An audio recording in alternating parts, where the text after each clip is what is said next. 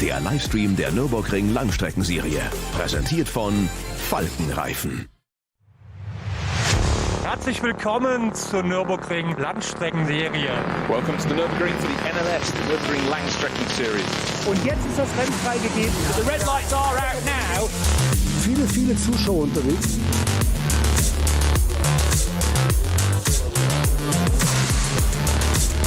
I would think that's very, very close. Jetzt kommt er ran, zieht sich ran.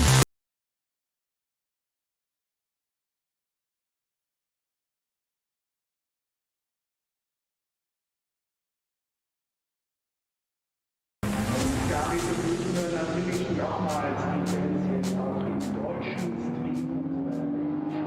Ja, auch parallel jetzt eingestiegen mit der Vorberichterstattung zum 64. ADAC Reinoldus-Langstreckenrennen. Achterlauf der ADAC Nürburgring Langstreckenserie steht uns also gleich ins Haus bei guten Bedingungen beim Starterfeld, dreistellige Starterzahlen im Qualifying. Ich bin sehr optimistisch, dass da fast vollzählig hier die Sportlerbereich präsentieren können, weil es war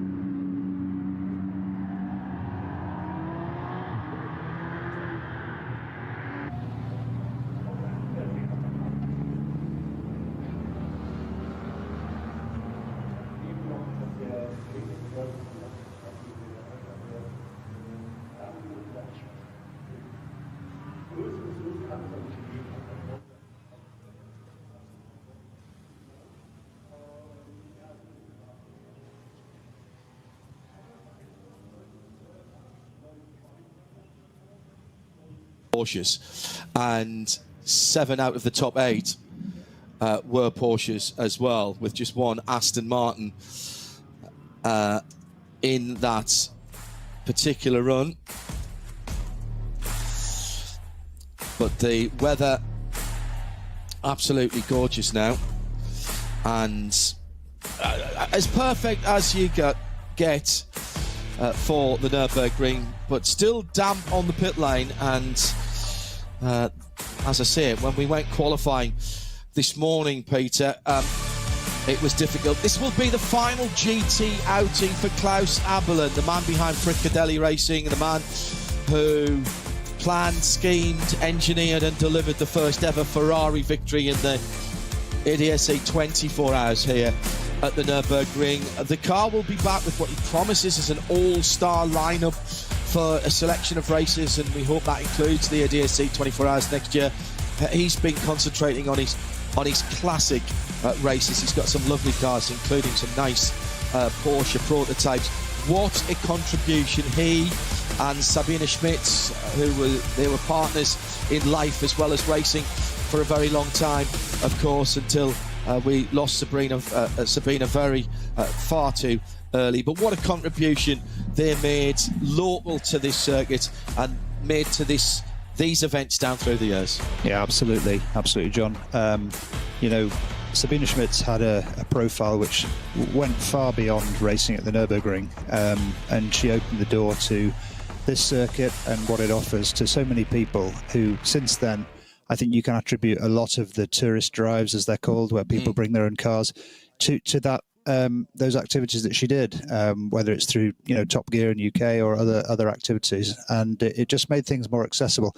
Yes, it's an extremely challenging circuit. Yes, you have to approach with caution, take your time to learn it and so on. But it's really raised its profile as a one of a kind driving experience in the world. And Klaus, such an important part of that. I had the good fortune to spend some time with Klaus down through the years, and the word character doesn't even begin to describe Klaus Abel, and he'll be his personality will continue in the paddock if the Fricadelli cars are going to continue to run. And if he has said, which he did earlier this week to us, that it will be an all-star lineup, I will guarantee it will be an all-star lineup in that Ferrari 296. I'm very much looking forward to see what happens next year. 5 Porsches in the top 5, 7 in the top 8, and an amazing run by Alex Fontana, the Swiss driver, Hop Suisse, as I'm contractually obliged still to say, thanks to my Swiss mother-in-law, dearly departed. And Alex putting in a cracking lap of just around about 6.5 tenths quicker than the Black Falcon car in second. Good news for Ford fans is that the number 6 Haupt Racing Team Mustang, which was looking very competitive yesterday and at the first pit stop had a clutch problem, they fixed it but lost 4 or 5 laps. That car was looking very quick, but Frank Stippler didn't get a clean run on the last lap when it was drying, so he'll start in 9th. Bad news in 10th position. Stippy listed in 2 cars, in the Jutta racing car as well, and I think he qualified both of them actually. That's bad news for Ford fans and Haupt Racing Team. Great news for us if Stippy starts that car, carving his way through the field. Definitely. We saw yesterday the pace of that car. Yes, it had the problem at the first pit stop, which curtailed its race, but clearly it was on the pace. And interestingly, on the pace in different areas of the track than the Porsches, so it really made for an interesting fight. Where the Mustang was strong, the Porsches were struggling a little bit, and vice versa in other parts of the track. So it's going to be fascinating. Obviously conditions are going to play a part. It's damp and then drying. We'll see as the cars progress on the warm-up lap exactly how much the damp has disappeared in this bright sunshine. I'm looking forward to Frank coming through the field. Slippery, big cloud formations down towards the Grand Prix circuit, which is where the weather normally comes from. Not always, but normally comes from. So that may well be the portent of some more precipitation later on. Good morning to you if you are back with us after Max Verstappen was our guest driver yesterday, one of our guest drivers yesterday, one of about a dozen or so drivers who were driving to get their permits yesterday, and he was the quickest, but you'd expect that of the people who were trying to get their permits yesterday. Has probably just a tad more racing experience than people starting off on the normal people starting off on their Nürburgring journey. He was stymied a little bit from getting into the second car because of a problem with the second car, the regulations. And I think, actually, Peter and I were talking about this last night and again this morning over breakfast.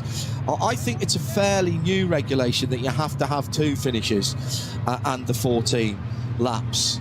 Of course, and indeed our Peter and I's conception of time, when I say fairly recent, it might have started 5 years ago or 10 years ago, but certainly when I was looking at doing my permit, that wasn't a consideration. It was the laps that was the most important thing. And Max did the laps yesterday. They have appealed through force majeure because the other car that he was meant to drive had a technical defect and couldn't go out. And the committee sat last night, and the permit committee sat last night and agreed that, given the experience of the driver concerned and the fact, and I think this was key, to be honest, Peter, the fact that the 14 laps were completed and were completed to the satisfaction of the race director and the stewards, they have cleared Max Verstappen for his A licence. I think it's eminently common sense applied there. But as I say, I do think the laps being completed was very, very important for Max there. I'd agree, John, 100%. This isn't any special favour. No. Obviously, the whole mechanism of a permit at the Nordschleife is intended for everybody's safety, the driver and the other competitors around that driver. It's an unusual place, and it requires, that kind of judgment to be passed before you can go racing safely there. So he's done his 14 laps, and I think the 14 laps is far more important than doing it over 2 races. Yeah. I think the 2 races is perhaps something along the lines that it's not normal to get 14 laps in one of these events. If you're sharing with 2 other drivers, it's actually very difficult to complete that. So he's done that. He's done his 14 laps. Also very significant is he did it without any flag issues or infringements, any other regulation infringements. He kept it absolutely clean, as you would expect of such a pro. So, I think the decision they've made is absolutely 100% the right one. We saw a bit of him yesterday, and we're talking about somebody who's not here, and I apologise for you if you're joining us this morning, but I think there's a couple of important points to make about this, and there's been a lot of misunderstanding and indeed some misinformation and some frankly not very sensible comments flying around about all of this. I think the important points to make is one that you've made, that this is a very special place and isn't like any other racetrack, and I think in that respect I'm quite pleased that there was no special accommodation made, even for a 4-time Formula 1 world champion. There are many people who've gone before him, world champions in other part of the sport, a world sports car champion, Martin Brundle had to go through it and had to do exactly the same. Various other people have said they didn't want to do it because they felt it was beneath them. And look, that's their choice. That is absolutely their choice. But I also thought the way that Max approached it yesterday, anybody who does what Max was doing, so that if I was to start to do it now, because I still hold an international licence, I would go through exactly the same procedure as Max did. And therefore, you're going to be an underpowered car. He could have gone for one of the lower classes, but he felt, and I think again rightly, that racing in the mid-engine Cayman was a more appropriate experience for him. I think that was a smart choice to start with. They chose Patrick Kolb's team Lion Speed. Smart choice there.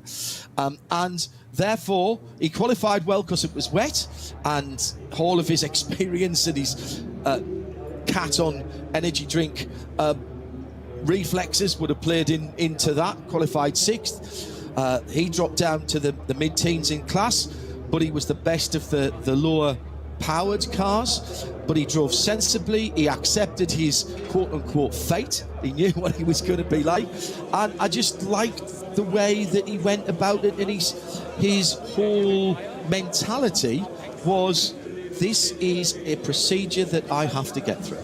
Yeah, I agree. And you know what was really impressive? Maybe we shouldn't be surprised at this because he's such a professional, but he could very easily have attempted to try to carry that car to places that it wasn't really, capable of doing, because he's in a one-make class. But we have to remember his car was detuned down to 300 horsepower. It was carrying additional weight, as is the requirement for someone who's applying for their permit. So he was amongst similar-looking cars with, similar handling, at least on face value, but with all of those disadvantages of weight and power reduction.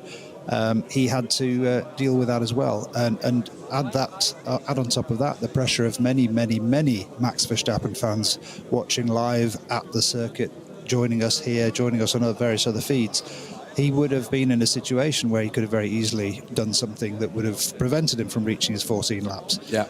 However, he was far from going to that dark place. He got it all done in a very smooth and controlled way. Yeah. Now, let's talk about what happens next for Max. The planned next outing is in an Emile Frey Ferrari 296 GT3. That will be at the next round. That is Saturday, September the 27th, another 4-hour race. And we'll be covering that here on the same channels as you are watching this weekend. It'll be Johnny Palmer and Bruce Jones who bring you the words for that, as there's a small matter of the Barcelona 24 hours the same weekend. So hopefully you'll join in for some of that as well. Klaus Abelin driving solo yesterday for a few test laps to make sure that the 296 was in good shape on slick Michelin tyres. This, as we mentioned, his final GT3 race. Some laps of honour, and quite aside from his partnership with Sabine, Frickadelli, Früher, the beer brand that is on the car, that is the livery at the very least that won the Nürburgring 24 hours for Ferrari and made history. And it's a great way for Klaus to bow out. We all know Sabine's story, but Klaus very much a part of that as well. As I said, very, very big character, and delighted to hear that the Frickadelli racing team from just down the road actually can almost drive the car up to the Nürburgring, which is what Manthey do from their places around at Moistbath. Just up the side of the Dottinger and turn right.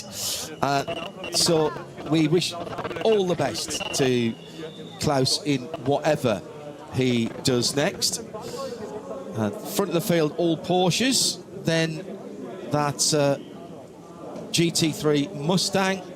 And then getting down to the still competitive Audi Sport Customer Racing Audi R8. What a success story this car has been, Peter, in both of its iterations. Well over 200 cars built and supplied to customers all around the world, and still winning races and still winning championships. They're always there. Yeah, they're always there. I've seen far too many of them in my mirrors. They're very wide, very difficult to deal with, and a whole range of drivers, because the car is quite accessible.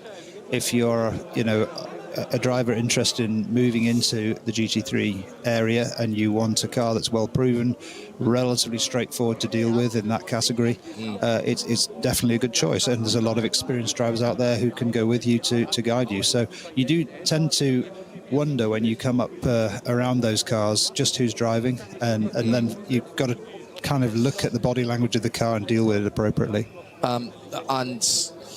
Who can argue with the sound of a normally aspirated V10 behind your head as well. Good morning to Hugh Williams, at least I think it's good morning. Was with us yesterday, he's rejoining us today. Peter Kate alongside me, John Heinhoff. Peter Kate, I should have mentioned if you weren't here with us yesterday, Peter Kate, hugely experienced here on the Nordschleife as a racing driver, getting on for 50 races that he's competed in around here down through the years, of which 23, significant number, but obviously one short of an even more significant number. 23 are in the 24 hours. We'll hopefully see him in the 24 hours next year. And also a published author. His book is called Racing Hell. It details the inside story and some perhaps untold truths of motor racing at club, national and international level. And Hugh Williams was with us yesterday and heard us talking about this, and he says, I started reading Peter's book Racing Hell last night and couldn't put it down, so I'm a bit bleary-eyed this morning, looking forward to the race nonetheless. Thumbs up for another good race. Now, did you take our advice though, Hugh, and settle yourself down to read chapter 24 all in one go? That's the question. At RSL_studio, Racing Hell by Peter Kate is the book we're talking about. Search for it at your local bookstore, or indeed online at all the various outlets. It is a very truthful, very warts and all, triumph and disaster tale. And I love the book, as I said yesterday. When Peter and I were talking last night about whether there needs to be a second volume of that, Peter. Notes are being made, I hear. Yeah, you know me. The story doesn't finish until the end, and I've always thought there should be a filter on a book like that if it's not interesting to other people, if it doesn't share something of value, then it shouldn't be in there. So I definitely didn't set out to try to create something that was, let's say, a biography. I also didn't set out to create something fictional. It's absolutely based on real experience, and the fact is, since I finished since I finished writing it, so many things have happened since. The experiences I had last year, driving with folks like Timo Glock, Timo Scheider, Jeroen Blekemolen, taking another win there, driving this year in an entirely different outcome that people who follow the 24 hours will already know. Those experiences are important additions, and lots more in between. So I think when the time comes, there'll definitely be a second edition. More Racing Hell. Racing Hella. As we joked. Yes, Racing Hell, ... for the moment, Volume 1, shall we say, is available. Looking at these conditions now, Peter, if you'd qualified this morning, that looked pretty tricky. But now, right here, right now on the grid, it's the typical Nürburgring Nordschleife conundrum. A little bit of damp patches, but you've got to go for slick racing tyres here and deal with whatever you find out on the first lap of the Nordschleife. At least you will get a formation lap. Yeah, indeed. There's a formation lap. It's always difficult to be sure that the whole circuit is dry. There are areas in the back of the circuit under the trees that take a long time to dry. But the golden rule is, what are your competitors doing? I've just noticed at Group 2, there are not 2 lines of cars, there are 3 lines of cars. There are going to be some people who dive straight into the pits at the formation lap. So they've already decided that if they're presumably at the board when you've got to stop working on the car, they were on wet weather tyres, and they are going to come straight in and try and get out before the third group comes round, which should be doable because they're 3 minutes apart. Yeah, it would make sense with a green pit lane light. That's the option. And with such a long race, you're not going to lose too much time. But like I said, the key is to look at your immediate competitors. You basically want to follow a similar strategy so you're not disadvantaged. Yesterday's winners, Tim Heinemann and Ben Löchter, in the number 4 Porsche from Falcon Tyres in that iconic livery. This place at the Nürburgring and the Nordschleife certainly made internationally famous in some not small part, I would say, by Gran Turismo. Well, if you were playing the early versions of Gran Turismo, the Falcon livery on various GT500s was one that always stood out in that platform game. And they are here at the Nürburgring again, where they do their testing for their road tyres, where they crunch the data from their racing tyres. And yesterday was an absolute study in teamwork, because it wasn't just making the calls from the pit wall. It wasn't just the setup by the engineers. The drivers, as ever, had to play their part. And frankly, I would have loved to have heard the radio calls when it was teeming down a rain, and they were obviously saying to their drivers, no, you're going to have to do one more lap. You're going to have to survive one more lap. But that's when the teamwork has to, and the trust has to be there between driver and pit wall. Definitely. I mean, the one more lap, to get within reach of the finish line on the last fuel load. So driving through those conditions, we're not talking about a little bit of rain. We're talking about lots of standing water on slicks. I can't describe how difficult that is on a track surface like the Nürburgring, where it's not smooth, it's not billiard table smooth like a Grand Prix track. There's a lot of camber change, a lot of undulation, a lot of surface change in terms of the quality of the tarmac, because it's been resurfaced over many, many years. The track's existed since 1927, and there are patches here and there that are more modern and more smooth, if you like. And it's not always full width of the track in any. You think of it being doing, okay, there's 1,000 metres here, there's 500 metres there, but sometimes it's not the full width of if I could say it this way, both carriageways. If That's right. If it had a dotted line down the middle of the road, Absolutely. one side's done, the other side might not be. And when it's all covered in water, you can't see that. So it's obviously you're driving on muscle memory to some extent, but when you're in traffic and you're going onto areas of the racetrack that are offline just to get past the traffic, you're into a bit of an unknown. So such talent exhibited yesterday. Anybody who was watching would have seen, and the calmness, particularly that Tim Heinemann showed when he was catching up. He knew he had a certain gap. He knew he had a certain amount of time left to do it, and it was just so impressive how controlled that recovery was from the last pit stop. I was incredibly impressed by both of the Falcon drivers, indeed all the drivers, because actually very few people at the worst of the conditions had any issues. The track didn't have that many slow zones, code 60s, even yellow flags. But even the leaders, both of them had grassy moments. But those are the times when you know you are in trouble, where being calm and sometimes doing nothing is the right thing to do. And they were waiting to find the grip to come back. And that, to me, is something... You talked about muscle memory. I'd be no good around here then, because I don't have any muscles and I'm losing my memory. So maybe I'll put off the idea of doing my permit. I just thought it was, as I said, a study in great teamwork and skill and trust from everybody on the Falcon team and up and down the pit lane. 60 seconds to the Porsche 992. Leading them round, 992.2, the newest version of Porsche's iconic two-door sports car with the light bar on the top. Notice that the rear spoiler is up, which means he's in Sport Plus mode, I would say, on there.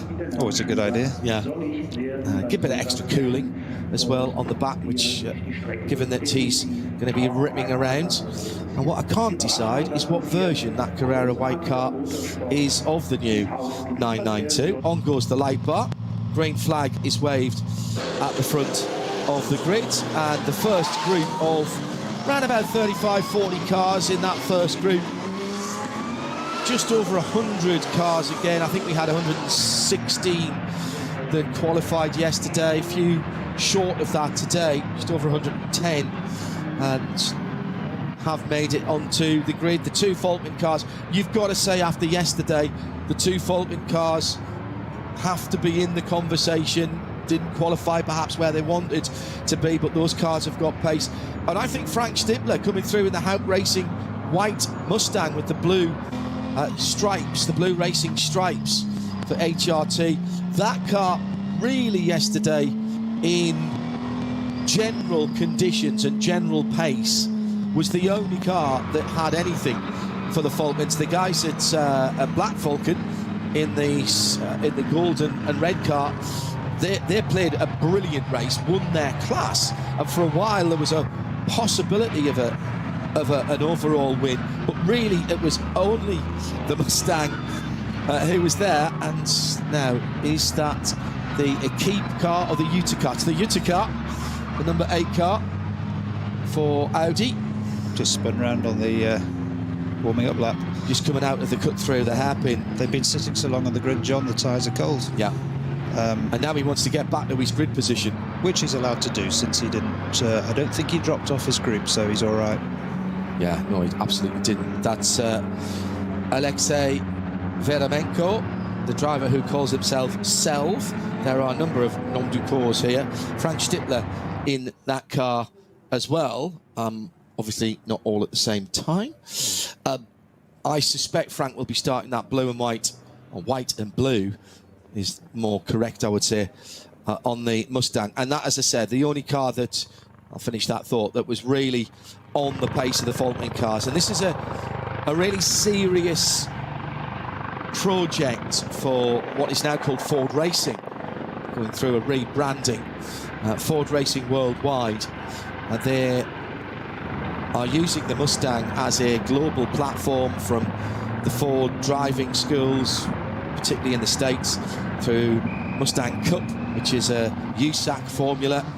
You have one race on a Saturday and one race on a Sunday, much as here, and they are two completely separate events. DTM do exactly the same thing, of course, and That same car is then the Mustang Challenge, which we see in IMSA and we saw as a support race at Le Mans. The same centre section is used for the GT4, the Flat Rock plant, and even the GT3, which is racing here. It's all the same basic central monocoque chassis, call it what you will. And that could take you to the Nürburgring 24 hours, to Le Mans, to the World Endurance Championship. And this is a huge global undertaking from Ford. They teased at, where were we? Courter in Texas last weekend, an Evo package for the Mustang GT3. And representatives from Ford Racing making it absolutely clear to me that they weren't going to give me any technical details of what the Evo was, but that the changes were customer driven. So customer racing teams like Haupt, like the GT3 teams all around the world who run these cars, all of the Evo parts, which will be available as a kit to upgrade the current Mustang GT3, they will be with customers, driven by customers, consulted with customers before they went into development and production, and the kits will be with them in plenty of time for them to start racing in 2026. And what is more, and I think this is really interesting, the customers are going to be given first dibs on those Evo kits, so the works cars won't get them first. Yeah, it's as you said, a real serious undertaking, John, and you know, we were joking about this, but maybe there'll be a Hollywood Ford versus Porsche film upcoming as a result next year or years after. I think it's going to be an absolute classic battle. Another aspect to this that you briefly touched on is I think that it would be a really exciting proposition if Ford also were heavily participating in the GT4 SP10 class here. Yes.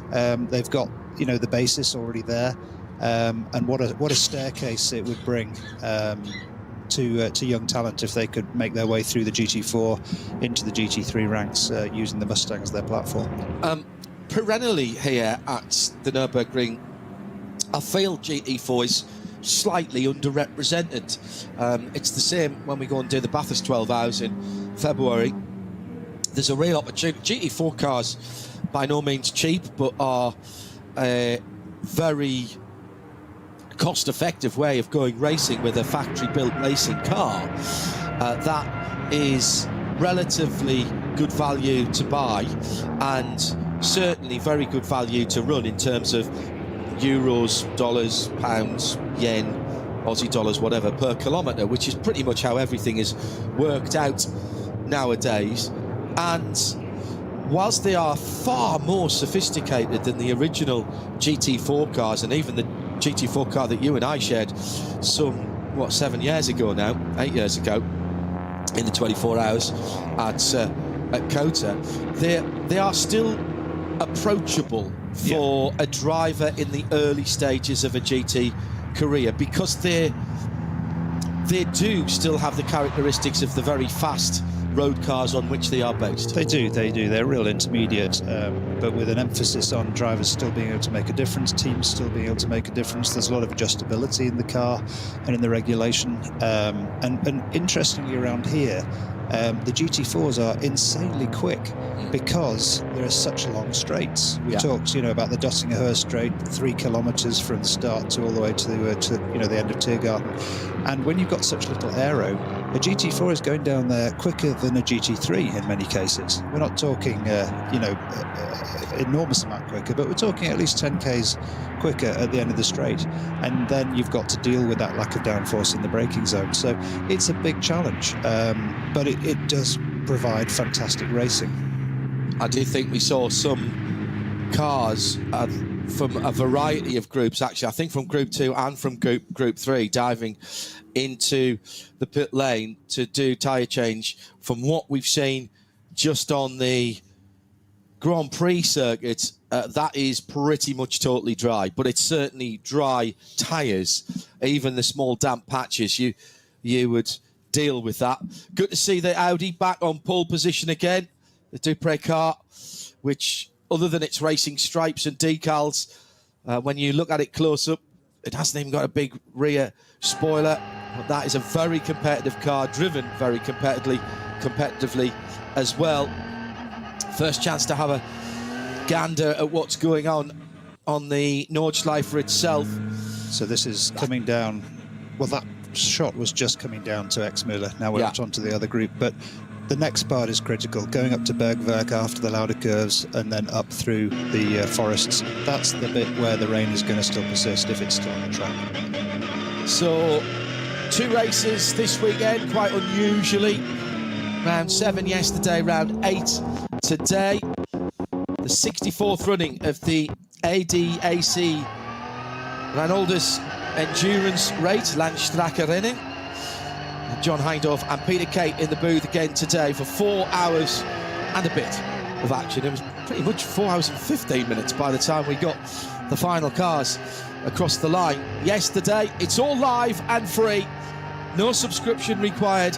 If someone's asking you to pay, tune away and get onto the official NLS and VLN YouTube feed or via radiolemans.com.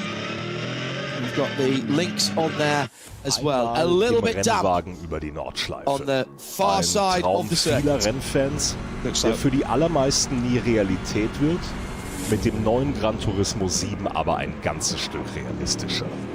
Mit der neuesten Auflage des Kultspiels für die Konsole fahren wir zu den wichtigsten Streckenabschnitten der grünen Hölle.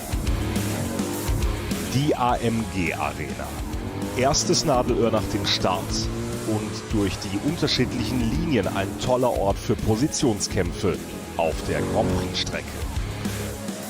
Auffahrt Nordschleife. Nach der Vidol-Schikane biegen wir ab vom Grand Prix-Kurs. Hier beginnt der 20 Kilometer lange Ritt durch die grüne Hölle so richtig. Fuchsröhre. Mit Vollgas bergab, durch die Kompression und den Berg wieder rauf. Wie so oft auf der Nordschleife, kein Platz für Fehler. Breitscheid, der tiefste Punkt der Nordschleife. Die Brücke über die Hauptstraße von Adenau ist ein Zuschauermagnet. Das Karussell, benannt nach Rudolf Caracciola, einem der ersten Heroen des Rings. Die alten Betonplatten der Steilkurve sind Kult. Brünnchen, der Zuschauer-Hotspot. Ob beim Rennen oder bei Touristenfahrten, ob bei brütender Hitze oder im strömenden Regen, hier ist immer etwas los. Die Döttinger Höhe. Windschattenschlacht bei 270 km/h und die Überholmöglichkeit schlechthin am Ende der Nordschleifenrunde mit dem neuen Gran Turismo 7. Und damit von der virtuellen wieder zur realen Nordschleife.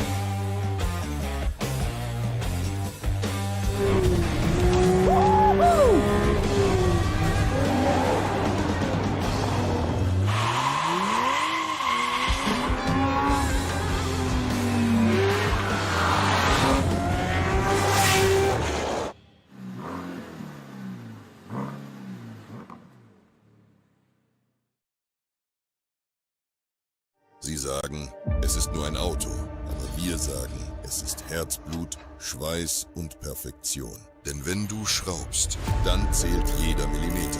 Dann bist du in deinem Element. Du willst mehr als nur fahren. Du willst es fühlen. Die volle Kontrolle. Eine optimale Straßenlage. Wir wissen genau, was dich antreibt. Denn wir teilen die gleiche Leidenschaft. Egal ob auf der Straße oder auf der Rennstrecke. Wir sind immer an deiner Seite. Wir sind H&R.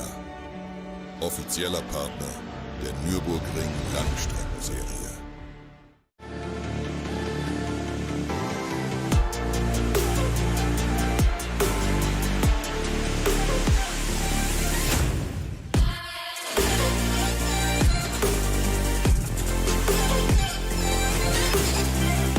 Falkenreifen.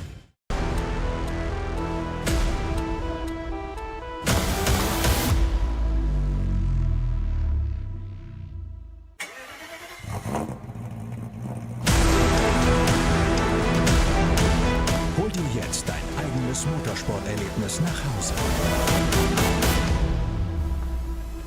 Dein Online-Shop für Simracing-Hardware und Zubehör. www.simraceshop.de.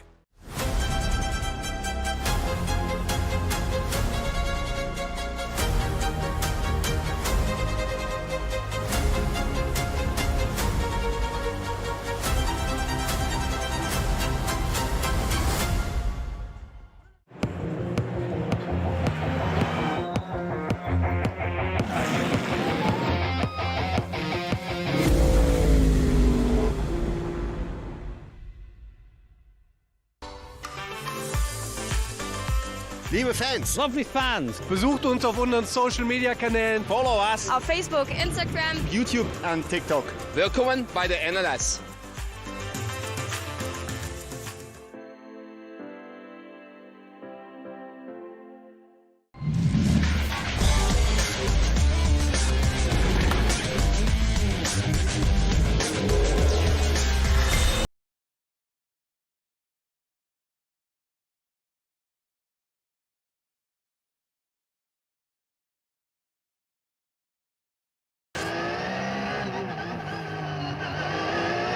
On the Nordschleife for the formation lap. And drivers trying to get some heat into whatever tyre manufacturer they are using. The leading group coming back now towards the pits. Just coming through the final part of the green hell itself before they head down to the relative ease of the Dottinger on the Grand Prix circuit. Peter was just talking about overdriving the Grand Prix circuit and the Jutta Racing Audi. And we've all done this, either actually done it or nearly done it on the warm-up lap, weaving left and right, accelerating and braking, and the back end of the car just gets away from you. Horrible feeling, particularly when you know you've got 20 other cars in very close proximity. Please don't hit me, please don't hit me, please don't hit anything else. Yeah, the first time it happened around me was the guy in front of me on pole in a club race, and I have to say I was very happy to see it because we were coming back to the grid and he didn't have an opportunity to recover his pole position, so that was a free one for me. But yeah, it's very embarrassing, but actually remarkably easily done when your car's been sitting on the grid for that long at these temperatures. It's only 12 degrees out there, high altitude at the Nürburgring. And then driving away, very easy to just overdo it. So were you a weaver or a throttle and braker, or a bit of both? It's a bit of both. I mean, radiant heat from the brakes is what you want to heat the tyre as a whole. The weaving is more heating the skin of the tyre to the surface. So, and also there's a sort of a film, a release agent on the tyre as well that you want to kind of scrub off. If they haven't been scrubbed, yeah, absolutely. But mostly it's often on the brakes, you know, and by the time they get to the end of Dottinger, there's still quite a ways to go to the green light, and they have to stop weaving at the pit formation grid sign, which is just coming up into the entrance of Tiergarten. So, you know, the weaving will stop, and it'll be just a little bit of stop-start, and then away we go. People ask us why we enjoy going and doing a 24-hour at the Nürburgring. Well, obviously the track is part of it. The atmosphere that the by far majority German crowd create around the whole circuit, including in the forest. But the countryside is absolutely stunning. The fact that it is almost always shades of green all the year round tells you that there is a bit of rain here once in a while, but a fantastic place to come, summer or winter. Lots of hiking, mountain biking in the volcanic hills around here. It's called the Eifel. And just to point out, the people who live there, the locals, are fabulous, and they're welcome with open arms. They love the racing community. And they're like two wheels as well around here. A lot of good motorcycling tours based around this area. Some good bed and breakfasts and little hotels as well that certainly welcome motorcyclists and have things like drying rooms for your kit and stuff like that. Well organised. 4 hours on the clock. The 64th running of the ADAC Reinoldus-Langstreckenrennen endurance race. John Hindhaugh and Peter Cates ready to take you through the next 240 minutes. The green light, oh no, I was about to say the green lights go up now. Did the red lights go off there? They were on for a very long time. They must have. We're racing. The two Falcon cars making their way up through the field, but the pole's sitting. Alex Fontana, Car Collection Motorsport Porsche, one of 5 Porsches at the front of the field, still holds the lead. Then the two Falcon cars with dramatically different lines through the first corner. And Frank Stippler, who was at the bottom end of the top 10, is up to 4th, and the Lamborghini is already in the gravel. That's the Renato Motorsport team, Huracan GT3, with the SP9 AM 3rd place car, I think. No, 4th place car. And that machine into the gravel at turn 1 will need to be dragged out of there. But Stippler making a great start. Best start, I would say, from Stippy, with honourable mentions to the 2 drivers, Joel Sturm and Tim Heinemann, who finished the race yesterday in 1-2 for Falcon. Actually, 2-1, because it was the 4 car ahead of the 3 yesterday. Porsche, then the Mustang of Haupt Motorsport, 7th position for Stippler. No, he was lower down than that. He was 7th when he crossed the line, but he qualified, I think, in 9th or 10th, if I remember rightly. Absolutely the start they wanted. Also coming through the field, slightly out of position, the gold and red number 48, which is the Black Falcon car, and that car coming through the field as well. Perfect start at the sharp end of the field. This would be you. Most recently, at least. Indeed, this second group. So you can see, in fact, right at the front of that group, the car I was in the 24 hours with one of my teammates at the wheel, Harley Horton, doing a great job bringing that car, that 959 car, to pole position. It's a very close fought group, the Cup 3 class, Caymans, but in that group a whole load of other cars, kind of similar to GT4 spec variations of, so it's going to be very, very tight down to that first corner. And I suspect there'll be yellow flags out. There are indeed, just beyond the green flags, so there will be very little place changing. Hopefully the cars at the back of this grid see that. Hearty good morning to the legend that is Allard Kalf, who's tuned in again. Good morning, sir. Thank you for your wise words yesterday. Nice to know that you're tuned in again. It almost feels cosy this morning. I suspect we have slightly fewer people on the world feed today, although it seems that we have converted some of Max Verstappen's Formula 1 fraternity, and they are still here today, and thank you for that. Thanks for giving sports car racing and endurance racing a chance. The community is pretty friendly, and particularly the RSL collective, as they call themselves. Any questions you have, at RSL_studio. Anything you saw yesterday, perhaps if you were with us for the first time then, that you didn't understand and you made a note of, shoot us a note on X at RSL_studio. Or if you're joining us today for the first time, for whatever reason, here at the Nürburgring, welcome in and welcome to multi-class racing as it is done nowhere else on the planet. No other series has more cars, more classes, and more corners. Actually. And also some unusual flag regulations. Those of you with sharp eyes will have seen around that Lamborghini first corner incident. The second group was certainly under yellow flags, but then indeed a code 60, which is a 60 km/h speed limit through that section, no overtaking, of course, which just meant when they emerged from the back end of that to the green flag, they could then get on with it, and that was right in the middle of that very twisty Mercedes arena section. So a lot of activity going on in terms of place changes. I have to say there were some very good comments from the new sports car enthusiasts yesterday.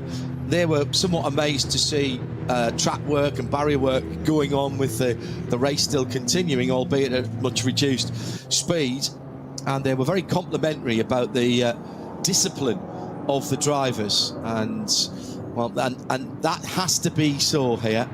Here's the third starting group on pole position again, that Dupre family run RS3. And once again, the code 60 at the end of this little straight into turn 1 is still operational, so they won't be able to overtake or exceed 60 through that section. But look out for the exit of that section past the green flag, when again they'll be at each other's throats. Yeah, and the Audi RS3, of course, with the benefit of the legendary Quattro all-wheel drive system, did force this car and its pace. It doesn't necessarily have the power, and certainly not the power to weight ratio. It's quite a heavy car having the all-wheel drive system, and already the snatch tractor on site for the Lamborghini. The Audi actually used to be in with the rear drive cars in its class. It was rear and all-wheel drive, and now the whole class has been rescheduled. Now there's people not realising where the green flag came out. I think we may see a few penalties because there were passes in turn 1. Yes. So now it's front wheel and all-wheel drive in that VT category where that red Dupree Audi is. Now the bad news is the 786 is getting the flat toe out from the sweeper snatch tractor, and I would have thought once it was out of the gravel they would have just started it up and fired it into the distance. I'd like to see a replay of the incident because he actually ended up in the gravel a long way around the corner, which suggests that he was helped off the track, let's say, which could have resulted in a little bit of damage. So we see that it wasn't as if he went straight on under brakes, sort of cold tyre mistake. It was very much 3/4 of the way around the curve, which suggests that he was assisted, let's say. Says the driver very diplomatically. So other than that Lamborghini, we have got everybody through the first part and the crucial part of the race, i.e. the start. The leaders already well round the North Loop itself. And the leader, a moment or two ago, the pole-sitting car, and Alex Fontana just drifting wide, getting his left-hand tyres on the grass. Damp edge of the track. Absolutely, Peter. Exactly what you said. The two Falcon cars immediately needed no further invitation there and was straight through. Was that on the Hatzenbach? Was that early on? It was early on, and he just dipped his wheels too close to the white line. I mean, I think white lines, we all know, we've got a pass with the Mustang coming up now all the way along the Dottinger Höhe. There's the power of the Mustang going up to third. We talk about horsepower, but you actually drive torque, don't you? Absolutely. Yeah. Absolutely. And as we've mentioned many times, the effect of the slipstream of the GT3s down such a long straight is immense, even from quite a long way back. I was concerned the Falcon cars were going to get a big gap, just because the Fontana car was kind of the cork in the bottle a little bit with the Mustang. Looks like the Mustang's now got some work to do to close that gap back up, but looking at the performance that he showed yesterday, I think that gap will come down.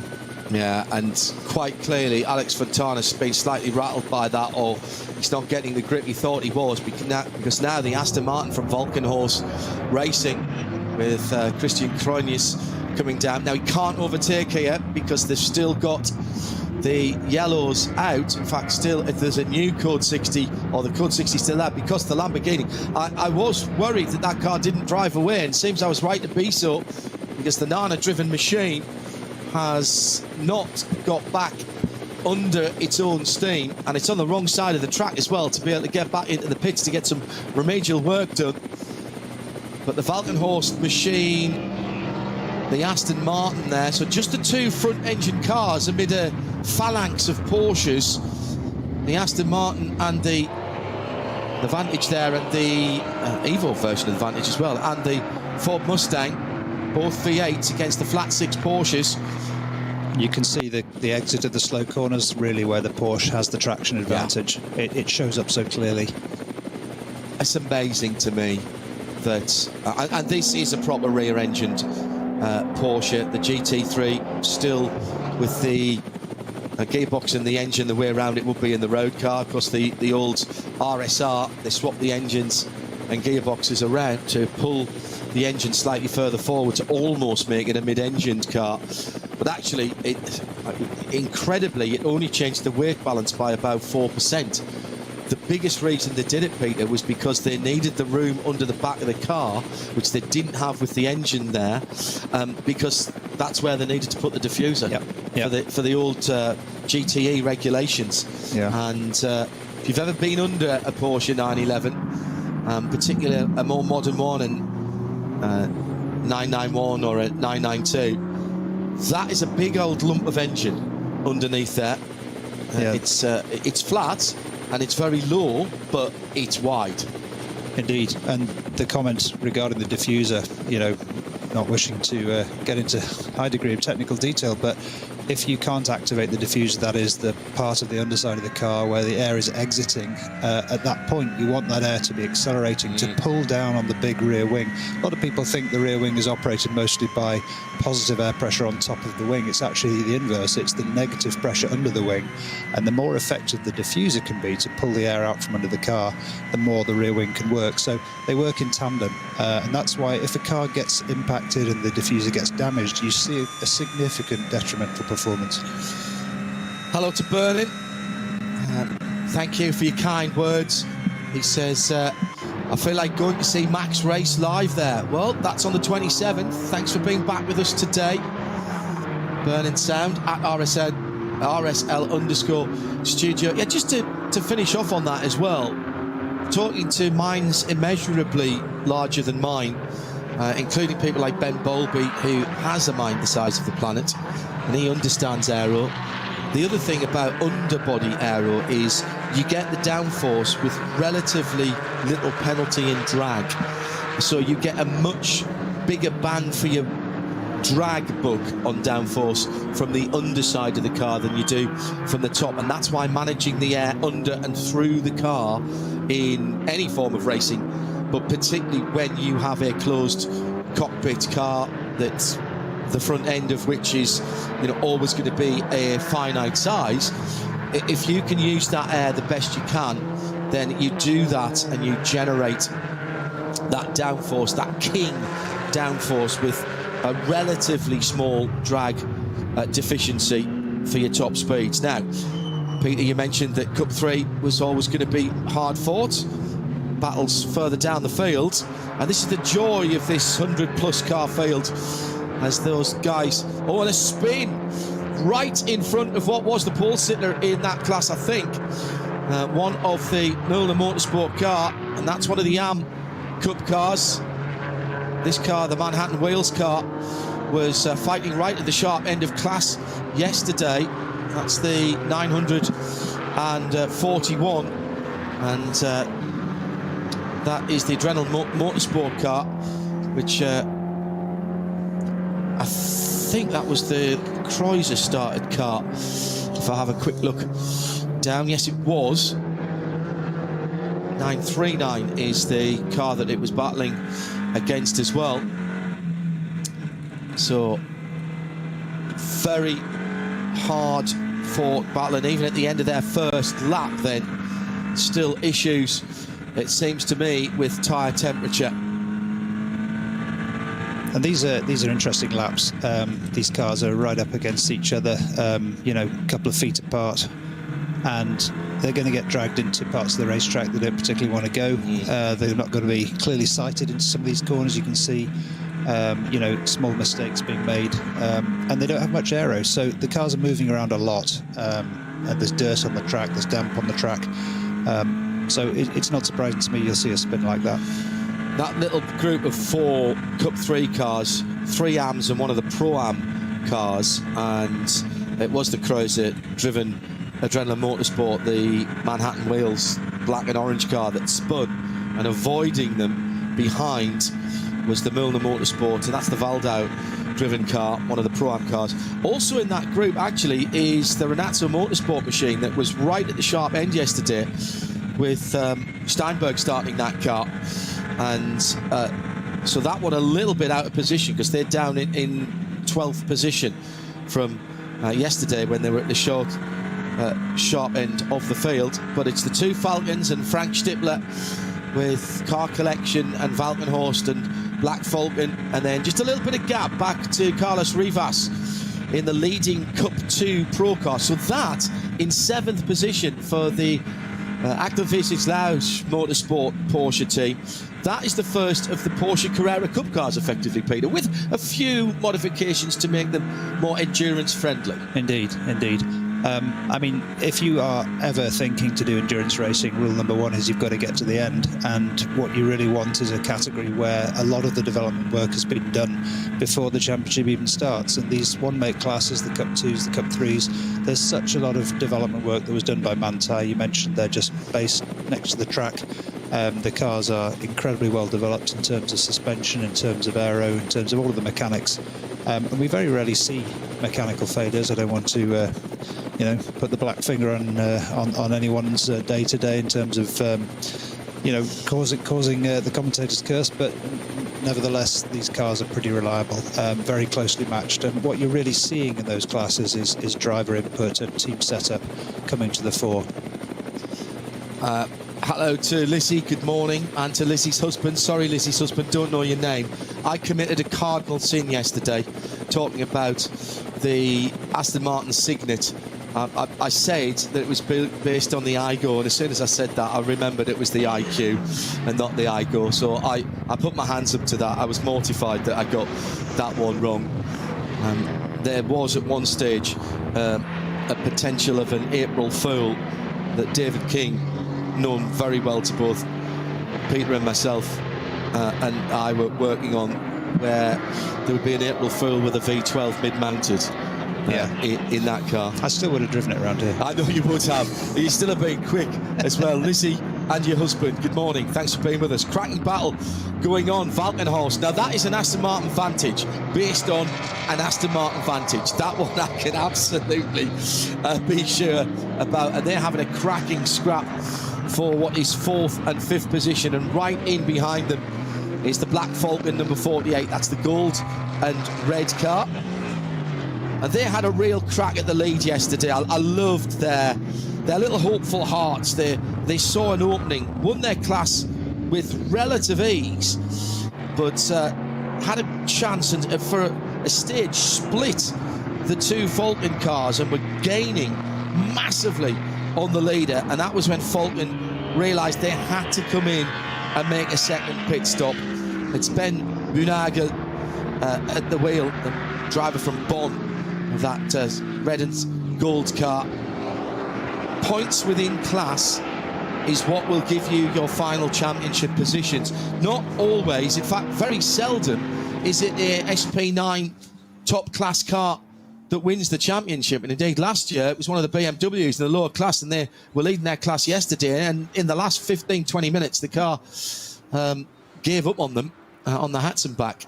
The moment of the pass for the start of the race, Peter, just a little damp patch for Alex Fontana in the pole sitting car. Now finds himself down in 4th. Can change so quickly. These cars are, really close to the limit here. This isn't about pacing yourself. 4-hour race is essentially an endurance sprint. So there's no holding back, there's no lift and coast, there's no fuel saving. This is all about getting on it. And when you're doing that, there's very little margin for error. Early pit stop for one of the VW Golfs, and whilst I'm not an engineer from Wolfsburg, I don't think the left front of that car looked quite as it was intended to when it came out of VW Motorsport. Yeah, some aerodynamic modifications going on there. Very good. Sure. Yeah, very good. So that car back in the race. As I said, around about 20 classes here. Lots of Porsche classes, lots of BMW classes as well.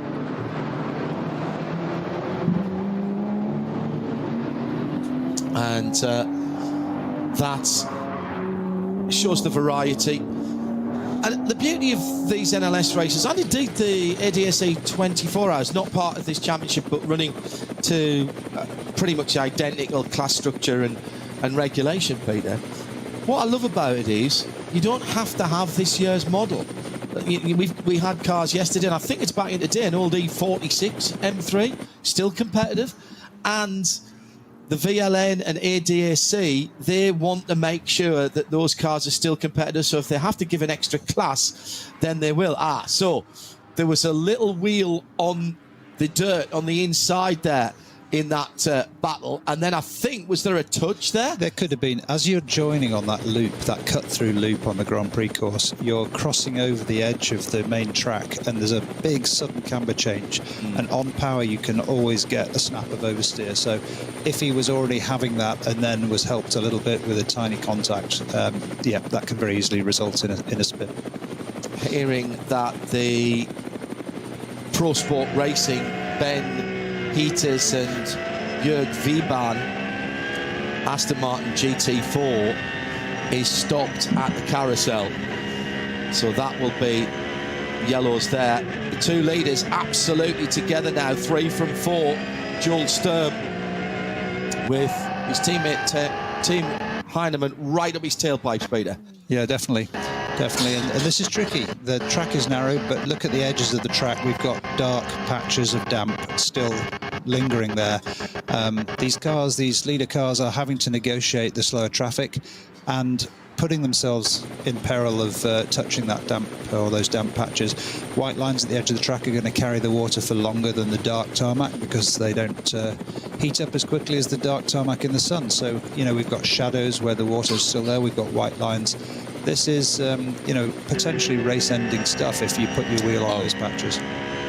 I think it's the thing that most people, if you do go for a tourist lap or even go and stand by the side of the track of the Nürburgring Nordschleife, the comment that I get most often is, I didn't realise how narrow it was. Another slow zone here. That'll be the Aston. Yeah. Oh, the Aston is spun down on the inside. Now that is not an Aston. No, I don't think so. That looked like a Porsche to me. So are the two cars there? Very difficult to recover that when he's nose down into the carousel. Yeah, that's a GT4 out. So was that was an Aston? I didn't see the number. I didn't see the number. It was definitely 175. Hello to Alan Prosser, king of the screen grab. Hard at work this morning. The brilliantly titled At Lanzarote Camel. Morning, Alan. Yeah, people always say to me, I didn't expect it to be this narrow. It is narrow, but as you've described, Peter, it's actually even narrower than normal because of the fact that you're losing 6 or 8 inches at the edge of the track, sometimes more, in some places.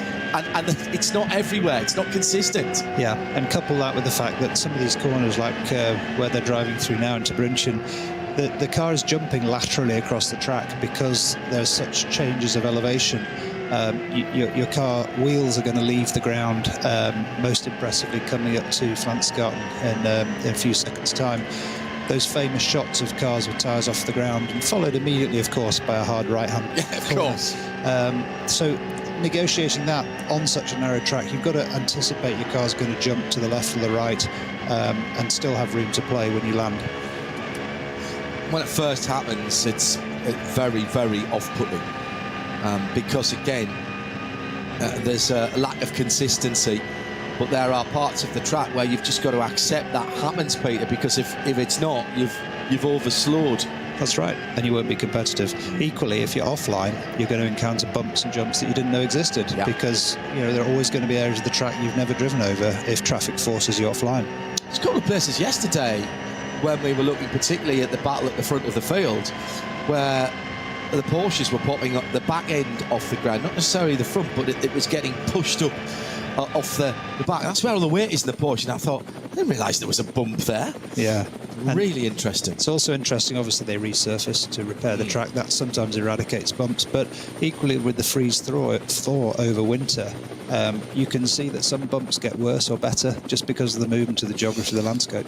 4-hour race here, Peter. Some cars running 2, some cars running 3, some cars running 4 drivers.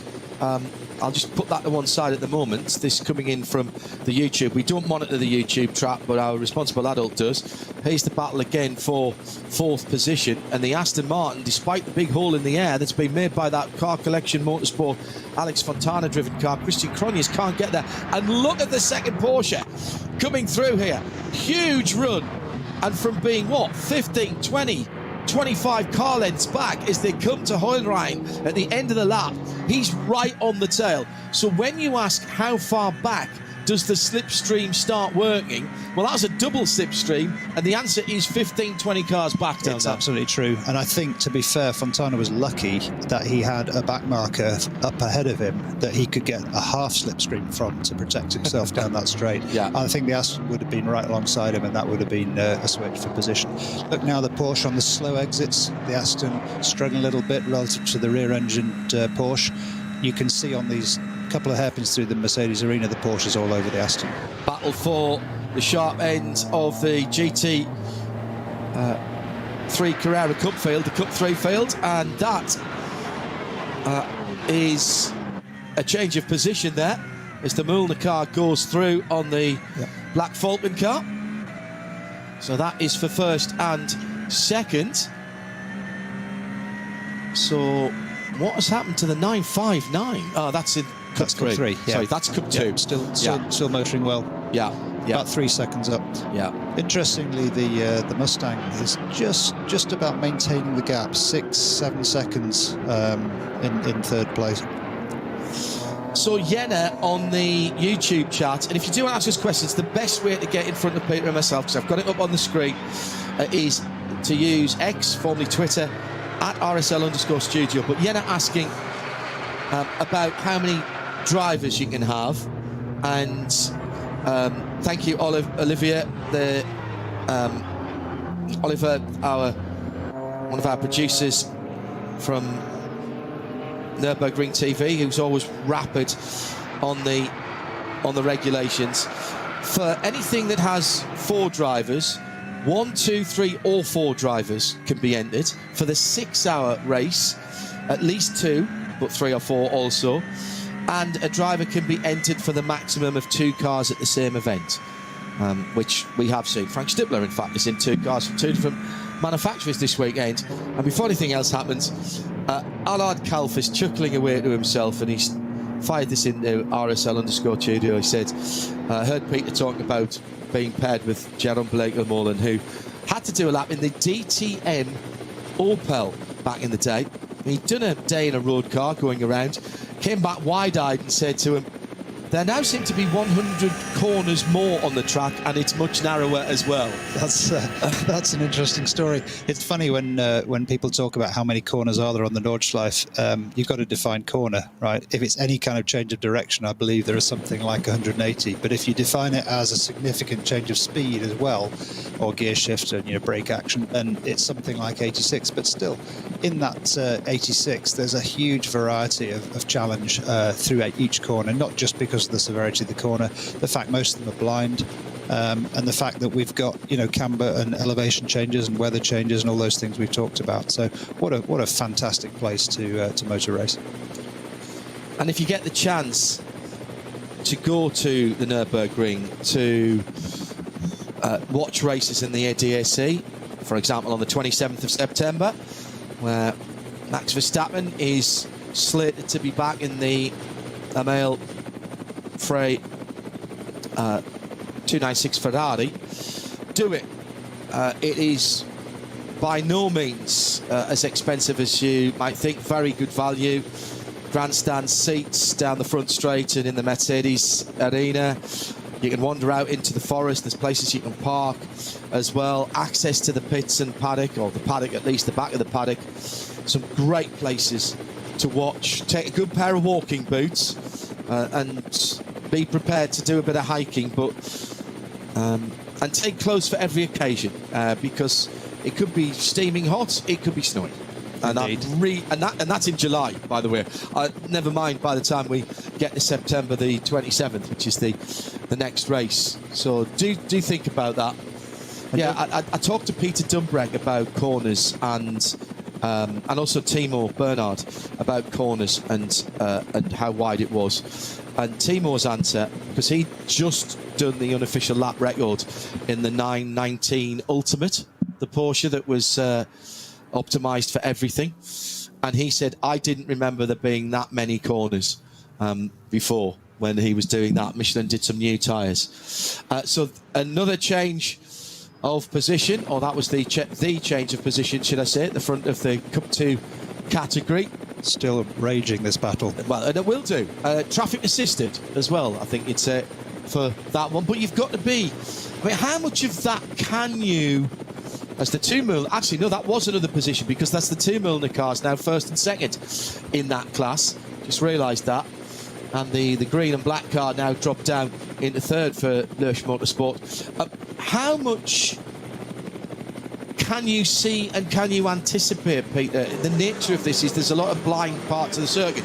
But as soon as you see cars coming up in the distance, do you try and get on the back bumper of a car that you're racing just in case there's a little foobar or a fumble from the driver?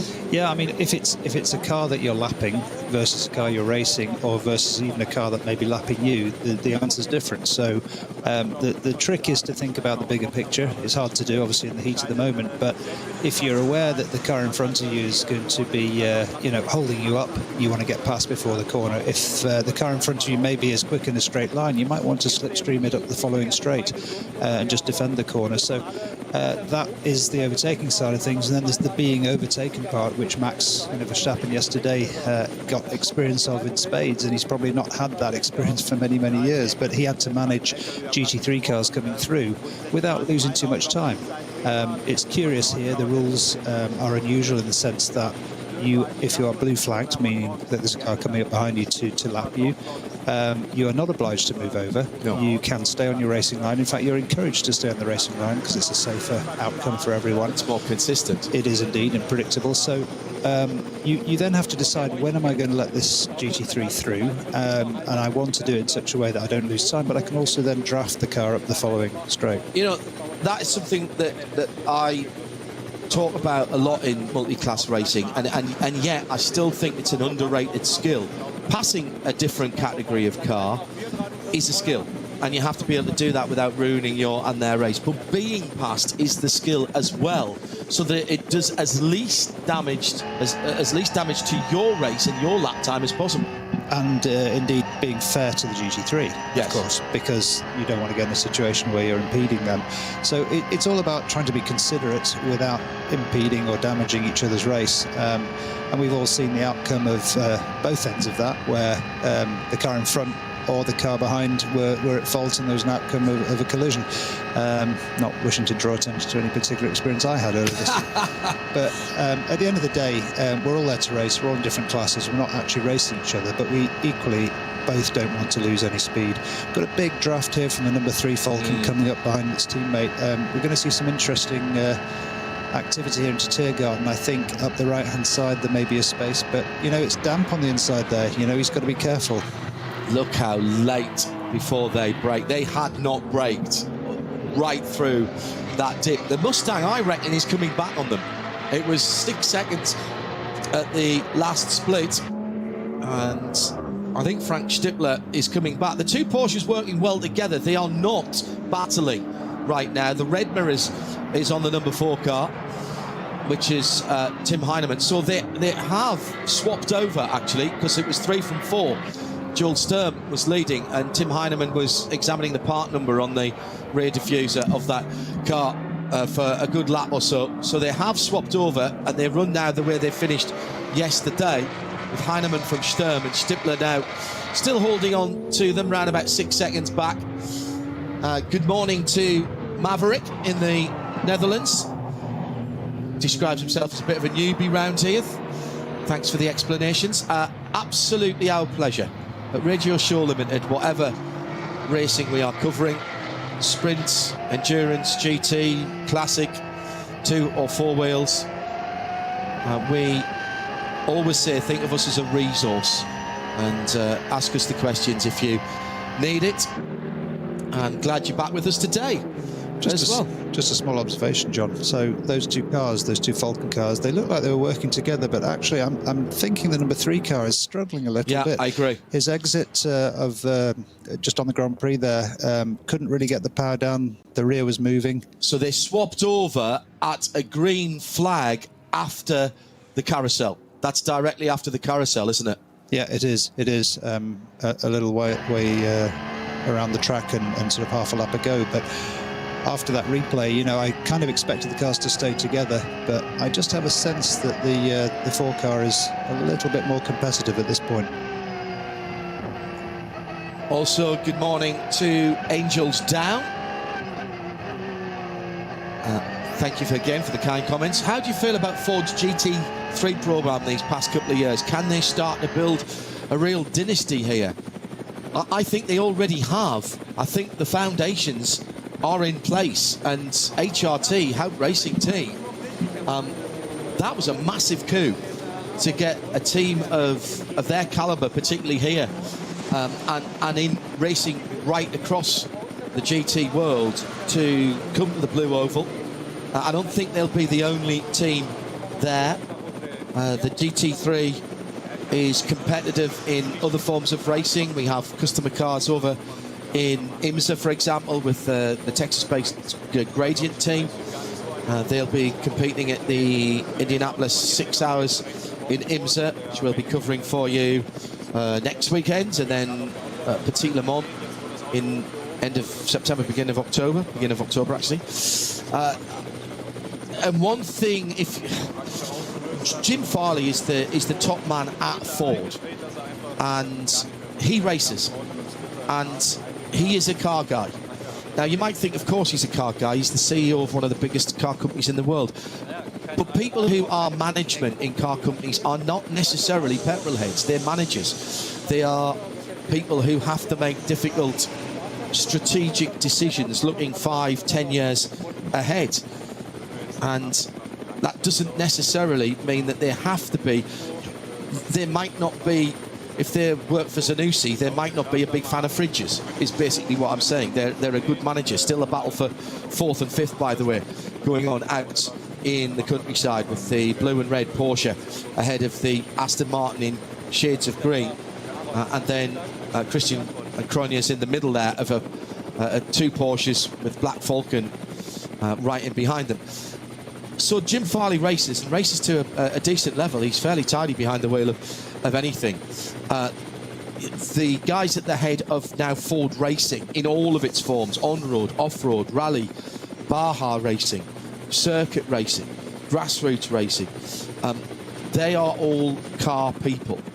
And when you think now how many different parts of racing Ford are coming into, but they're not prioritising one above the other. They'll be in Formula 1 next year. Max Verstappen will have a Ford badged engine behind him, which might give you a clue, potentially. I'm just sticking it out there as to if he came here to do the 24 hours in 2026, might he be in blue oval overalls? It would kind of make sense from what would be going on in his day job, assuming he stays at Red Bull in F1, but I can't see any reason for him not to, with a new set of regs coming around. So yes is the short answer to that. Angels down. And a company like that, if they're going to do this, very slow moving Cup 2 or 3 car, I think it was a 3 car, might have been one of the Milner cars actually, going very slowly, and the battle for 4th and 5th, which it's still at the moment held by, actually it's just swapped over, hasn't it, because Fontana's up the road, so that's 5th and 6th. Fontana down the inside of another slower car at the moment, but my goodness me, perfect illustration from above there, Peter, of just how tight that was coming up towards mid curve. You're going uphill, you want to keep your foot flat down. I don't think there was one iota, one scintilla of a lift there from Christian Cronjes, because he knew that Bunaga was right behind him, and in the difficult lighting conditions there, and now all of a sudden there's a slow moving car. Two things. He was looking in his mirror to try to deal with his direct competitor, but at the same time he's trying to position his car for that slight right-hand kink, which is compounded by the fact there's a big bump over that kink. You don't really want to approach that on the right-hand side. It's flat out. So a lot of factors at play, but coming across a car like that, I have to say I nearly knocked my headphones off. I was living that moment with him. So just to finish off the Ford thing, and this is battling Caymans again on the link through.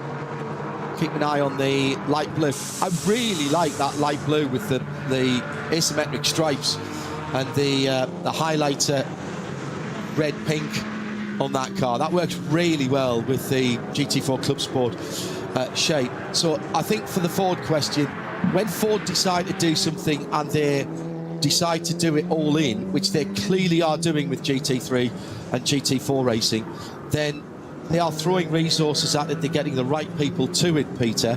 And if somebody offered you a driver in a Ford GT3 at the Nürburgring with a decent team, you'd be daft to say no, wouldn't you? Because you know that you've got the resource there. Yeah, definitely, and they've proved the car in various locations. I think it's fabulous that you know that there's a element of Nürburgring in their future.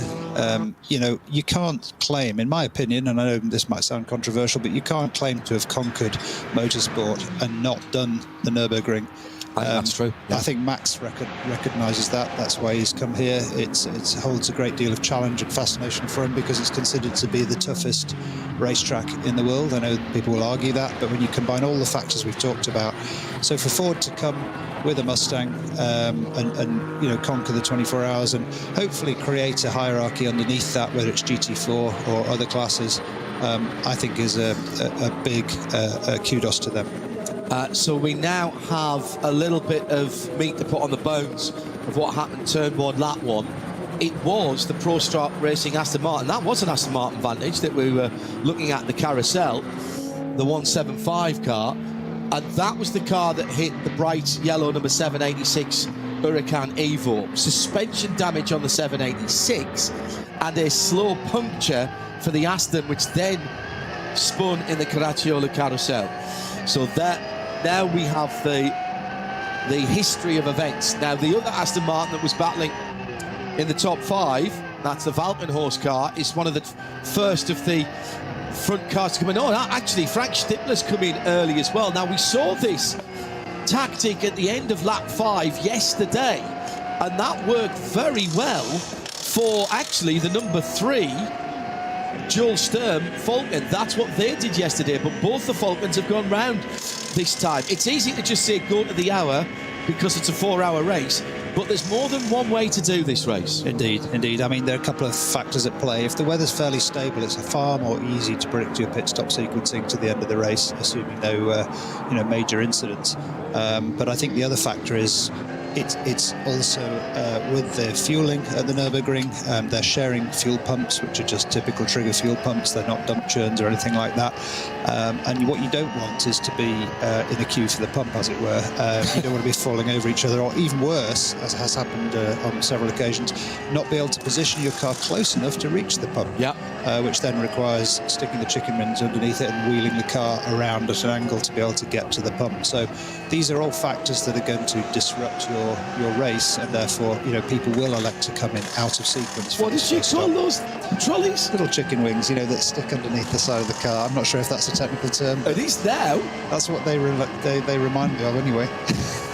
Right, that's going into the lexicon. Good morning to Mark Daniels. Or good afternoon, actually, as it is now. Central European summertime, coming up to 1 o'clock in the afternoon. Loving the coverage. Track unique, even on a PS5. Absolutely. That's how I learned it to start with.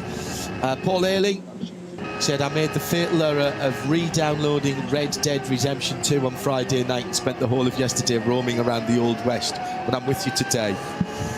Need to do a better job of diarising the races. Paul, the good news is, if you go onto the VLN YouTube page, the archive of the whole race will be there. If you just want to listen, you can go to radiolemans.co or radio-show.co.uk, and the audio archive in 2 parts is already up there. That was up there about an hour after the race yesterday. and no breaks in the audio coverage. But by the way, we talked through the whole race.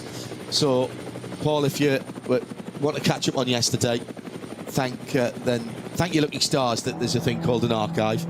And hello to Trish Porter, watching and listening. And do you two commentate on other motorsport? Well, Peter tends to race quite a bit, but we're breaking him into the booth. Believe it or not, this weekend is his first proper go at commentary. We often interview him when he's been racing here at the Nürburgring, but it's a lot more stressful than racing. You said that yesterday. I couldn't believe it. He came out the booth yesterday after 4 hours. We'll catch up on some more of your texts in a moment.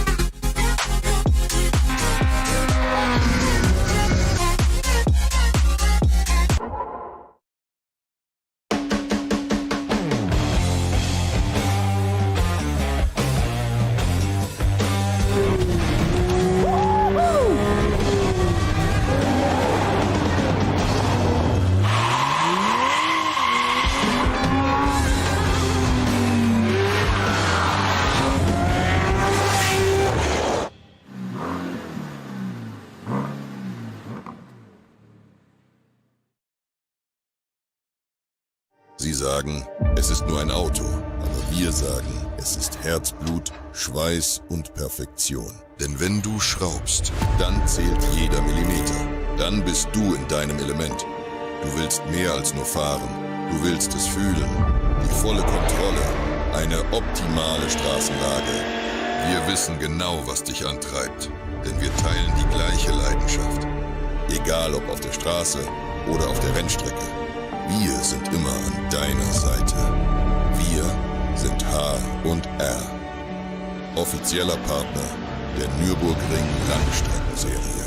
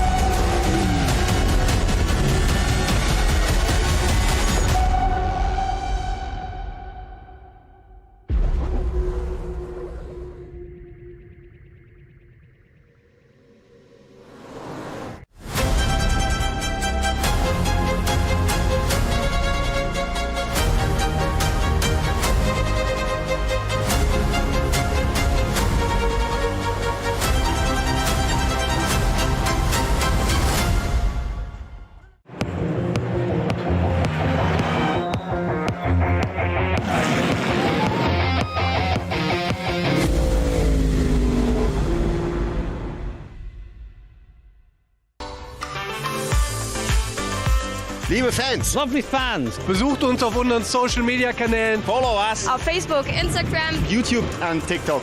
Willkommen bei der NLS.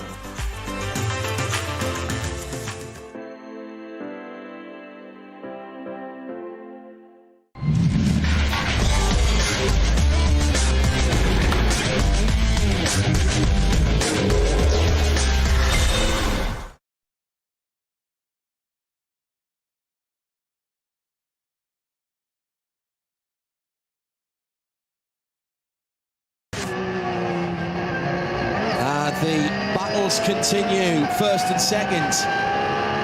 The two faulted cars in the way they finished yesterday, and they're splitting their pit stops again. So at the end of lap 6, with a new fastest lap of the race from Tim Heinemann for Falcon Motorsport, 7:57.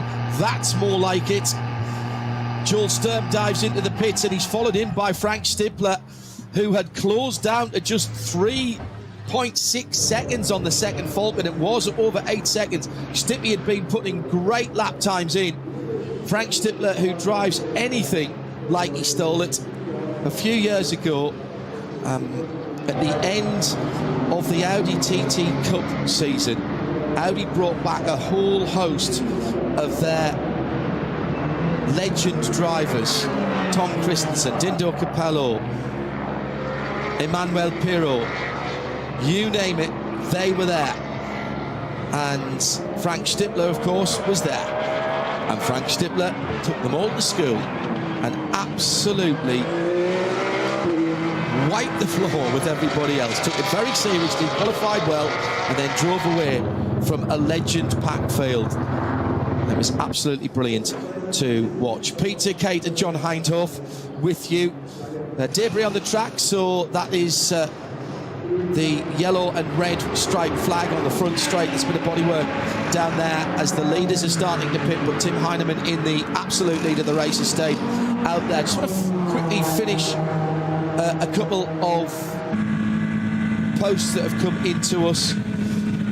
And hello to Trish Porter, asking if we do anything else.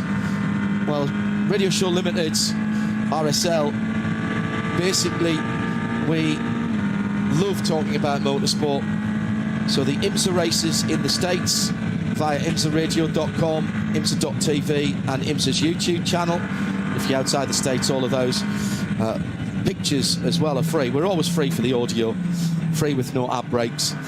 We also do the 24-hour series organised by the Dutch promoters Creventic, very much on a similar basis to what you're seeing here with GT3 as the top class. Another big race coming for them in December will be at Sepang for a 12-hour race in the first weekend of September.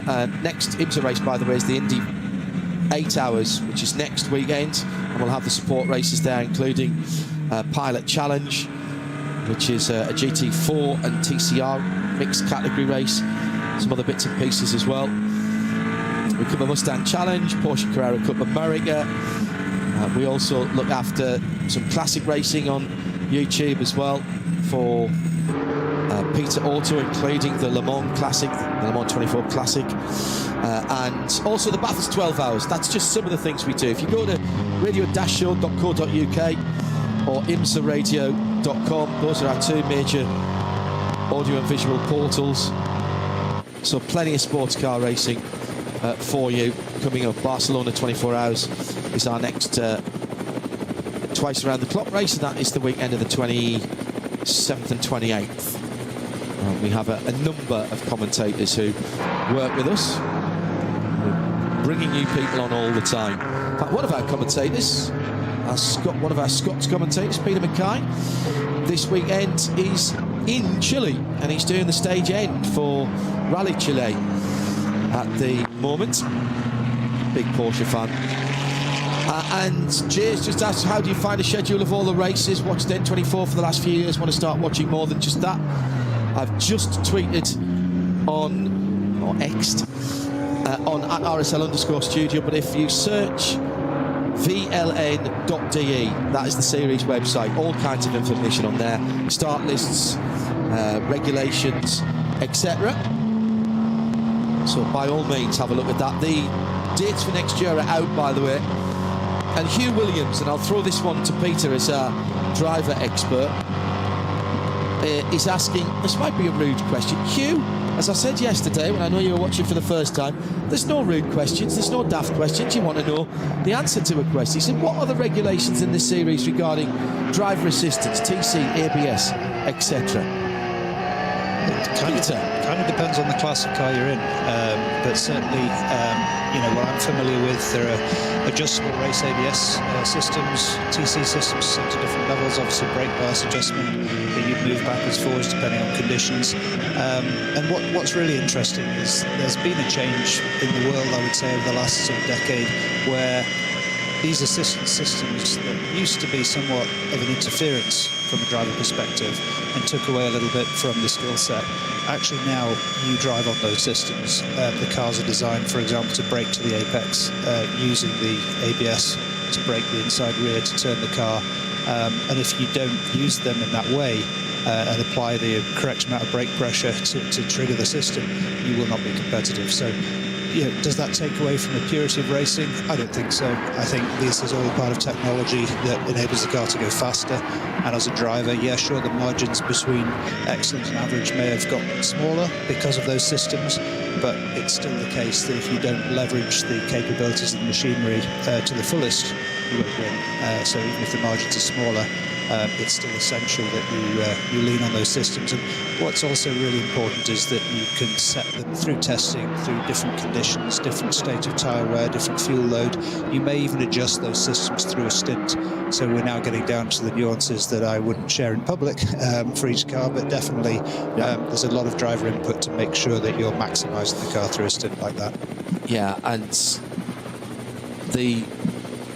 I have to say, even my limited experience of driving GT3 and racing GT4. I've never raced a GT3, but I have raced a GT4. But they have come on massively, those systems, particularly traction control. Actually, no, and ABS, because the road car derived ABS that GT4s particularly started on, and even some GT3s. Klaus Abelin just losing a lap there in his final GT3 outing, the legend that is Frickadelli Racing's head of mission. They were basically modified road car systems, and actually once when I was at the Nürburgring with Aston Martin, they were tuning two different versions of road car ABS to work with slick tyres, because the early versions didn't like slick tyre at all, and now you've got multi-adjustable traction control in TC. It's definitely an area where motorsport has enabled advances for road car safety to improve the ABS, to improve various electronic brake force distribution type systems, TC systems to benefit the general public. One of the leading cars in SP8T came to the pit lane a moment or two ago, the number 160, the blue Toyo tyres with Ring Racing Supra E4, and I noticed it, and Alan Prosser has clipped it as well. It was not tracking straight into the pit lane there. Hopefully we're answering your questions. VLN.de is pretty easy to remember to go to the series website.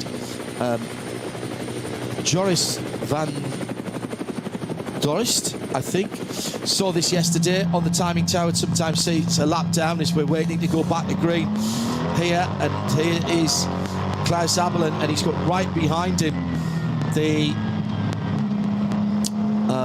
Aston Martin, the number 34 Aston Martin. That's Carlos Villagomez for Valkenhorst Motorsport, and trying to put a lap on him. No, actually, that is for position. Yeah, some games are being played during the speed restricted zone there. But Klaus hasn't stopped yet, and Villagomez has. He's actually just taken over that car from Christian Cronjes in the 34 car. There was a moment there where the Aston was actually pushed on the grass as he was trying to position himself for the green flag. What's the regulations about overlapping when you're in a slowed or speed controlled zone, let's say? You shouldn't be overlapping. I thought so. And indeed, as you approach that slow zone and you're behind the car, if you are overlapping, then you've taken advantage of that situation. There are lots of great online videos. Actually, you mentioned Frank Stippler a few times and his choice language when held up by a slower car who isn't following the speed limited zone exactly. So it's a 60 zone, they should be at 60, and some of them are at 55, tend to frustrate the cars behind, so there'll be a bit of overlap to kind of show the nose and say, come on, let's get on with it.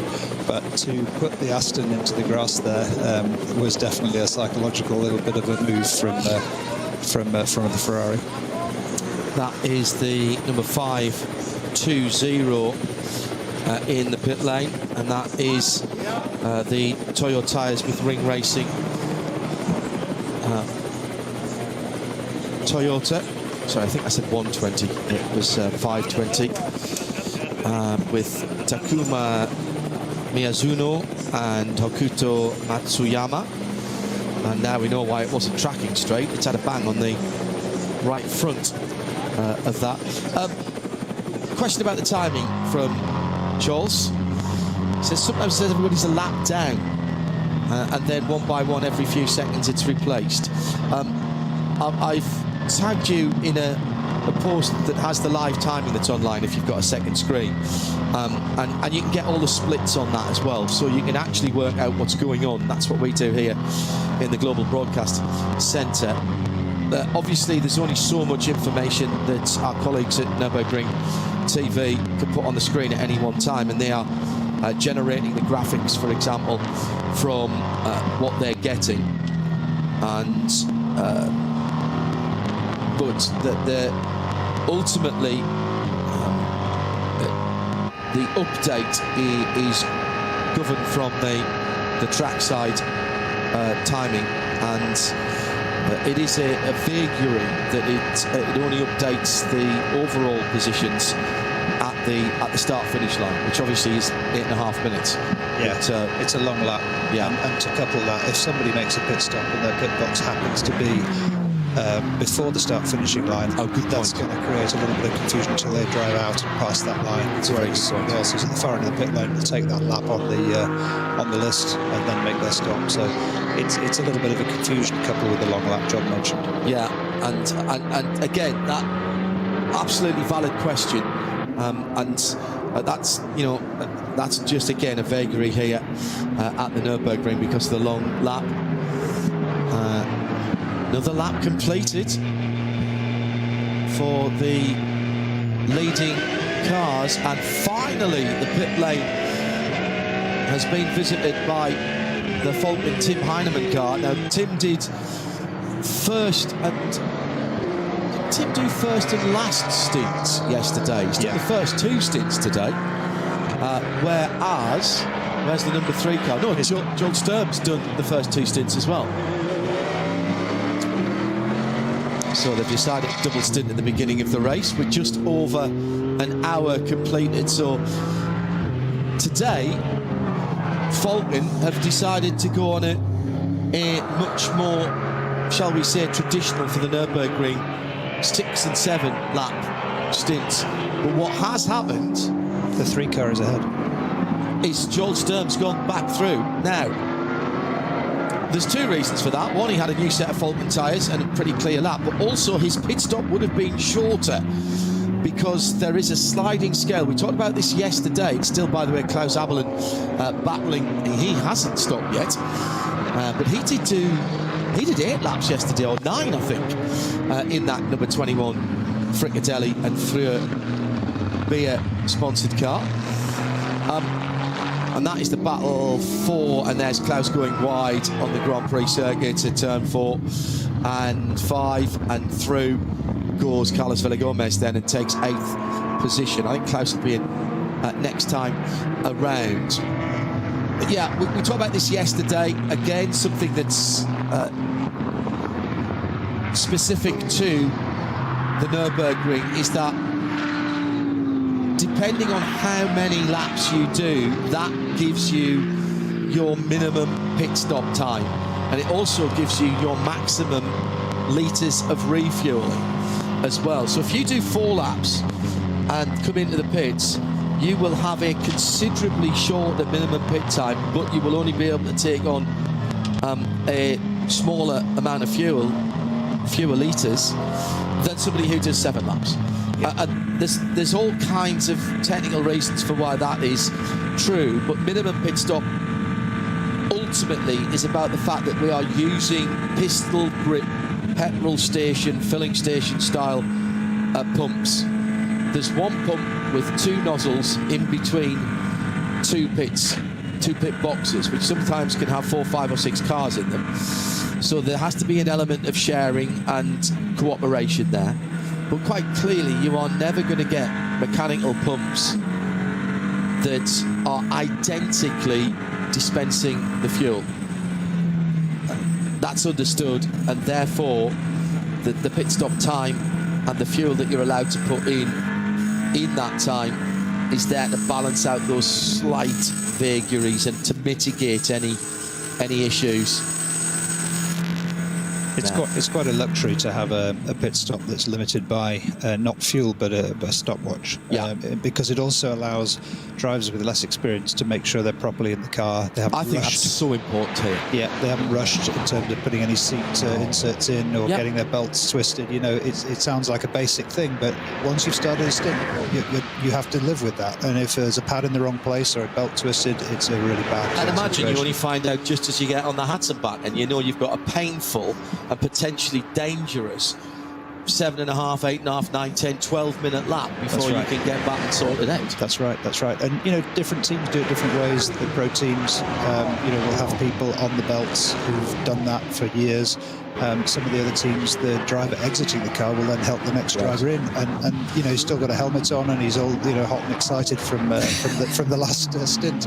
So, you know, mistakes can happen. So having a nice you know, luxury of a few extra seconds on the pit stop really makes a difference. And it's the same for everybody. And you look at the regulations, and you can pick what's working for you.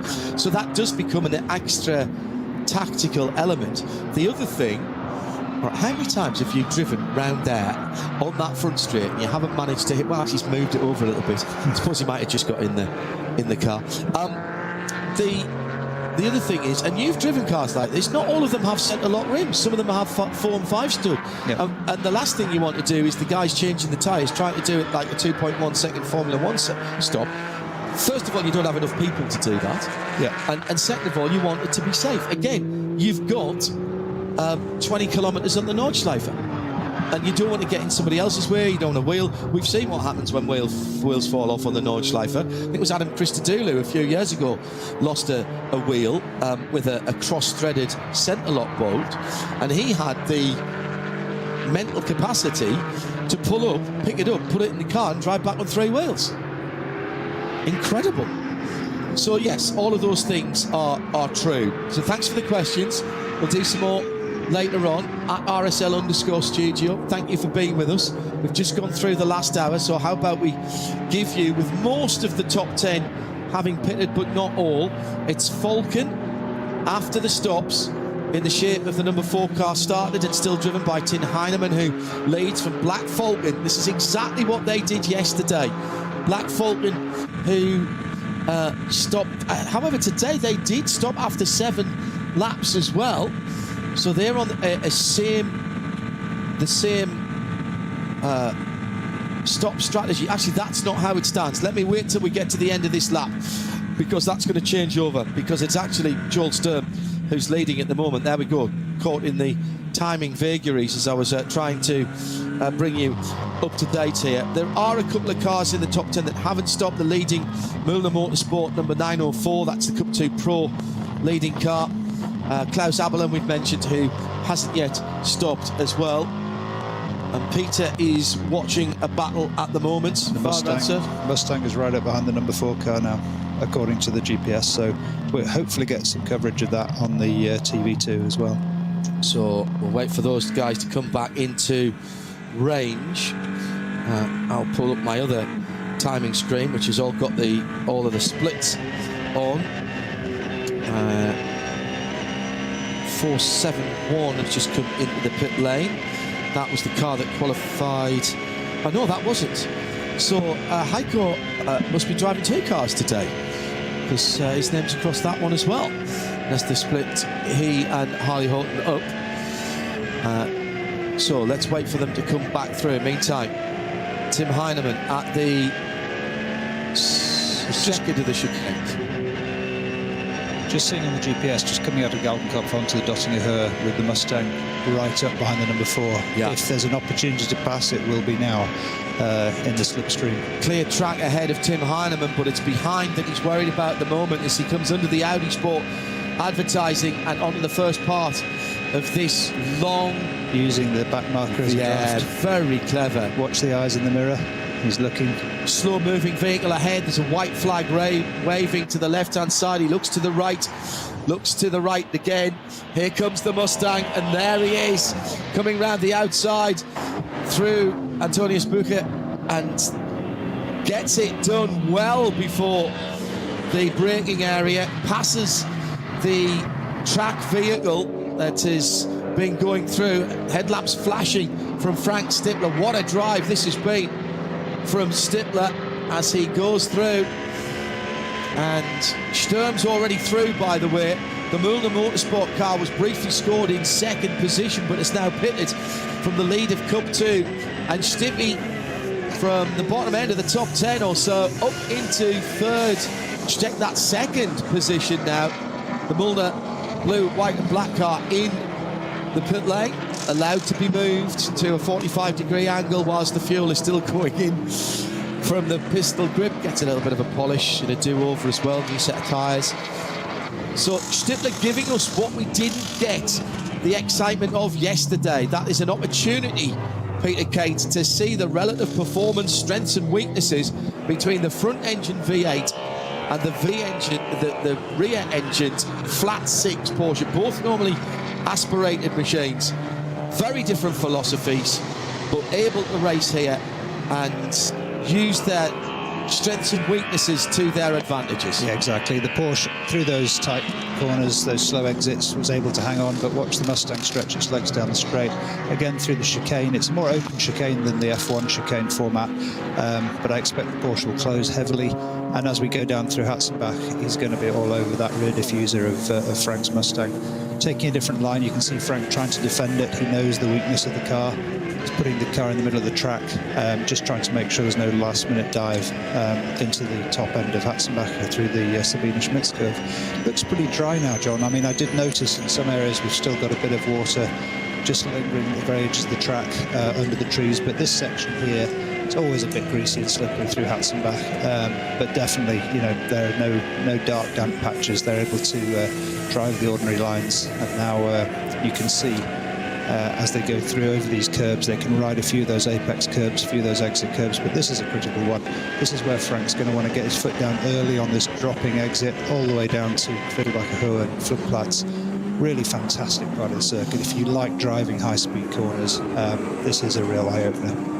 And as soon as you get over that bridge, it's effectively climbing all the way up to, well, actually not quite to the top of the foxhole, but certainly to the big fast left-hander just before that. Schwedenkreuz, the Swedish cross up there. Klaus Abelin in the pit lane. New set of tyres going on the 396. I'll give Klaus his due. He's run again 8 laps out of that, and those tyres look pretty decent as they came off actually there. It was fuel that was stopping him, not the tyres. Yeah, absolutely right.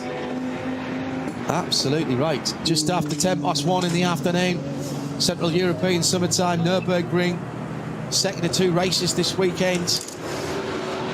Peter Kate and John Hindhaugh in the booth with you, live via the VLN YouTube page. Always free coverage in sound and vision globally for the VLN. Another race coming 27th of September. Klaus waving away a small sponge fancy there. I'm not sure that was the right tack. This cake is offered. You take cake, don't you, Peter? You can always put it somewhere, right?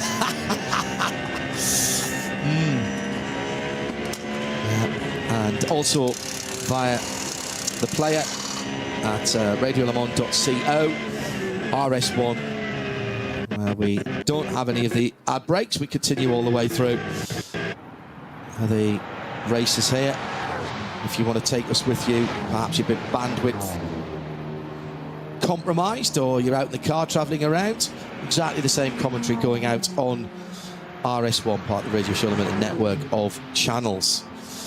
So settling down now after the first hour and the first tranche of pit stops, first cycle of pit stops. So now I can do that run through for you. So it's Falcon first and third, with Haupt Racing and the Ford Mustang in between, separated by about a dozen seconds, those top 3. Alex Fontana continues to lead Pro-Am for Car Collection Motorsport. That is the car that qualified on pole position. Got about 12 seconds as well on Carlos Villagomez for Valkenhorst in the Aston Martin, up to second in classes. I think that's Klaus Abelin rejoining. See him get out of the car. SP9 Arm is the Black Falcon in the gold and red number 48. Klaus Abelin rejoining is also in that category. And the top 10 made up by Jutla Racing's Audi, which spun on the first formation lap, and also the Equipe Vitesse, the second of the Audi R8 in the top 10. Mixed in there somewhere, and I'll have to see where they've come out, is Mühlner Motorsport in the leading Cup 2 904 Porsche Carrera Cup car, effectively. Ahead of Mühlner Motorsport's number 921 and the 48er Active Physik Losch Motorsport 948 car. They're all Cup 2 pros. I think actually the 921 might be back in the lead of that class when we see them shake out. Then the Cup 3 category is the Adam Sandberg driven Adrenaline Motorsport 940. Has made its stop. Has not made its stop, actually. Apologies. So that's a slightly unreal position there. So the battle for second now, going through a track repair zone. And away goes the Mustang, tracked literally in the wheel tracks by Tim Heinemann. That's such a challenge, John, for the slower cars, because you know that the GC3 is coming up behind you, but you don't know there's another one right behind it. Yeah. And often you'll say, okay, I'll let the guy through, and then just as the moment comes where you want to take your line turn in, there's another one. Down to Brunchen, big, always a big crowd there, pretty easy to park up and get in there for the NLS race. Be packed during the 24 hours. A lot of people camp around there as well. Often called YouTube Corner, that one. So many people go there. More double yellows. GT4 Aston right ahead. So that was a double yellow and straight back to green there. Is that because the Aston had literally just gone off the track and come back on? I don't know. But it just shows how quickly things can change and how you have to have your wits about you. Where did the Aston go? Maybe it was moving slowly through to the end of the twisty bits in the forest. So this down through Flansgarden, through the Stefan Bella S. Tricky little left-hander, and we've got a course vehicle there as well. You are allowed to pass the course vehicles, and they're aware, keep out of their way. That will look horrendous to people who don't watch this type of motorsport. Discipline, respect. Now, this is where the Mustang needs to get a clear run out of the Gallows Hill bend, Gallows Head bend, and onto this long straight. But the Porsche will pull up in the slipstream here, Peter. I would have thought so as the speed picks up. So the Mustang had an early advantage out of that corner. They got on the power, obviously earlier, but now he's just creeping in. You look at the elevation, just starting to go slightly uphill, and then again it goes down before the braking. This is the most amazing thing. They're going to go through this compression absolutely flat, and they'll only brake as they've come through this S, and now they're on the brakes diagonally across the track to the very last part of Tiergarten and into the Hohenrain chicane. In the dry, in a GT3 car that's handling nicely, what about the apex of that middle right-hand part of that uphill? Yeah, if it's dry, if everything's working, and that's a little bit of a crest as well, and it's often covered in debris from bits and pieces of contact from other classes, so it's not an easy one. And you're braking down from something like 265 km/h in a GT3 down to a second gear chicane, so it's a big deceleration.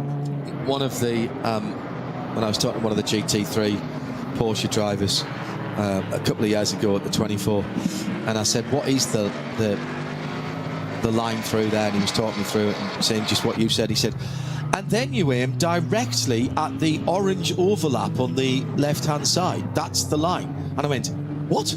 He went, yeah. He said, if you do it right, you're going fast enough, you'll drift past the edge of it. Yeah. And it's like, oh man, you guys are differently wired. Now the Porsche has the advantage. The rear engine, the balance of the car, the balance of performance, if you will, has changed. And up the inside for Tim Heinemann, just doesn't quite get his nose where it needed to be. Can the Hyundai be a factor here as they go past the Elantra, flat out through the right-hand kink, and now into the crossover. It looks like the rear lights are flashing on the Mustang. That is just a trick of the light and the frame rate on the camera. He's not flashing one indicator, then the other. Heinemann takes the wide line to try and do the cutback. He'll try and get down inside. Oh, no, he's going to stay on the outside. There's a back marker in the way. This is going to be interesting. Has he managed to use that Cayman? Heinemann, I think, has used the other Porsche as a bit of a block, a pick, and he's... Oh, they must still be side by side. That's incredible, but he's got through on the Hatzabat. That is a huge manoeuvre, traffic assisted, but what a great piece of planning and an opportunist manoeuvre by Tim Heinemann there on Frankston. You don't often outstip Stippy, but he did there. That was incredible. That was incredible. I'd love to see the helicopter view of that. That's video game stuff. Both cars showing massive respect. There's no room for error. They would have been inches apart, but equally inches from the barrier on each side of the track through that sequence. What a tremendous example of Nordschleife racing. One of those slow zones, actually, and again, thanks to Alan Prosser, he has done a bit of a zoom there, and there was a car being recovered on its side out in the forest. We'll get news on that on the moment. It was being turned back over. Driver's door was open, driver out of the car.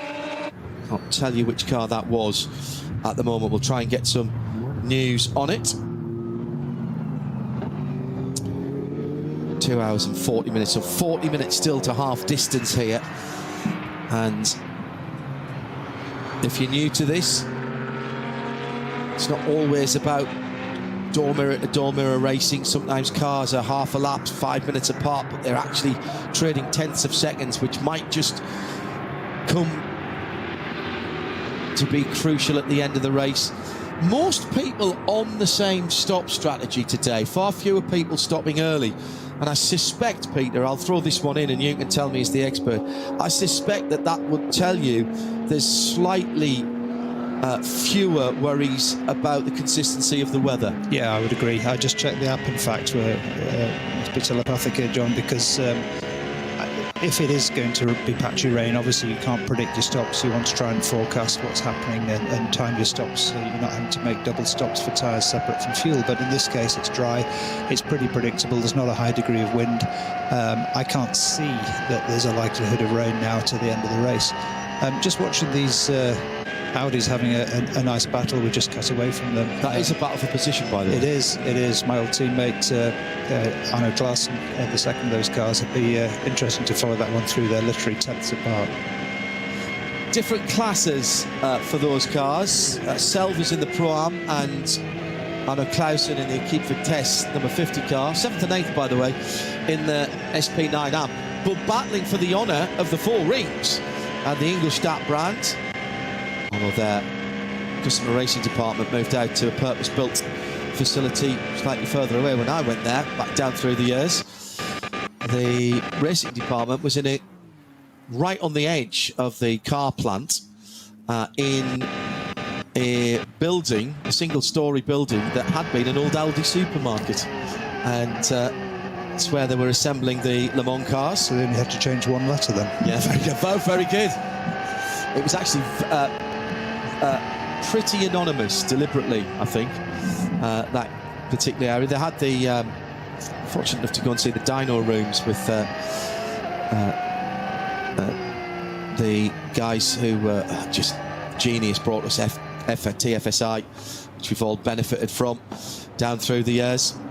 And that was in a more substantive part of the Ingolstadt building, but it was all decanted out to a place called Newtown, Neustadt, and they have their own little test track up there. Now that Audi getting a full service, including new tyres and wheels, and again that's a 5-stud standard rim, which is then being fastened on with an electric drill with a wheel nut accessory on it, and then torqued up with a torque wrench, good old-fashioned torque wrench. Each of the cars will have a foot-pound or kilogram meter. It comes back to what you were saying earlier, John, about how accessible this form of racing is. You've got cars at the front end of the field, absolute world-class pro drivers, pro teams, all the way down through to, as you mentioned, the 46 earlier, the BMW and others, which, you know, are not a million miles away from essentially club racing cars. And the drivers can get in those cars, prove themselves and move up the ladders accordingly. So teams too. Those cars are not too complex to engineer and prepare and run. Lots of parts and lots of support and knowledge about setup around. So very, very accessible form of racing with a good ladder up to the top. Hello to Timo Schilling, loving the onboards from the Porsche in particular. He said, I'd love to know where it was mounted. And why don't we have Code 60s instead of virtual safety cars in other forms of racing? Code 60s works particularly well on a long track. But even on a short track, and we do that in the 24-hour series, Tino, to be honest, it means you can get back to green quicker. You don't have to do wave-bys, pass-arounds, reset the field. It means you can neutralise the field faster. You don't have to wait for the leader to catch the safety car, and it means you can go back to racing quicker as well. So I think it works. I understand entirely that other series, and particularly in IMSA, American racing, the safety car is part of the history. It is part of the tactics. It's part of how they go racing, and restarts as well. But yeah, thank you for that. And bad news from one of your erstwhile teammates, Peter. The car that was on its side was the pole-sitting 959 Müllner Porsche with Harley Holton behind the wheel. It has been recovered. Harley out of the car, had to go to the medical centre for a check, as the Mustang again diving down the inside. That was a manoeuvre and a half. That was brilliant stuff, using the cubic inches of the Mustang at the end of the Dottinger Hole, but then through the very last one-right chicane there, diving through in a phenomenal manoeuvre. Harley Holton back in the medical centre for a mandatory check. He's fine. The team have him back now. Driver okay. That has championship implications for those guys, because they're fighting for their championship, and they've had a good overall championship as well this season. They have indeed. They have indeed. And you know, these. Sorry, not the Müllner, the Sword car. Yeah, sorry, 959 Cup 3 car. Thank you, Oliver. Yeah. Yeah, absolutely. I mean, we've said before, those Cup classes, Cup 3, Cup 2, they're very, very close. It's one of those classes where you can't afford to leave a 10th. So he's going to have been driving absolutely on the ragged edge, and the car is set up to be driven that way. I'd love to see what happened. Harley's very, very capable driver. So with the Nordschleife, so many different things can happen that have nothing to do with...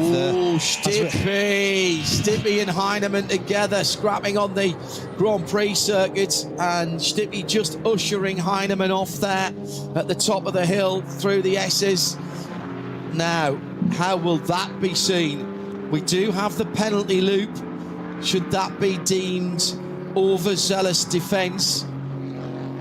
How alongside was the Porsche to the Mustang? How much room was left on the outside, the exit of that corner? Well, the answer to that, I can tell you, was none at all. It's tricky because that corner, essentially, you do run out wide. So not wishing to take sides here, but if you put yourself in that position on the outside, there is a risk that the driver will run you wide. That was extreme, but let's see how the officials see it. Let's see if it gets looked at.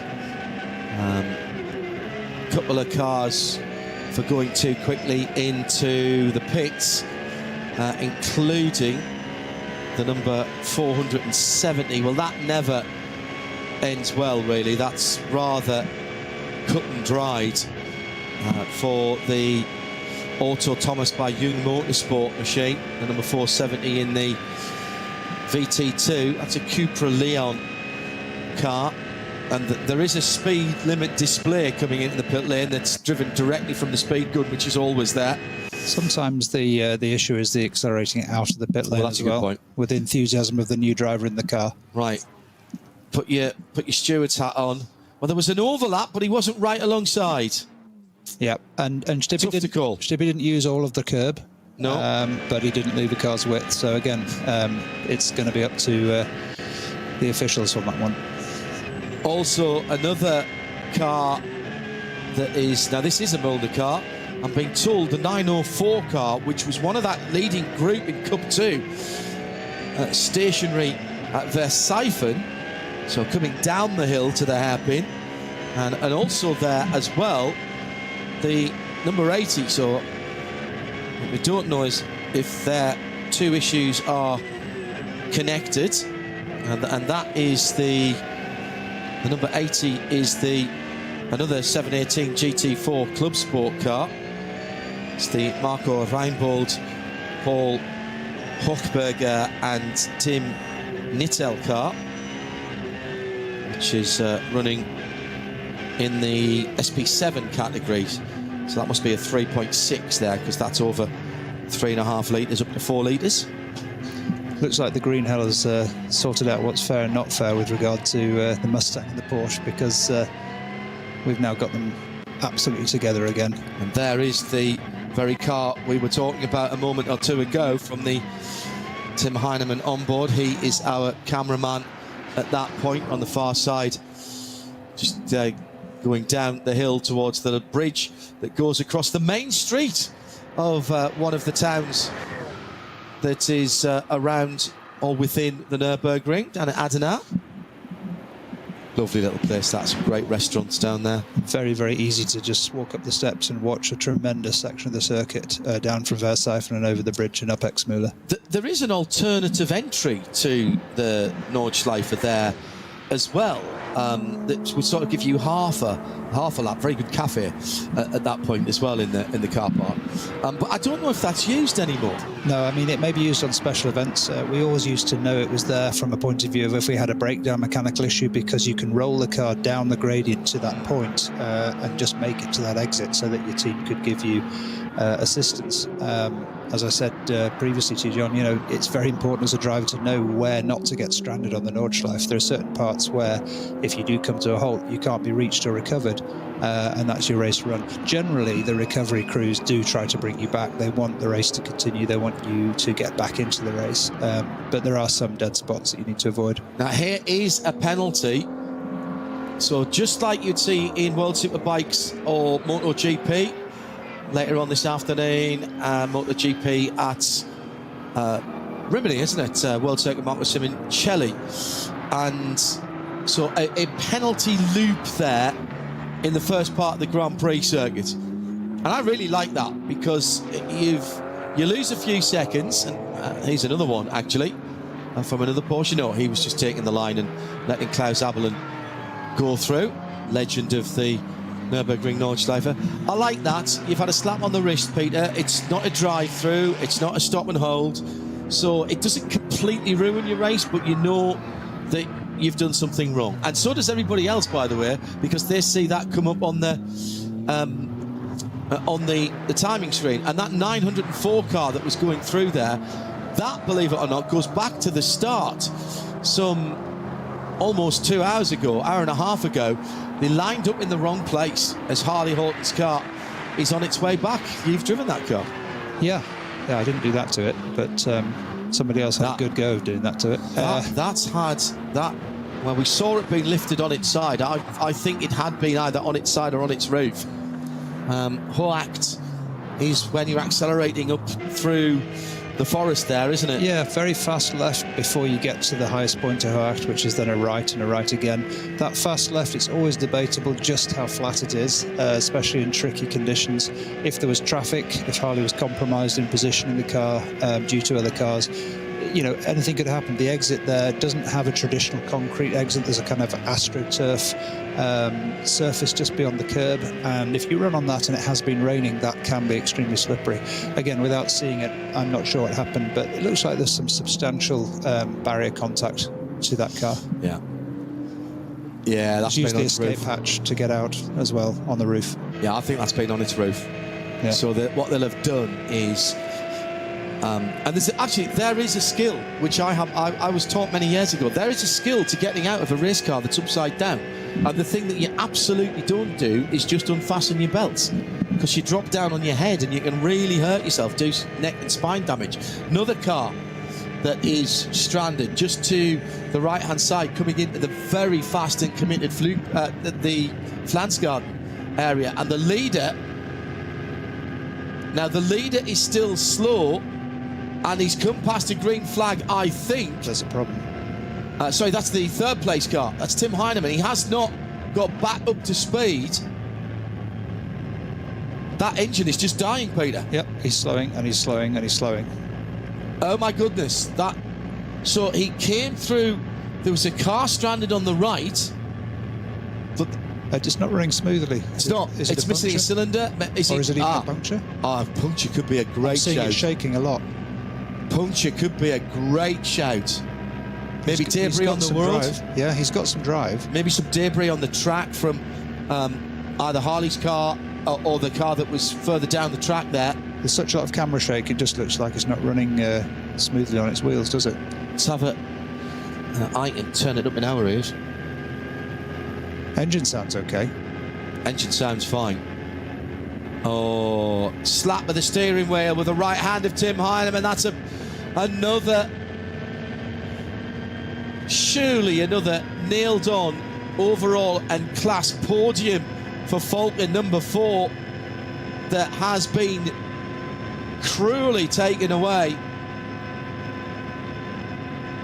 He's got, I mean, he hasn't got a long way to go, but it's long enough.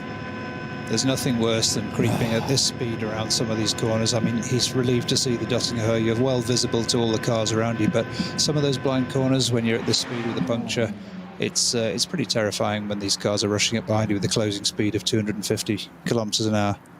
I think it's left rear. I think it's left rear. He had just enough lock on in the car. You can see the blue smoke, can't you? Yeah, you can now. Yeah, absolutely. Halfway down the Dottinger, just coming up to where the tourist fire and exit is. Well spotted. Oh, man alive. We don't have favourites, and I'm not saying that because I'm particularly linked to Porsche or to Falcon Tyres or to Tim Heinemann, but I'm actually slightly disappointed from a selfish point of view, because that was a 3-car battle par excellence for the lead that has been snatched away from us. Now they're 2 at the front. Stippy, I wonder, 21 seconds away. I wonder if that puncture was triggered by the trip across the gravel. Oh, they'd find a piece of gravel in the rim, you know, where the tyre meets the rim.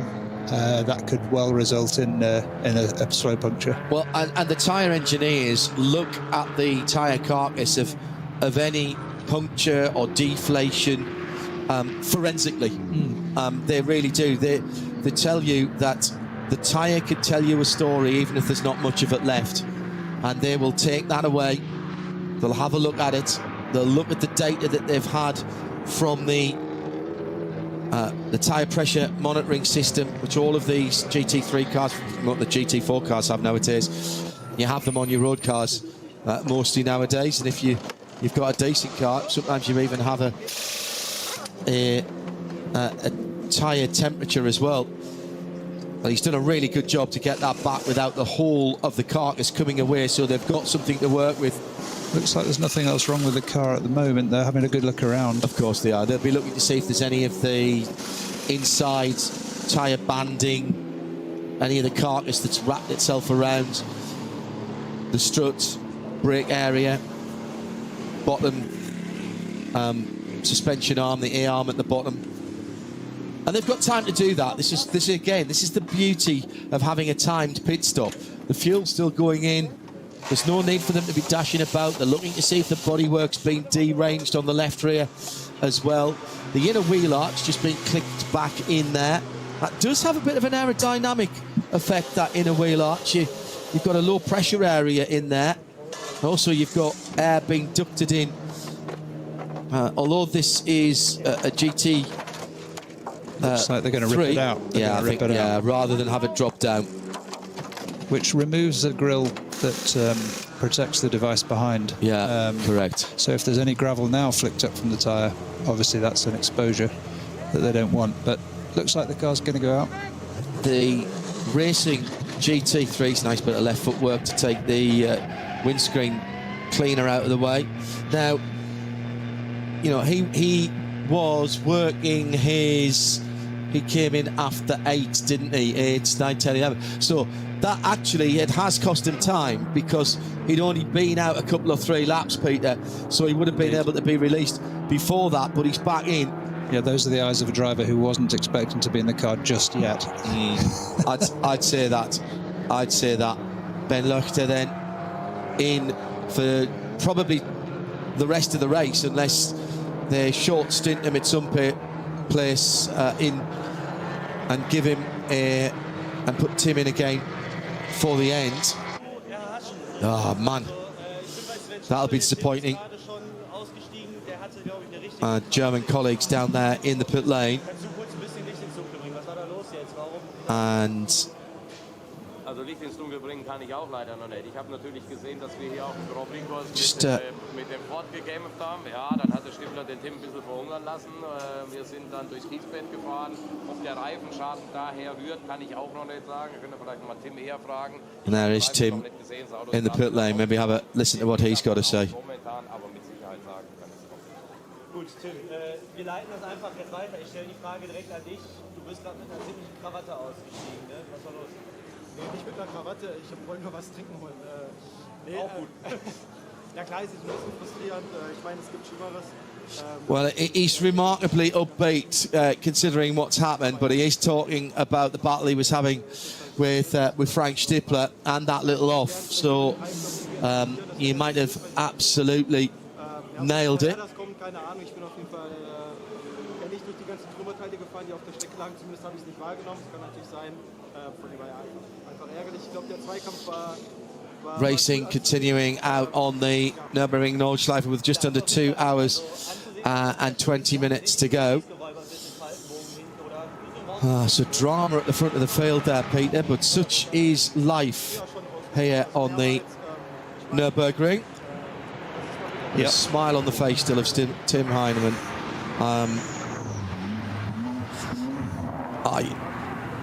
I'm impressed with his phlegmatic approach to that.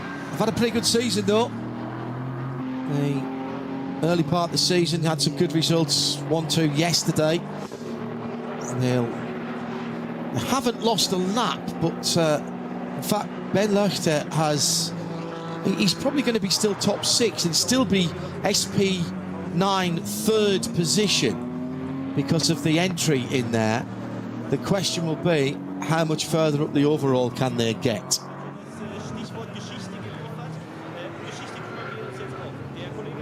Somehow he's still smiling. It's a shame it's disrupted their pit stop sequencing as well, because I suspect there'll be an additional splash and dash for that car before the end. I was just looking at that and trying to work that one out to see if Der Nürburgring befindet sich ja in einem Jubiläumsjahr, oder wir steuern auf wichtige Jubiläumsjahre zu. Vor 100 Jahren der Baubeginn vom Nürburgring, wie wir ihn heute kennen, der Nordschleife. Und in 2 Jahren jährt sich wirklich 100 Jahre Nürburgring. Das ist der Grund, warum wir so eine kleine Serie machen mit dem Historiker rund um das Thema Nürburgring, Alexander, dem Alex Krass. Gestern haben wir schon ein paar Themen behandelt, genau wie die Rennen vorher. Gestern haben wir die Streckenvorstellung durch dich gehabt. Alex, welche Strecken wir haben, welche Kombinationen wir fahren können.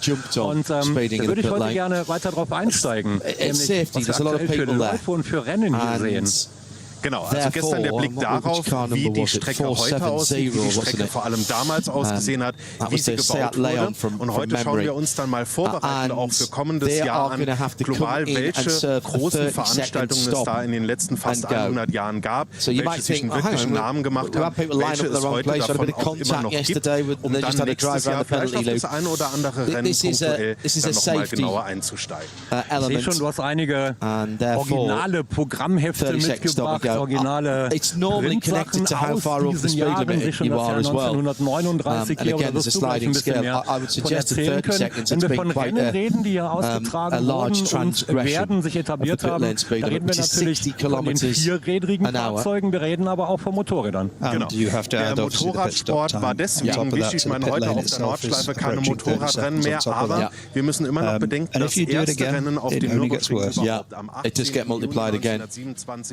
So, at the front of the field, with probably another 3 or 4 laps to go for the leaders, it's Jules Sturm for Falken, ahead of Frank Stippler, who's now 20 seconds behind the leader. So that little battle for the moment has calmed down and just cooled off a wee bit.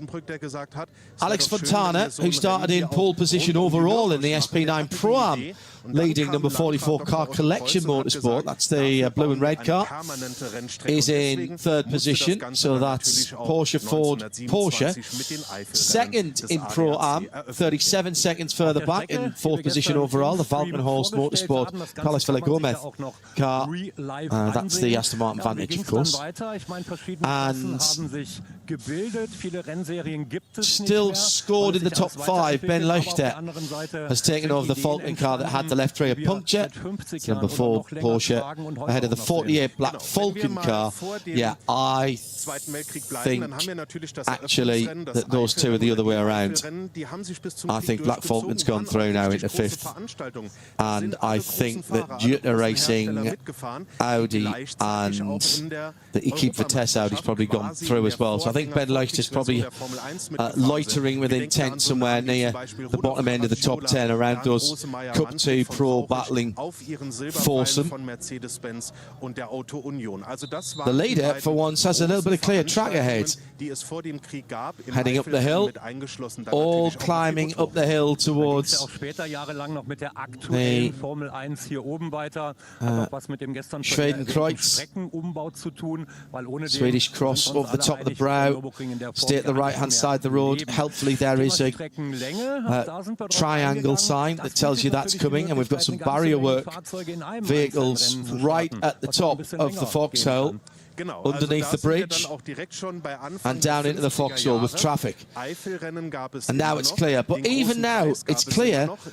But even things like the way the sun is dappling through there makes it really hard to see the curbs as you're going through the foxhole. Yeah, and the flags. I don't want to say anything out of order here, but I think he was very, very, very on the edge of passing that back marker before the green flag down into the foxhole.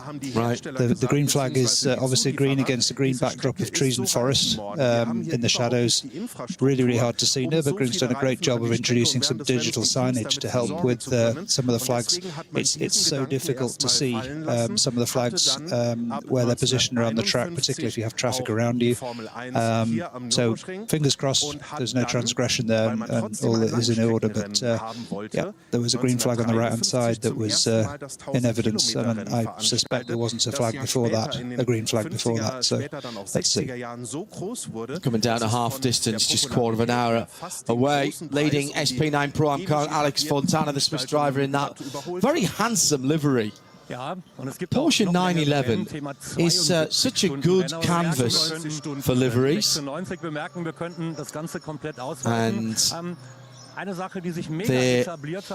they work with a number of base colours as well, since the advent of aero paint and film and vinyl.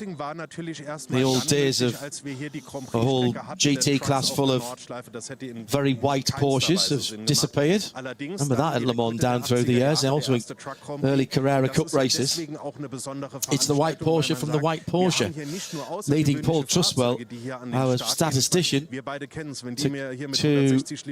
talk about GT winning cars as the car that will win GT will be the most boring white Porsche. And he didn't mean that from how it looked, but have the least amount of drama in the race. Nowadays we have, thankfully, a tremendous array of liveries, including that classic two-tone beim 24-Stunden blue and mint, was auf zwei Rädern mit the crossover stripes of the Falken cars. Again, another very different livery that works on a 911. So, coming up to 10 minutes before 2 o'clock Central European summertime. Weather has not been an issue. It was damp, near wet this morning in qualifying, but the race was started under dry conditions with even those who thought they might need wet tyres changing before they went out on the formation lap.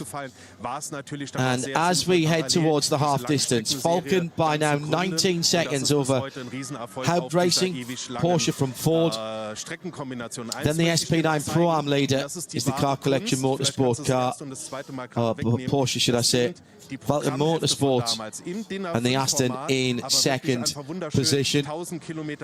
It's John Hindhaugh and Peter Kate in the Global Broadcast Centre with Sunday racing in the NLS here at the Nürburgring, and still plenty of action to come from the Green Hell in round 8 of the 2025 Nürburgring Langstrecken Series, the NLS, organised by the VLN.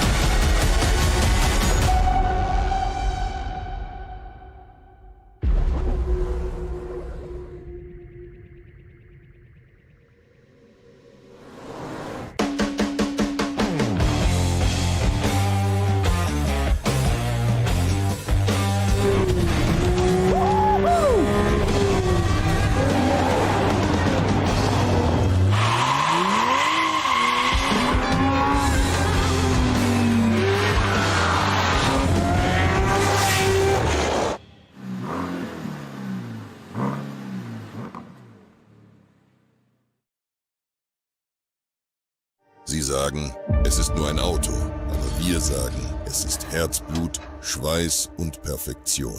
Denn wenn du schraubst, dann zählt jeder Millimeter. Dann bist du in deinem Element. Du willst mehr als nur fahren.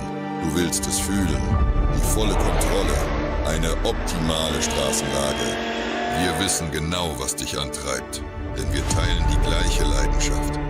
Egal ob auf der Straße oder auf der Rennstrecke.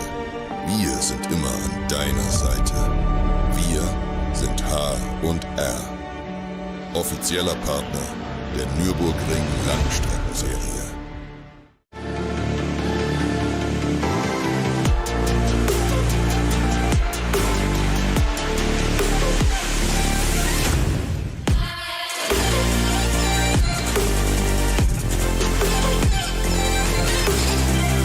Falkenreifen.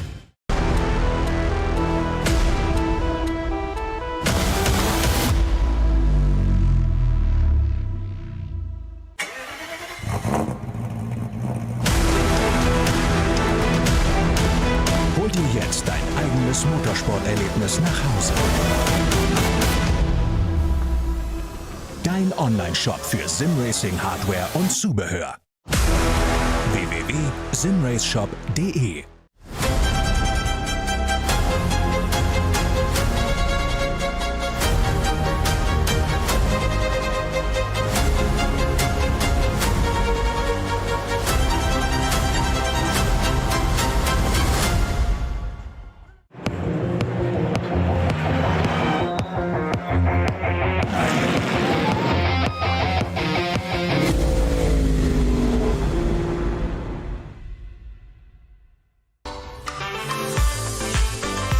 Liebe Fans, Fans, besucht uns auf unseren Social-Media-Kanälen. Follow us auf Facebook, Instagram, YouTube und TikTok. Willkommen bei der NLS.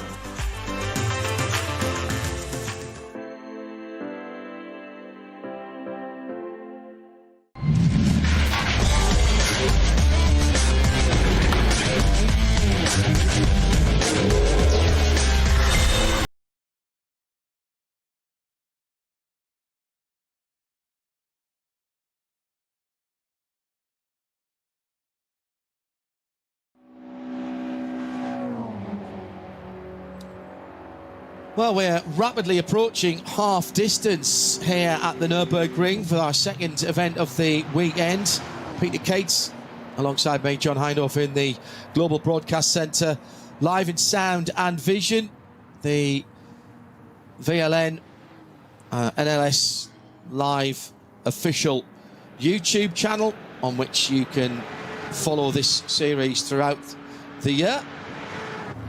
All free, no subscription required, so please don't be tempted. If someone is offering you a subscription to watch this, it is always available free. And of course, if you're travelling around or you're a bit bandwidth challenged, go over to radio-show.co.uk or radiolemans.co. Hit the listen live button and select RS1 from the player, and you can take us around with you and have us in your ears as well. So Peter's just been checking up on his former teammate as another car does the penalty loop. That was one of the BMWs. What have you heard from Harley Horton? That looked like a nasty incident at Hoak with the car clearly having been on its roof, was recovered by, rolled onto his side. I think he had to get out of the escape hatch. Yeah, it looks like it. Harley's fine. Thanks for asking. He's good. So the 959 car obviously not participating further, but he's back and safe, which is priority number one, of course. Looks like it was that hangover of the wet start to the race that just kept a bit of rain on the exit there in that AstroTurf. But, you know, at the end of the day, priority is that Harley's back and safe. The car's been extremely competitive in his hands and Heiko Eichenberg's hands through this year. They're still leading the championship, and I expect that competitiveness will continue next time. Yeah. A dent, apologies, Harley, a dent in Harley and Heiko's championship charge, but they have got have had a good point scoring run, including I think a couple of class wins now, hasn't it been, this season in what is a highly competitive class. The whole championship is worked out on a point system that gives preference to you winning a class with more entries in it. So if you win a class where you're on your own, so basically all you've got to do is finish, you will not get the same amount of points for winning as somebody who wins a class with 20 cars in it. And it works on a sliding scale, and it's been like that for years. So you get half points in various places. So quite often you'll look at the point standings, and we'll leave this to our Nürburgring Nordschleife commentary experts, Bruce Jones and Johnny Palmer, who'll be on duty next time around. But you do look at the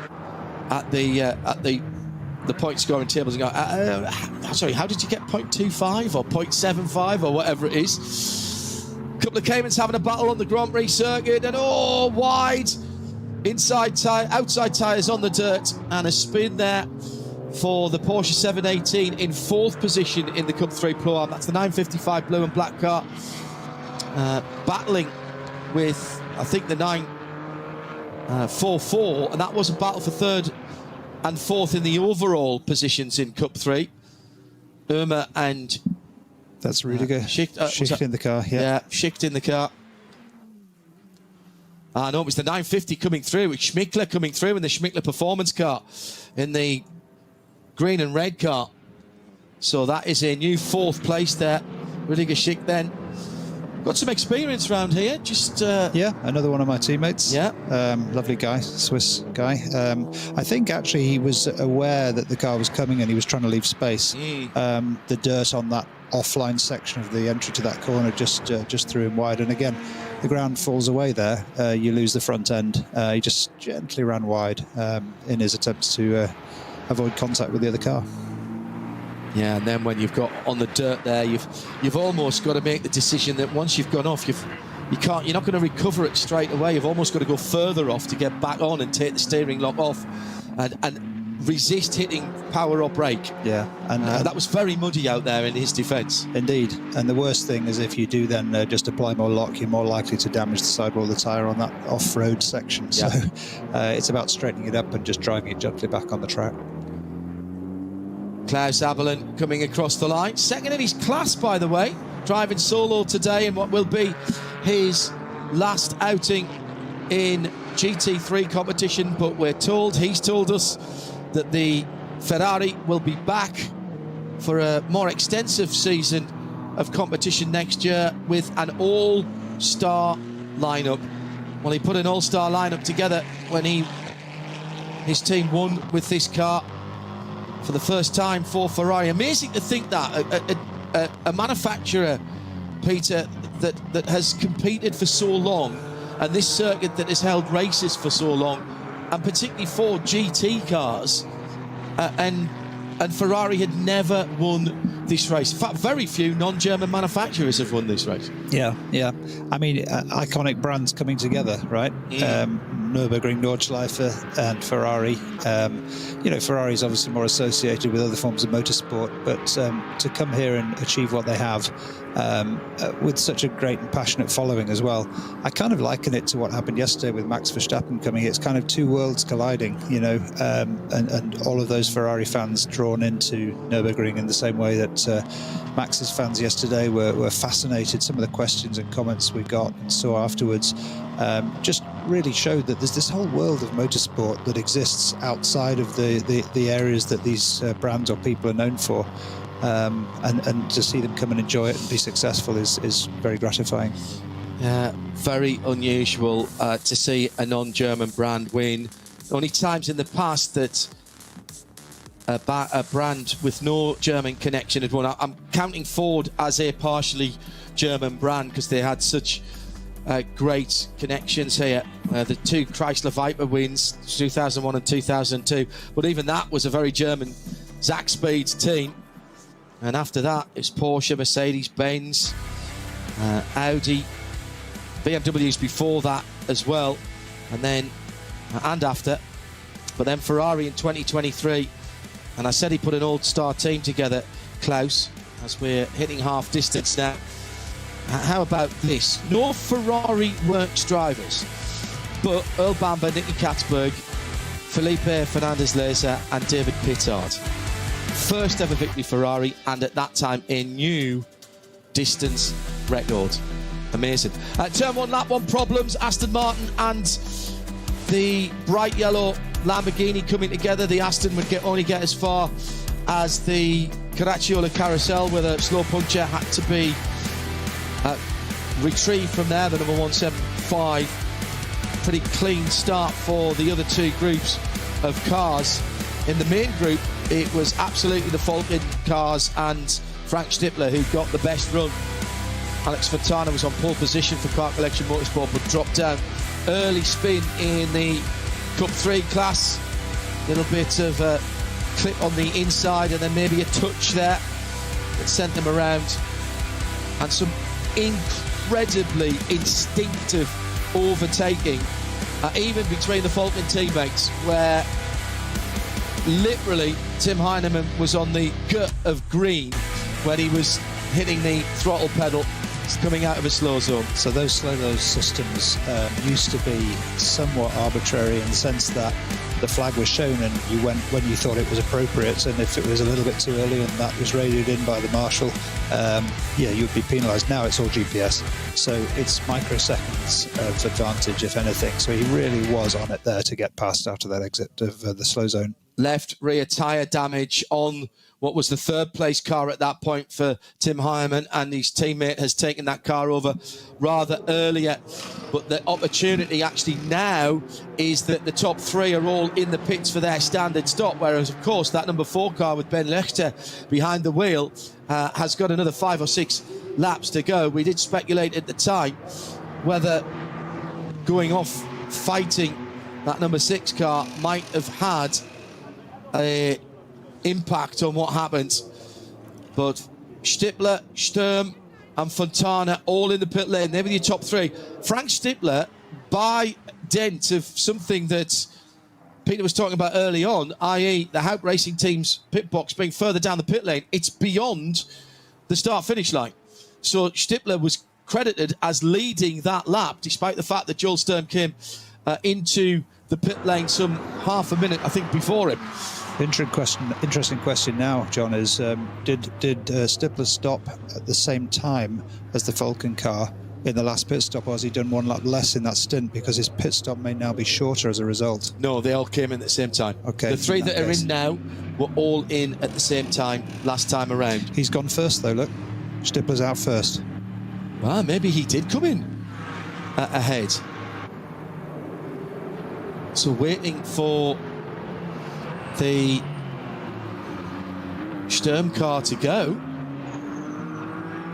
Vincent Kolb has taken over the number 6. Frank Stippler's work done in that car, but he may yet get a call to the Jutta Racing car because, you know, it's Frank Stippler. He was around 17 seconds behind into the pits the last time I checked that, so he may have picked up a couple of seconds at the end of that lap, but he's certainly a long way ahead now of that Falcon 3 car. So first and second on the road now. We believe that has reversed in that pit stop cycle. And minimum pit stop times, of course, means that you can't really short fill. So the question in my mind, and I can't believe I'm saying this with HRT, Haupt Racing Team, did they send that Mustang too early? We didn't see them come into the pit lane. The other possibility there, Peter, is that the Falcon number 3 car had a problem on its in-lap. Yep. And the Mustang went through. But that, as we didn't see them coming in the pit lane because we were recapping the first half of the race, then perhaps we will have to... thank you to Oliver again. Another puncture. The 3 car had a puncture this time and so lost time. Thank you very much. Now that's interesting. So there's the answer. That's interesting. Thank goodness for our German production team here at the Nürburgring. So both Falcon Porsches having a similar puncture. I don't know if it was a left rear. We'd have to find out. Are they using one curb that other people aren't? Are they slightly... Have they got their pressures wrong and the slight that... Setup issue. Yeah. Could be a lot of things, but I haven't seen any others, any other GT3 Porsches have this issue. But there aren't any other GT3 Porsches on Falcon tyres either. That's true. So they will be all set up slightly differently. And if you're thinking, what am I talking about? The top class here at the Nürburgring, and indeed in the Nürburgring 24 Hours, the ADAC race, is a race where the tyre companies compete against each other. And regularly we have 12 or 13 different tyre companies across the grid. And normally 3 or 4 of those are in GT3. There are some classes, Peter, that mandate the make of tyres, which is often actually why we get some cars that look obviously TCR running in a different class, because they've got to deal with a different manufacturer than the Solus tyre supplier for the class here. But I think it's good to see. It's something that isn't as prevalent nowadays. Yeah, I agree. It throws different things into the mix. The tyre companies are often keen to use the Nordschleife as a development tool for their race tyres and indeed road tyres, as we know. And the absolute peak of that is a race like this, an endurance race, because the car, first of all, has to deal with full fuel straight out of the pits. So you're not in a sprint race situation with a third of a tank of fuel on board. You're absolutely up to the filler in terms of carrying the fuel. And then secondly, you've got to deal with a lot of laps, such that at the end of that stint, those tyres are very, very worn. So it's a real development challenge for a tyre company to succeed here. And then throwing into the mix all the different brands, all the different setups, all the different weight distributions, all the different weather we have and temperatures we have. It really is a great development platform. So as you would probably expect, we've got Michelin, Goodyear, Falcon, but some other tyre manufacturers that you might not have heard so much about. Toyo, they've been here for a long time and they do a lot of great tyres for track days as well as street cars. More recently, GT tyres have entered cars, and actually they've got a car here this weekend, a BMW M4 GT4. And Fabio Volvent is in that car. Quite often they have an all-female crew there. GT spelled G-I-T-I, by the way, and they normally have in the Nürburgring 24 a full garage full of 5 or 6 different cars, some front-wheel drive, some rear-wheel drive, different size tyres, because they're trying to get as much data as possible, and they are soaking up and processing the data for that. Who else do we have in tyres down through the years? And here, Goodyear, of course, we have here as well, and a number of others. I'm just looking at some of the teams, so we don't get it listed on the entry list. Now, it was left rear again for the Falcon number 3. It was the 4 last time, and it was probably just before he came onto the Dottinger Höhe, because the car was already slowing down at that point. And again, our colleagues at TV production, thank you, Oliver, getting the replay for us there and telling us it was again the left rear. So something that the Falcon cars are doing, some part of the track or the Grand Prix circuit that they are using is not sitting well with that left rear, or the setup, or the starting temperatures. Now, hearing another stationary car at the top of the hill at the Vauxhall, Adenauer Forst. This one is the 940. Now, I seem to remember calling that car's number. Yeah, that's the Adrenaline Motorsports second in Cup 3, 19th overall. So that car is again a leading car. Toyota Supra into the pit lane. The GT4 cars built by WRT in their spanking new, almost Avengers Assemble style headquarters just opposite the airport at Liège. So back to that Cup 3 at Adenauer Forst, John. I mean, that section of track, you know, close observers of the Nürburgring will know that the curb on the left there, just as you approach Adenauer Forst, has been raised in the last couple of seasons. Used to be after Fuchsruhe, you could cross that curb, and it's straightened up that kink. To the extent that you could keep your speed through there before you heavily brake for the right at Adenauer Forst. A Cayman through there, Cup 3 car, which is the one that's stopped there, is absolutely on the edge there. It's a mid-engine car, very well balanced, but at that point of going over the top of the crest and then braking to try and get the speed off with the new curb in place, all of that just leads you into a slight oversteer situation. So not knowing what happened there, I can imagine that you know, that could have well have just been the issue. Yeah.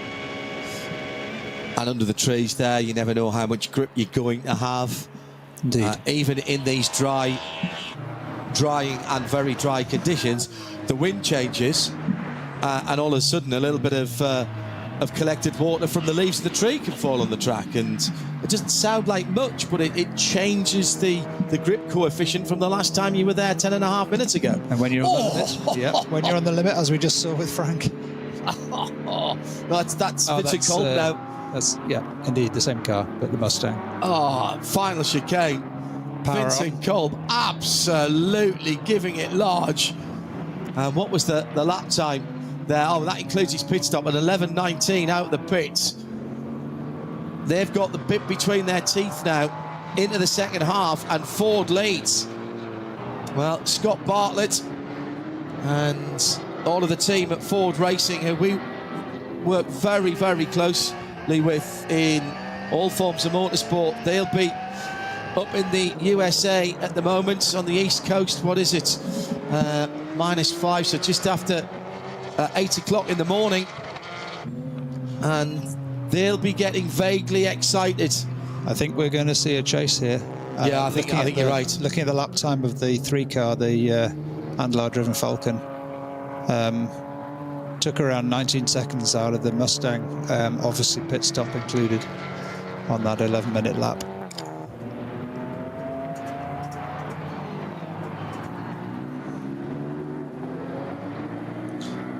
We were talking about Ford's commitment to this form of racing. We know there's an Evo coming very nearly. There were, I reckon, maybe as little as 10 or 15 minutes on a drying track away from winning in the Nürburgring Nordschleife. Winning in the WEC, excuse me, last time out. The track just dried up a little bit too much for them. And they were out on the wrong tyres at the wrong time, but they had been very, very impressive at Kota last time out. They've just announced the Evo of the GT3 car that'll come in next year. And also a new Ford Mustang Cup Series. The first outside of the USA. And that is going to be in Australia, which is very exciting. And Cameron McLeod, who was racing this weekend in supercars in the first of the two major enduros, he was at the Bend and off second position in the Mustang supercar. He's coming to do a GT4 race. He's pairing up with Robert Neuaker, who's the runaway leader. In fact, he's the champion-elect now of Mustang Challenge in the IMSA series and the Ford Performance or Ford Racing ladder. And they're going to be doing their first GT4 races together and starting with the Michelin Pilot Challenge at Indianapolis Motor Speedway on the road circuit next weekend.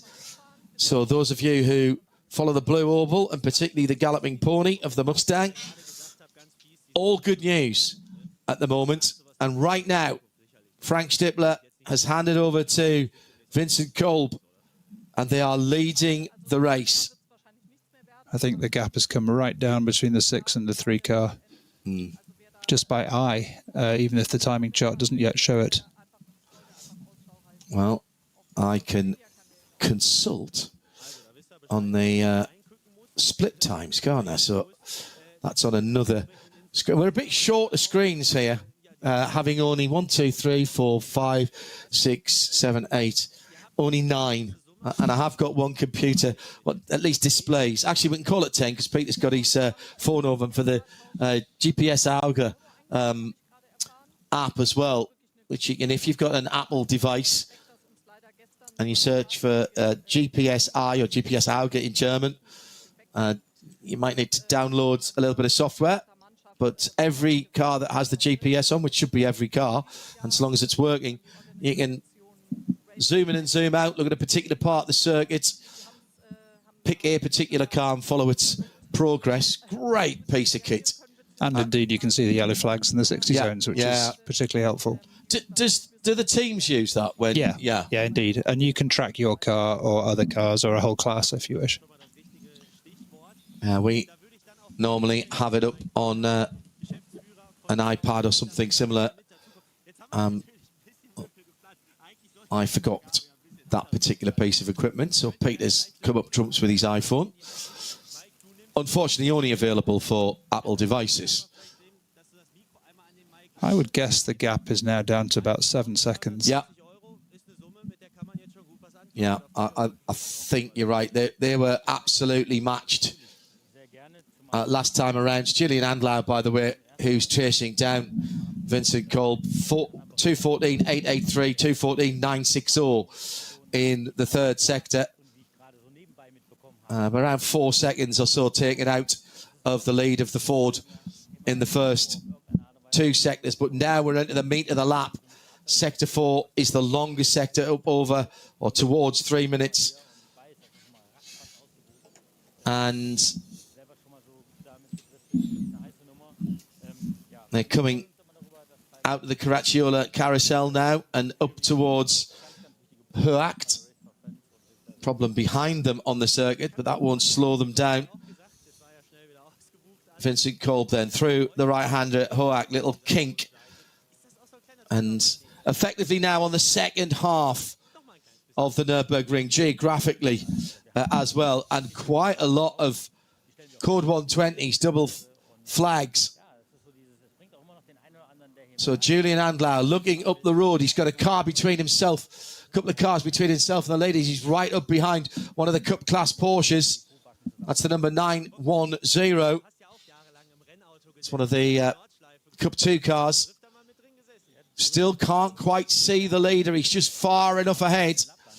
But it's got to be down under 10 seconds, somewhere probably near it is 5 or 6 seconds now with the splits that I'm looking at. But that may have come down because the leader had to negotiate some traffic, which, of course, now Julian Andlau is having to do. Goes past the white Supra. I don't think that was the Ford disappearing up the hill around the corner, coming to the faster part of the... We'll see it in a minute. Just going through the Beloff S's now. Yeah. If it is the Mustang, we'll see it in the distance. Is that the white Mustang? I think that's the Mustang. I think it is. Looking at the body language into that corner. So I reckon that's about 4.5 seconds is all now. Coming through to the Kleiner Carousel, the Mustang already through past another bit of traffic, and counting in my head then, that was 4.5 elephants. So that's about 4.5 seconds. Now, the Mustang did get a very good run onto the Dodiger Her, and Vincent Kolb having to pass another car. Oh, was he held up a little bit there? In fact, I may have been wrong. Here comes the Porsche. We'll get a bit of a draft from one of the lower class cars, the repaired Evo Huracan from turn 1, lap 1, with the suspension damage. The highlighter yellow car glowing in the afternoon sun. That's the number 786 is about to come back out. Meantime, the leaders come to complete lap number 15. Now, I reckon they'll do one more lap. They won't pit this time. Here comes Kolb. Actually, Kolb hasn't been in. And there's the gap. Yeah, it's not even a quarter of the front straight. 3 seconds on the timing. That's an enormous amount that Vincent's made up. Or been caught by. Yeah, indeed. Julian Andlau.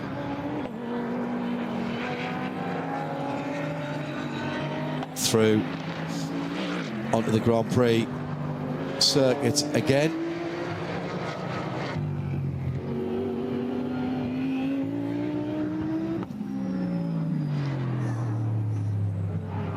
This is magnificent racing again. The second of the Falkland cars now back up into fourth, make that third position, 50 seconds back from the leader, so 46 from its teammate. Both of those Falkland cars hampered by left rear punctures, still looking absolutely a picture.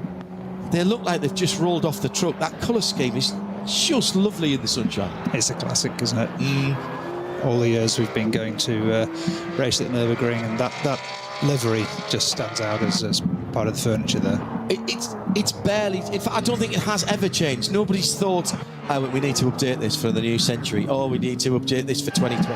Now, if it's not broken, do not attempt to fix it. Leaders now, 10 car lengths apart. What was 3 seconds is far less than that. A little bit of traffic coming up on the very twisty part of Hatzenbach. This is going to delay the Mustang. Leader always has a slight disadvantage because you reach the traffic first. And it's a Cup car and a lesser category car. Looks like one of the front-wheel drive touring cars it was. Dealt with really nicely by both the leaders as they went round the outside at the end of the Hatzenbach. Now over the bridge and heading towards the Flugplatz. Yellow flags ahead. This is where the barrier work is going on the right-hand side. Those trucks have been there for a little while. And now we've got the Lamborghini, which has just come out of the pits on cold tyres as well. And that needs to be told. That's a GT3 car, but it's on cold tyres, just out of the pits. and effectively testing that suspension repair as well. And this will be a difficult pass for the Mustang. Makes it through into Schwedenkreuz at the top of the hill, followed through by Andlauer, who goes to the outside at the top of the foxhole. Will try to cut back on the inside. Surely not a pass in the foxhole. It's not a passing place, Peter. It shouldn't be. I wouldn't put anything past these guys right now. I think the frustration of the puncture has led him to be, fully on it. Down here, we've got some speeding, delays. And debris flags or some kind of contamination flags. Debris on the track. Double yellow, so speed restriction, 120 kilometres. Well, that's not 120. Now into 60. They've come down to 60. There's always a double yellow before a 60. You'll I like never drive that. durations of 60. It would be extraordinary. In fairness, in the continent of Europe, and we don't see it in some places, certainly not when we're in the UK at home, you'll often go from a 70 mile an hour limit straight down to a 30. In Europe, that would come down in stages, and that's exactly what happens here, effectively. Absolutely right. You don't go directly into a code 60. That's it. Oh, it's the sunshine on the reflective parts of those rear lights that makes it seem like they're strobing. I've just realised. So there we go, past the green and back up to speed. That was quite nice, actually, by Vincent Kolb there, because he just lifted off for a second and then put his foot down so that Andlau didn't have a run on him. Yeah, didn't leave enough of a gap, did he? No. Now, down the hill to another hairpin right-hander. Klaus Appel back in the pits from the lead of SP9. Is this a standard stop? I'm not sure. They've done tyres, they've done fuel. Inside the top 10 again, making just a second pit stop. My goodness, you can almost go at the end from here in that car. They have, that is 2.8. That Ferrari is the only car that's doing 8 lap stints. Now, it's not at the outright pace of everybody else. An 8.20, the fastest lap of that car against, 7.57s in 8 minutes. But even at an 8.20, that's not exactly hanging about, Peter. No, I suspect the 8.20 is what's enabling him to do it, though. He's driving to a pace, as I think you mentioned, so I think that's how he's being able to do this. This is his last GT3 race, as we've mentioned a couple of times before. Now, this time he did take the food on offer. Not sure if it was the same sponge cake. Or is it some meat treat, as that is his company? Either way, a full face helmet is not the approved headgear to be able to try and get that into your mouth. Indeed so. I think it is actually some of his meat product. Fricadelle, meatballs and small sausages and such like. Being asked if he's all right, thumbs up. Leave me in, coach, leave me in. I'm a contender. You know what? This is great because and I'm not trying to upset anybody here, but for those of you who are here yesterday for Max Verstappen, in Nürburgring terms, Klaus Abelen is Max Verstappen. He's been around that amount of time. He's put that much in to the sport over probably getting on for 3 decades now, maybe even a little more. And to make the first win for Ferrari for his team, he wasn't driving, but he is an absolute superstar here. And the news that he is not stepping away with the team is absolutely brilliant. Yeah. There's so much he can bring to the place, to the team still, and also to bring up other drivers through this route. Local sponsor from the beer company as well, through, and the Fricadelle company, which is his company. And we'll be talking about him racing some of his classic cars as well towards the end of the year. So that might be the start of his last stint with just an hour and a half to go. So 3 car ahead of the 6 on GPS. So Andlauer, we think, has made the pass. We didn't see it, but certainly the GPS, they're still absolutely together as they come through Brünchen and up to the ice curve left-hander. Hopefully we'll pick them up again. That's right in the middle of the forest. Even difficult to get the onboard signals out of there. At RSL_studio, comments, points arising, questions, happy to help if we can. So, Julian Andlauer through the middle part of the lap. Has the Mustang behind. Peter Kate called it perfectly. And that was courtesy of Sector 3. He pulled another couple of seconds and the pass must have been made there. Because we know he was sitting right up the tailpipes of Vincent Kolb. The question now is how hard do they push in that car, given the concerns on tyre? Have they made an adjustment to the tyre pressures when the tyres went on? They might have even had time to make a slight setup change. Mainly, maybe change the camber at the back or the toe-in. Toe-in's a bit more complicated, but certainly could have done a damper click change. Yep, possibly even a different compound of tyre. Yeah, that's a very good point. Yeah, very good point. So much that can be worked on. So that now is about a 4-second lead for Porsche over Ford Mustang. But this is by no means over, Ford fans. And a second here would still be a great result for a GT3 programme that is still in its infancy and on a circuit like no other. So it looks like it was coming out of Bergwerk and heading up the hill. Yeah, it was. Into Bergwerk, excuse me. On the brakes. Through Lauda and into Bergwerk on the right-hand side. I was guessing that by where the sun was. On board, struggling a little bit out in the forest. Well, opportunist move then. Over the bridge at Adna, up the hill on the other side, through the Niki Lauda corner, and Andlau down the inside, got position, coming over that little brow, and with the car in that, you normally do turn in quite late to Berger. Basically, he pressed the situation there and made Vincent Kolb make a decision. Are you going to turn in or you're not? That's it, and held the car just on the apex to make sure that there was no cutback from the Mustang.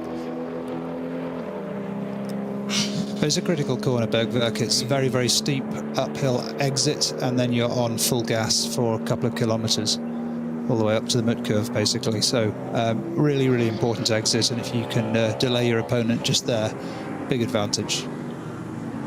Well, Haupt Racing team and the Ford Mustang number 6. Just a singleton entry here. There is an awful lot of GT racing around the world.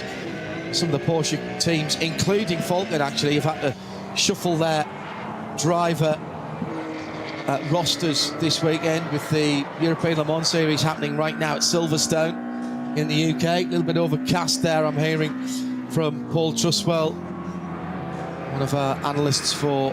the analyst for Le Mans. Also working in the 24H Series paddock as a race strategist for redcamel.nl, the Breukers family team. So Paul on the PA there. Very cold overnight in the centre of England apparently, but bright skies this morning, but clouding over at Silverstone.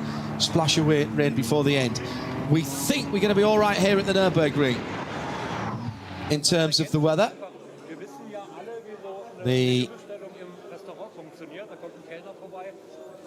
Down in the Frickadelli Racing team with our German colleagues just marking the historic outing, final outing for Klaus Abel. We'll keep an eye on what's going on the circuit.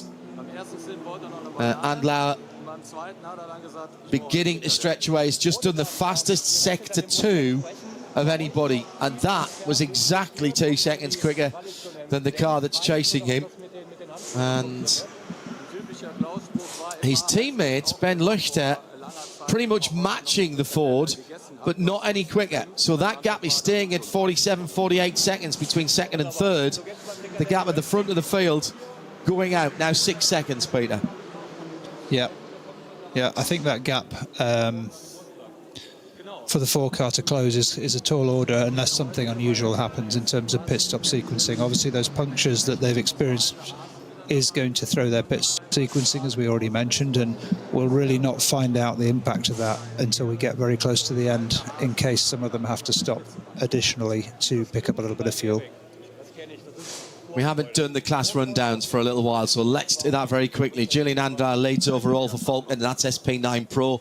It's Müllner Motorsport in Cup 2, yet to make their next stop, but they're up in 4th position, the 921.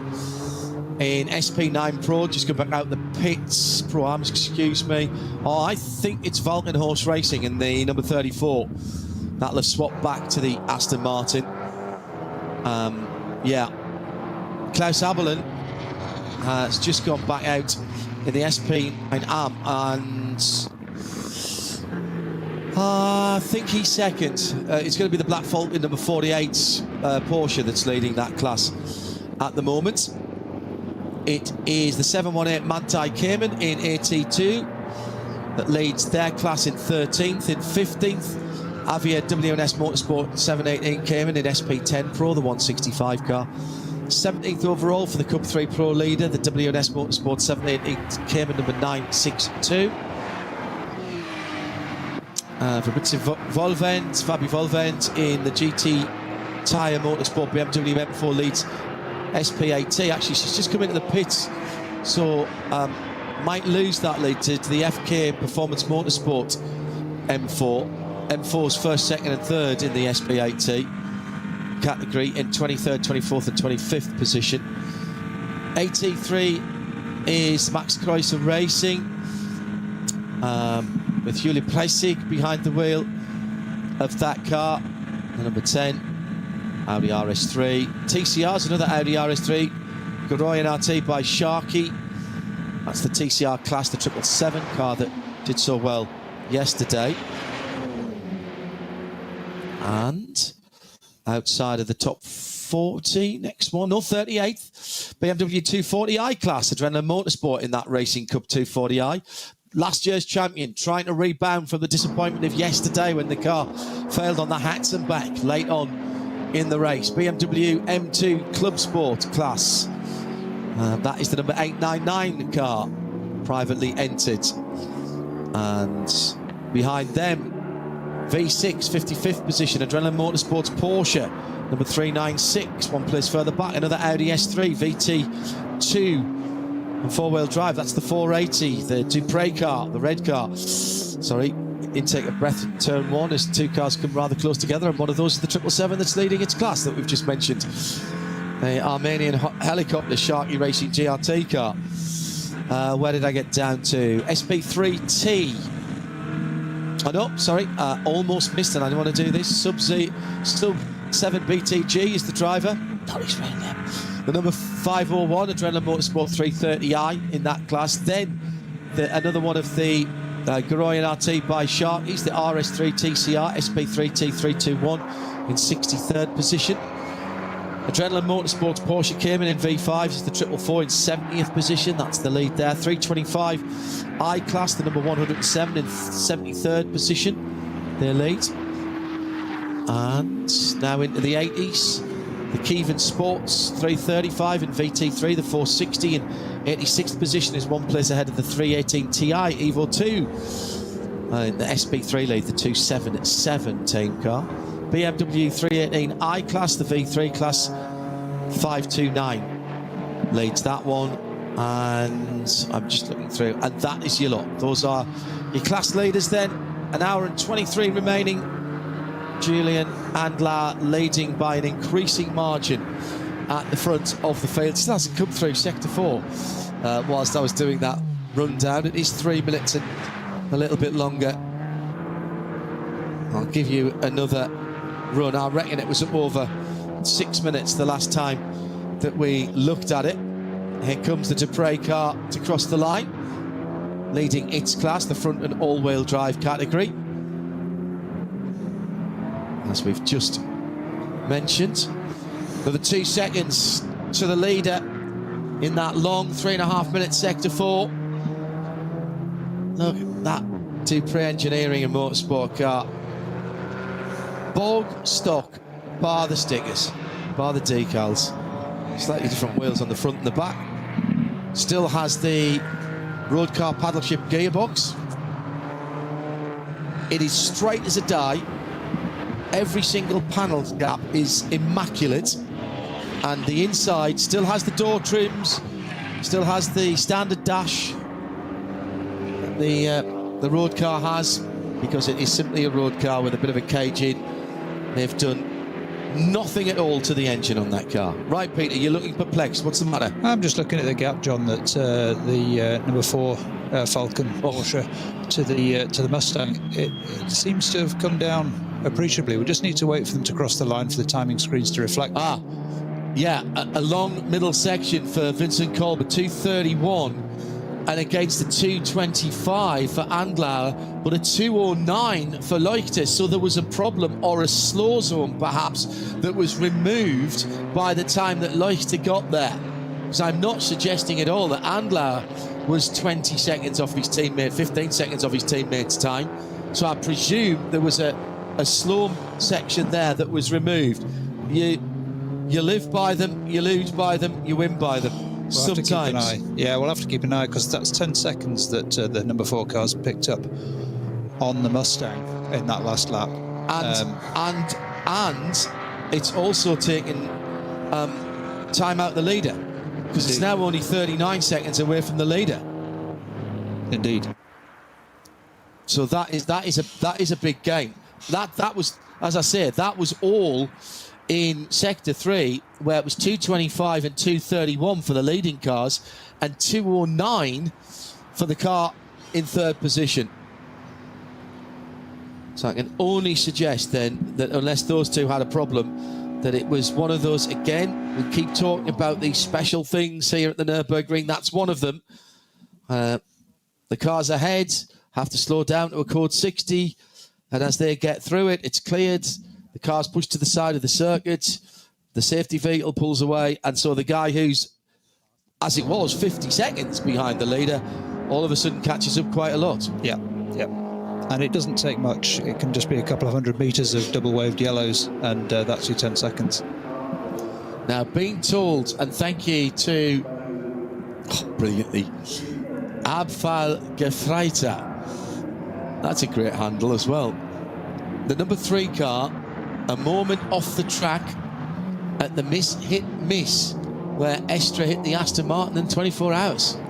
That's what's coming back from our eyes and ears around the track at RSL_studio.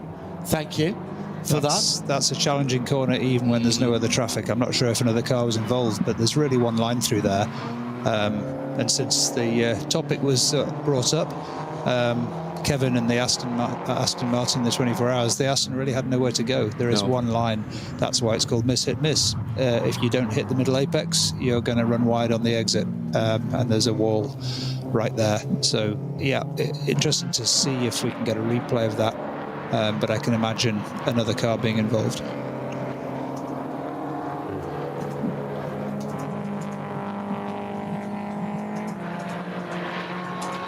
It's Peter Kate.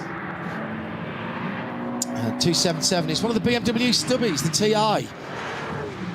Now, I have to say, down through the years, they've grown on me. Yeah. I think that is a far cleverer car than I gave it credit for when it first came out. It was a bit of a, as we'd say in the UK, a bit of a Marmite car. It was a love or hate car. And as it has mellowed, and BMW's design language has changed appreciably since then, although interestingly, of course, with the reintroduction of what they're calling another round of Neue Klasse and the smaller grille and the smaller kidney, perhaps we've come full circle. But the little stubby 318 Ti, I think I've mellowed into that car. Indeed, and as you know, there are some very successful 318 Ti championships around, which are a great breeding ground for endurance racers. You know, running races and some pretty interesting tracks, including Nürburgring Grand Prix and various others, and cutting their teeth on sharing cars with the drivers. I'm a huge fan of endurance racing, as you know, but also for bringing up young drivers, because unlike sprint racing, first of all, you're in the car for longer, but secondly, you're sharing a car with somebody else, and you can discuss setup and you can talk about strategy and things that when you're doing sprint racing, really you're left to your own devices. So as a learning platform, huge recommendation is to get into endurance racing, even if it's hour-long racing where you're sharing the car. That's the V5 Adrenaline Motorsport came in the 444, leading its class in the red, white and black colours. The other thing about endurance racing, if you're in the UK, there's a very strict licence progression. A bit like being in Gran Turismo, actually. You can't drive the best cars until you've done a variety of racing. So first of all, you've got to go and do what's called your ADAC test. You've got to prove that you know what you're doing, know what flag signals. Then you go and do races with the lowest of the national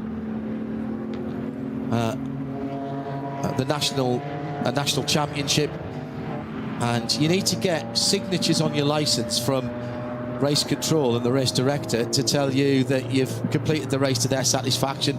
And as you go through, you can upgrade your license, and eventually if you do the right races or over a period of time, and it depends how many races you do and what championship you do, you can apply for an FIA license. Now you can do that by upgrading a national A to what's called an international D, or you can go and do an international race and get an international so there's some international races that run on national permits as well, so you can upgrade that way. However, the point about endurance racing is, if you are in the car more than an hour and you're doing this for your UK driver's license, race driver's license, you can get 2 signatures in one race. So that is another good reason to go endurance racing. It also means you can plot and scheme behind somebody for 15 minutes to work out where you're going to overtake them, rather than have to do it on the next corner because you know you've only got a 20-minute race. Absolutely. And actually, I think it develops racecraft better than sprint racing does. And people go, no, don't be silly, racecraft, you've got to get it done straight away. Now, that's not racecraft, that's just slinging it down the inside. Wham, bam, thanks very much. And there goes your wing mirror. Don't get me wrong, I love sprint racing as well, but I think you use your brain more and you develop these driving skills more when planning to pass someone in an endurance race.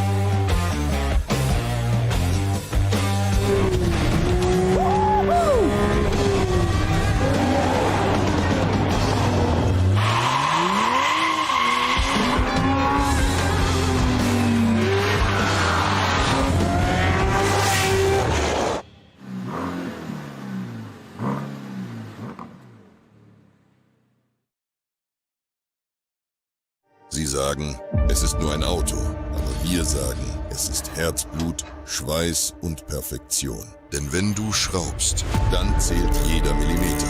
Dann bist du in deinem Element. Du willst mehr als nur fahren. Du willst es fühlen. Die volle Kontrolle. Eine optimale Straßenlage. Wir wissen genau, was dich antreibt. Denn wir teilen die gleiche Leidenschaft. Egal ob auf der Straße oder auf der Rennstrecke. Wir sind immer an deiner Seite. Wir sind H&R.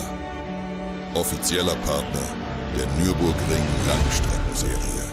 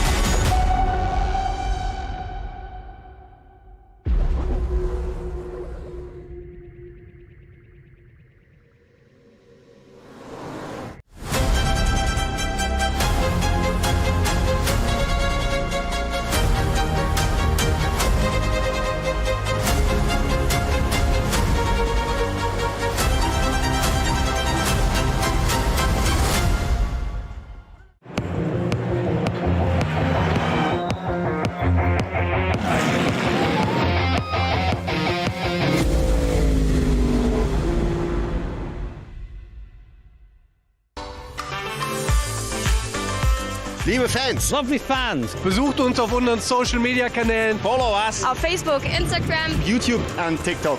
Willkommen bei der NLS.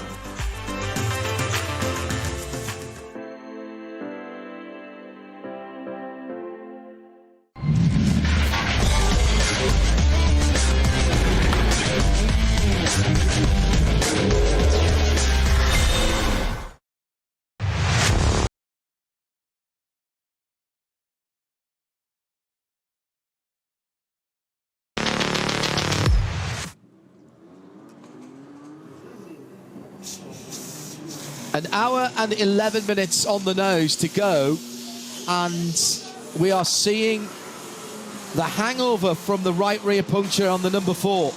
They had to change their pit strategy. An 8-lap stint for Ben Luchter that time around.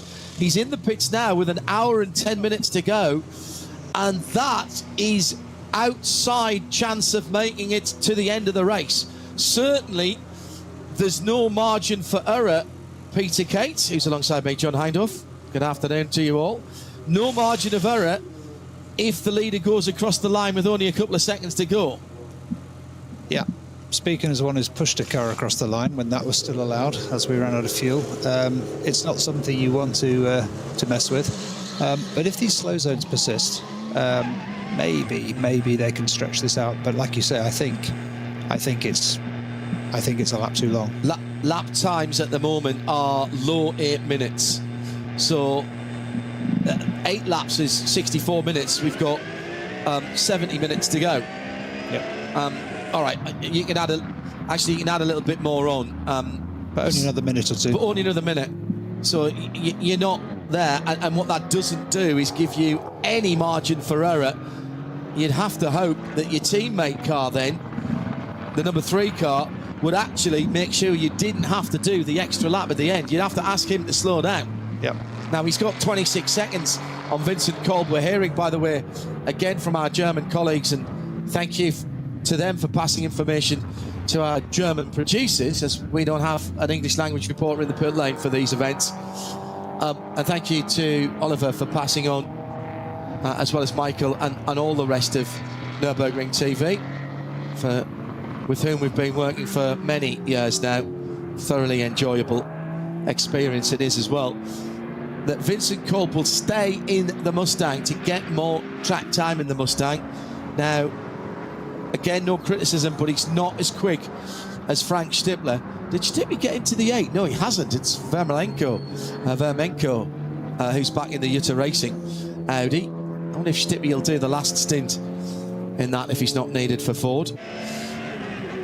So Haupt in second at the moment. The gap is, well, it's gone out now. It was 30 seconds when Leichter came into the pit lane. But even that third position overall, well, that's going to be in jeopardy.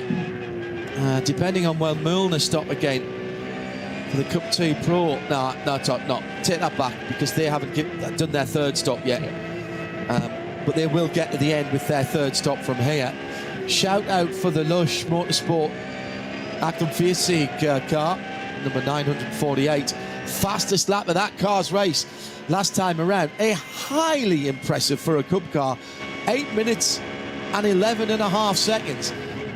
Lots of green in the top. Tells me that we've had a couple of clean laps, Peter, and also the track is unencumbered by traffic for those drivers, and also with flags and no little damp patches. Yep, no slow zones as I can see. Things are clear, and traffic starts to space out a little bit at this stage, as the cars tend to sort of find the space on the track towards the end of the race. You know, we've got cars running here with straight after a pit stop, still with full fuel, new tyres. It tends to balance out. If the team's done a good job, as the tyre wear increases through the stint, the fuel load comes down and balances that. So what you're really looking for is a consistent lap time over the stint, obviously excluding things like traffic and slow zones. But that is an impressive Cup 2 lap for sure, to be only a couple of seconds, 10 seconds away, 13 seconds away from the fastest GT3 lap. Yeah. GT3 SP9. Yeah, absolutely. I'm very impressed by that. It was, as I say, it was the 948 that did it. Is that Tobias Müller, do we think, behind the wheel of that? I guess it is. Yeah. Well, he knows his way around. So slightly less of a surprise. Yeah, but it's, I mean, still impressive. It's still a cup car. You know, that is a car, as I said the other day when we were talking about this, originally designed to do 45, 50-minute races. There is an endurance kit that goes on it that puts things like the air jacks, slightly bigger fuel tank, suspension, different headlights as well, because you use your headlights in the dark here.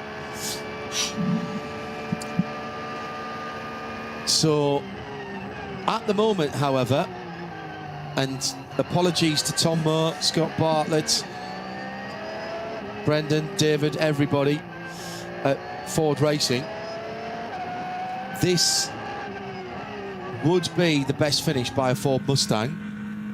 12th, 8th, 11th, 6th, and sadly a non-finish, or should I say a non-classified finish yesterday, because they did get that car back out after the clutch problem, but I don't think it did quite enough of the race to get classified. Today we have seen the power of the pony. We have seen the potential of that Ford Mustang. Yesterday with Frank Stippler at the wheel, it was the only car in that first stint who could get anywhere near the pace of the Falcon Motorsports Porsches with their factory drivers as well. Today, not only did it do that, it has led the race here on the Nürburgring Nordschleife in NLS 8. Mark that one down if you're a Blue Oval fan.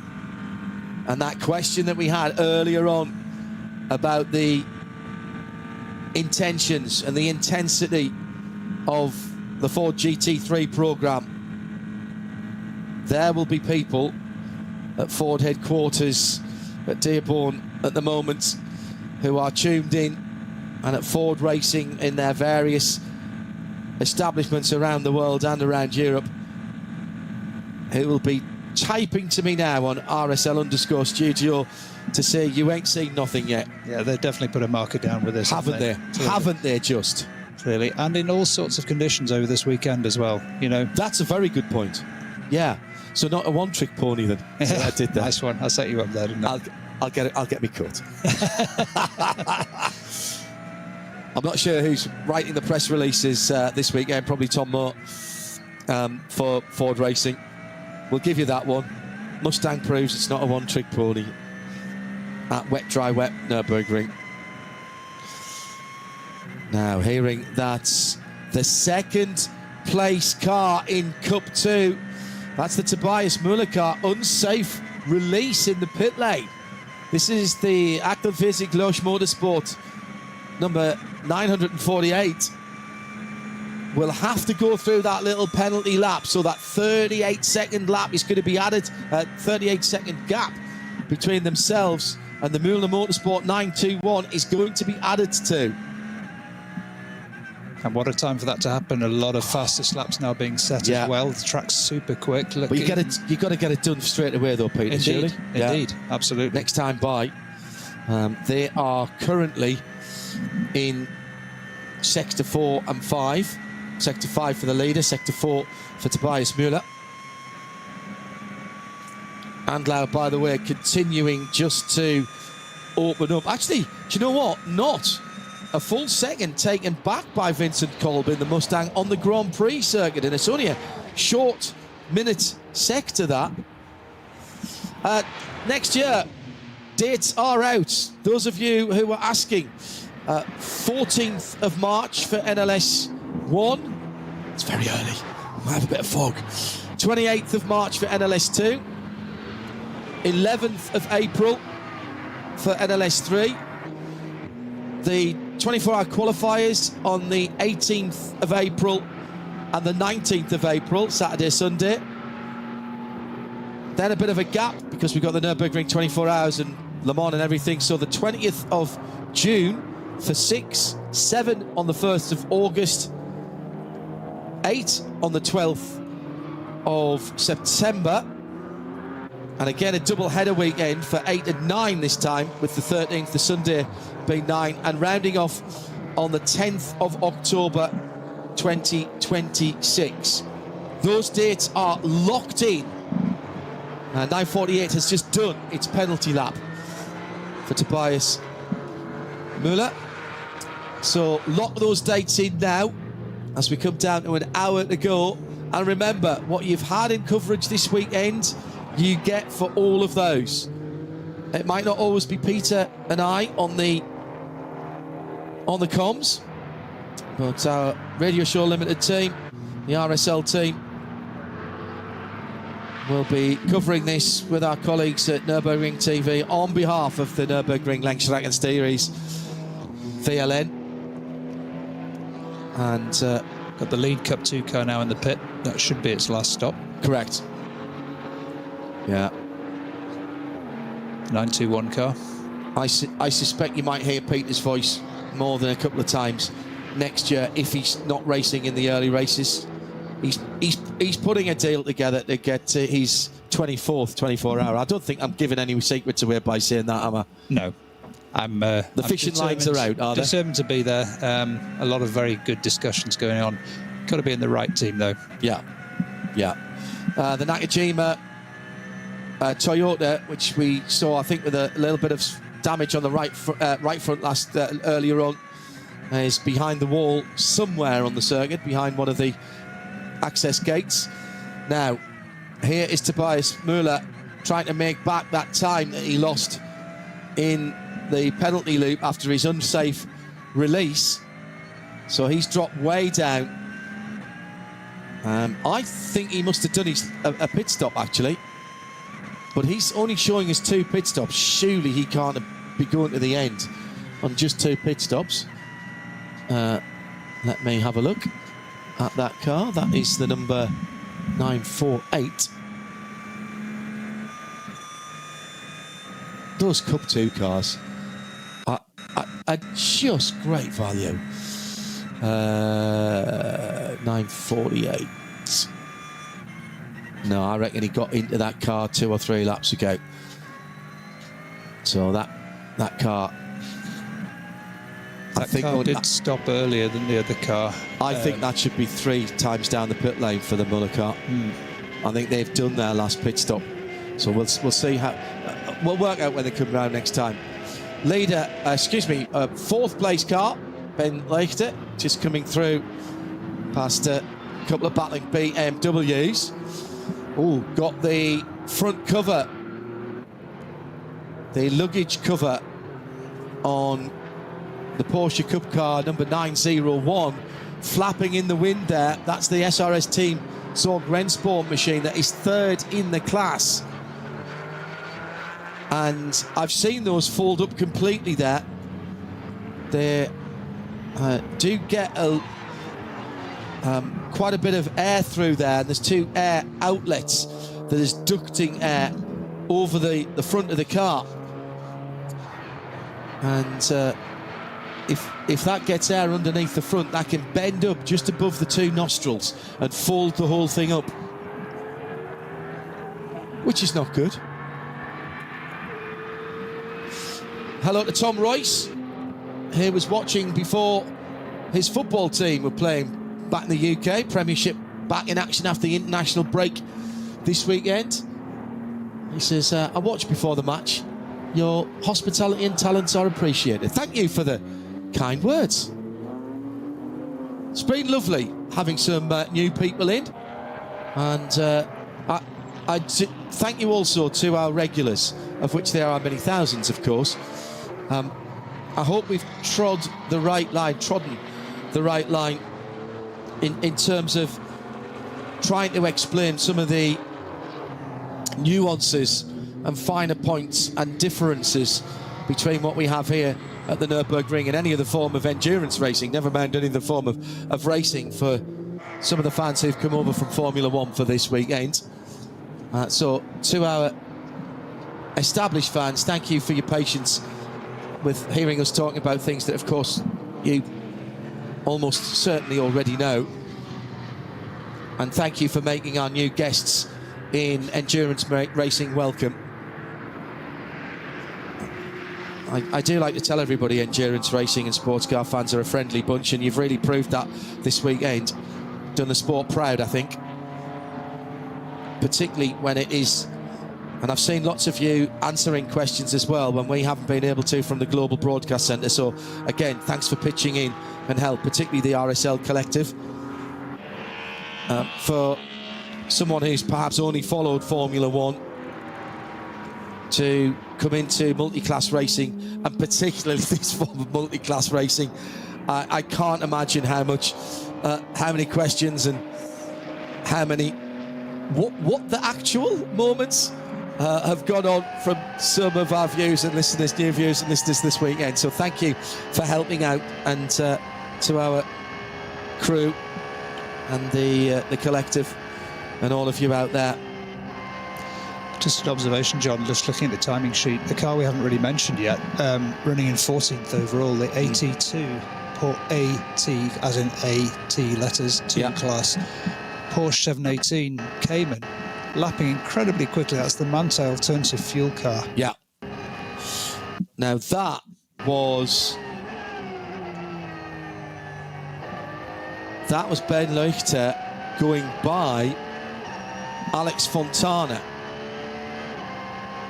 So let me just work this out. They're on the same part of the track. Yes.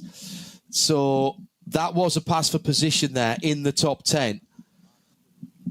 As Alex Fontana is now 3rd in SP9 Pro-Am, but has made his last top as the 160 Toyota back out on the track and trying to get it back home. We saw it behind a gate earlier on. This is one of the Super GT4s. And I think he's a long way from home at the moment. So just going back to that pass we saw a moment or two ago, that would have been for 7th or 8th position. There's some cars out of Sport Jutta Racing, and Alexei Veremenko has just done that car's fastest lap of the race, 8:08. So things are speeding up a little bit. But what I'm interested to see then is, I think that Jutta and Valkenhorst still have a pit stop to us in 6th and 7th position.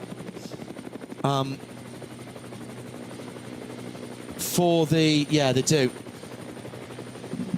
Veremenko is 6 laps into his stint, so he should be coming in soon. So I was slightly worried for a moment there, because it looked like something had gone awry with the car collection Alex Fontana car, which was on pole position overall and was comfortably leading SP9 Pro-Am. However, they've made their last pit stops while the 2 cars ahead have not in class. And being as they are, do you know what? They're only 3 minutes behind, so that is going to be a lot closer when we see them again. Class battle between the BMWs, 500 and 504. Lots of BMW racing in this. Just heading into a slow zone on the Dodiger. The number 500. Now, were they on the same lap is the next question that I have to find out. 500 and 504. That is the 500s are the VT2 rear-wheel drive cars, I think. Yep. So that was passed for the lead in that class. There you go. That's the Rauer and Stahlschmidt SRS T Rennsport and Adrenaline Motorsport, 2 BMW 330s, 57th and 58th. So here now is the last stop for the number 48. So that car now will drop down out of the top positions as it makes its last stop. That was the leader in Cup 2 Pro. So now we've got to watch out for the 921, one of the white, blue and black Milner Motorsport cars, because that car has made its last pit stop the lap before. So that car's making its way around back to the start-finish straight now. So all these stops that we're seeing now, SP8T car, the 163 in the Saturn finish, One of the BMWs. It's one of the GT4s. But turbocharged now, of course. Hello to Jesse Young in Australia. What a weekend of sports car endurance. Can we have a shout out for Takuma Miyazono, excuse me. Didn't get much running today, but nice to have a veteran Gran Turismo esports champs in the ELS. Well, we have had the man from Gran Turismo, the man who designed the game, has raced here. And apparently, Miyazono-san staying around in Germany. He's off to Berlin for the Gran Turismo World Series eSport live event next Saturday. 5 titles in that, including 2 Nations Cup champions and 2 manufacturers titles. Steam from the left front of the grille of that 160 Supra. Thank you, Alan Prosser. And pit stops, as we predicted, Peter, for the 2 what are first and second at the moment in SP9 Pro-Am. So now it's up to Alex Fontana to close that gap. He has made his last pit stop for car collection. And this is when that stagger that we were talking about unwinds, isn't it? It looks like, you know, you look at the time gap, 4.5, 5 minutes down, but somebody owes you a pit stop. That's right, that's right. And if your scheduling earlier in the race was unplanned, whether it's a puncture or anything else, you know, this is where you discover that. These pit stops now that are occurring, of course, the cars will be able to run to the end. But a few of those that we saw stopping a little bit over the hour, particularly in the GT3 SP9, those guys may well have to stop again. The pace of the race, Peter, we were speculating about this, and the pace of the race has been such that we have got in now to the last 50 minutes, and I reckon both Andlauer and Kolb will come in from the lead of the race next time around, but that will be their last pit stop.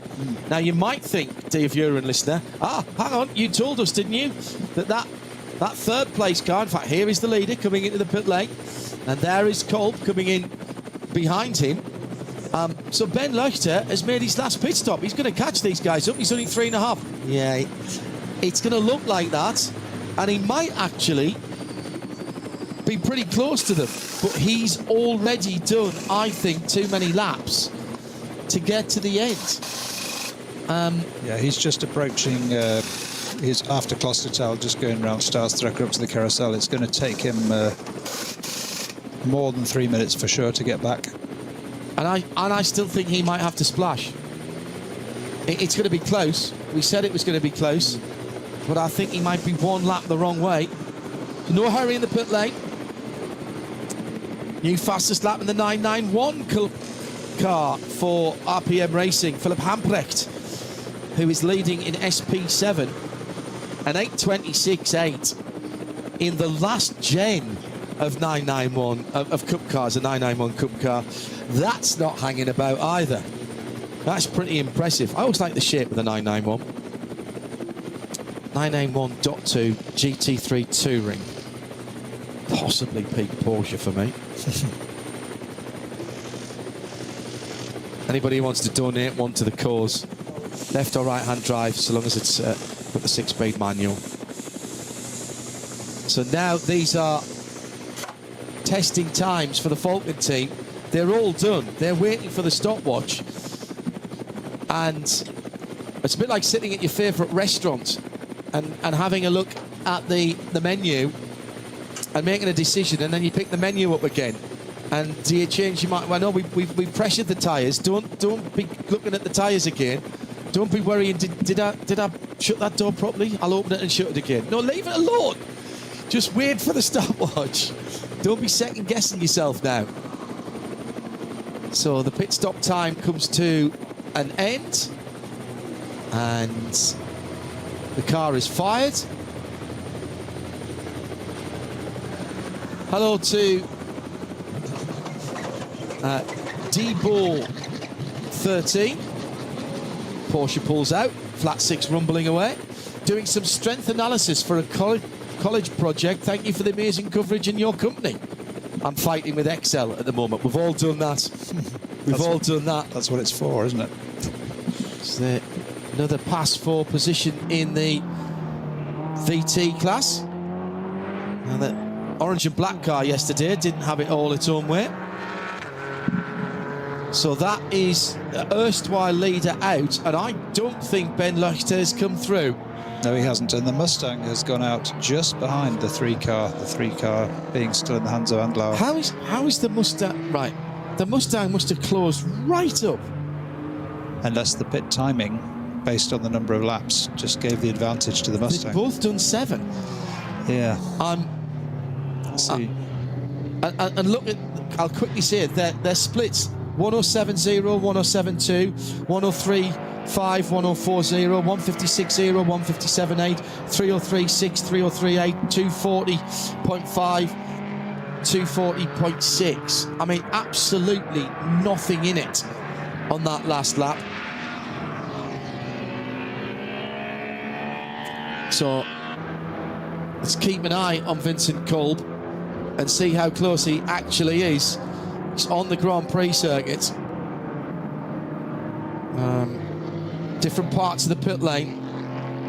At pit out, now, was that a pit out or was that the finish line? 3.5 seconds. It looks about that on the GPS. Maybe a tad longer. I'll wait for them to come through sector 2 and do a bit of mental calculation.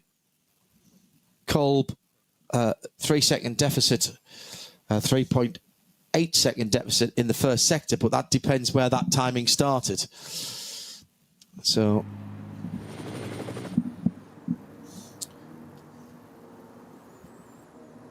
out onto the hats and back for those two cars.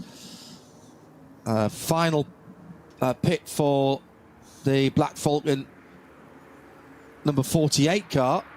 SP9 AM leader, and easily winning that at the moment, leading that at the moment. Klaus Abelin is in second place, and he's over 4 minutes down.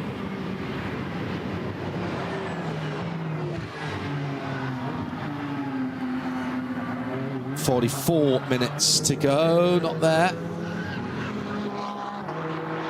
GT4 came in against 911 Cup car. End of the lap. 2 Porsches into 1 right-hander. Probably not a good idea. Let's get to the end when you've got this close. At RSL_studio for your thoughts about this race today. What you've seen. How you've enjoyed it. Are you going to be joining Johnny and Bruce for the Saturday race on the 27th of September?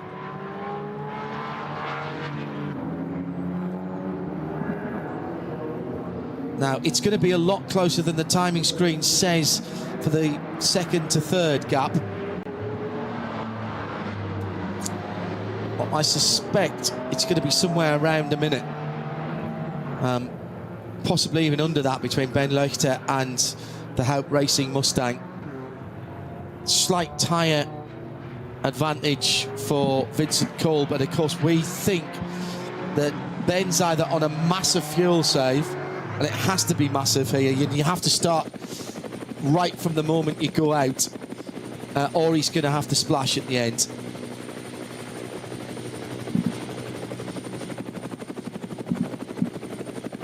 Alan Prosser doing his absolute top quality work on the screen grabs and the replays. Thank you. More fastest laps. You keep for Tess. Third place. Oh, and Abelin's gone off. That's, I think, at the... Is that at the bottom of the hill that leads up to the Caracciolo carousel? If that should be the hill climb on the left. Yes, it is. Ah, Klaus. Engine still running. Can he turn that round? He needs to find reverse. Not an easy thing to do, actually, on a paddle shift car. Different manufacturers have different ways of doing it, and that's what he's struggling with at the moment. Which button do I press? Where's the interlock? Come on, Klaus. Might not be able to get on the radio here. Yeah. Has he got it? He has got it, but that's first. He needs reverse. And he can't find reverse, or it's not going into reverse. About this time, he's wishing he had a good old stick shift and he could just fling it across to the right and click it across the gate. Oh, Klaus, this is not how I want this to end for Klaus Abelin. If he can get a push back, and I think there's some marshals there now, he's certainly got a gear and he'll be able to move it forward.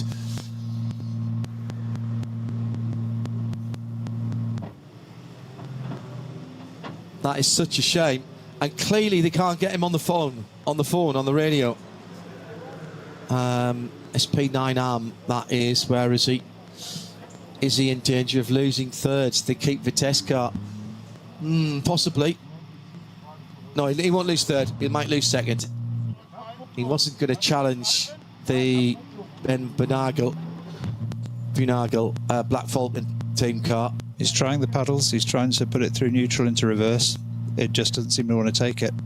There's obviously a sequence to do it because he keeps pressing buttons on the front of the steering wheel. He's got it. He's got it. Here we go. Never have I been so happy to see a Ferrari go backwards. It's fine. I don't need a push now, he's just said. Thank you. Very good. Door closed. First gear. Let the clutch bite. There's something not quite right here, is there? As he engages drive, it just cuts it. He's got room to get out. That's the good news. I don't think he's done much damage either, Peter, to be honest. I think he's just gone in there fairly softly. But you're right. Every time he tries to put it into a forward gear. Here's the replay. So he's coming up to the right-hander at the bottom of the hill to go up to Caracciolo Carousel. Just misses his braking point, I think, Peter. Oh, that's the slightest of touch. He's not damaged that car. He might have slightly deranged the bodywork. Yeah. How annoying to have lost all that time for that. Just couldn't get it slowed down. I'm wondering if he couldn't downshift. Ah. Because he can't seem to get the gear to take now. He probably doesn't, well... Dare we do a Control-Alt-Delete? Yeah. Then you worry it won't restart. Yeah. But if he didn't have engine braking and he was expecting it, it would have potentially run him wide. That's brilliant. That's why we have you, Peter.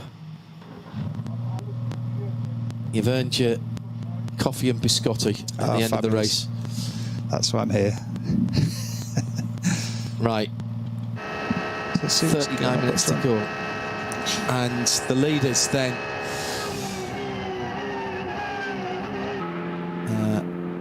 Julian Andlauer coming through to the end of the lap. He's taken a little bit of time again out of Vincent Cole, but nowhere near what he was doing before. So possibly, I mean, what he could be doing. Yeah, seconds. Yeah. So he took 6 seconds is all that lap, just under. I think Falcon are playing a very, very clever game here. I think they're going to try and get Ben Lechner to the end of the race without him having to stop again. And for that to happen, Andlauer has got to control the amount of laps from here. Yep. And so he's pacing himself back to Kolb. There's no big gains or losses in that last lap. 36 to a 39, a 103 to a 104, a 56 to a 57, a 14 to a 15, a 49 to a 49 in the last sector. So the Ford's got everything to push for. Yeah, yeah. I'll tell you more when Ben Lechner comes across the... Oh, you see, I've said that, and then Julian Andlauer's just done the fastest first sector of the race. Okay. The last 2 minutes of my life, I've just completely and utterly wasted. And your time. I'm very sorry to you, viewer and listener. I don't think a 1-2 is on unless Kolb has a problem.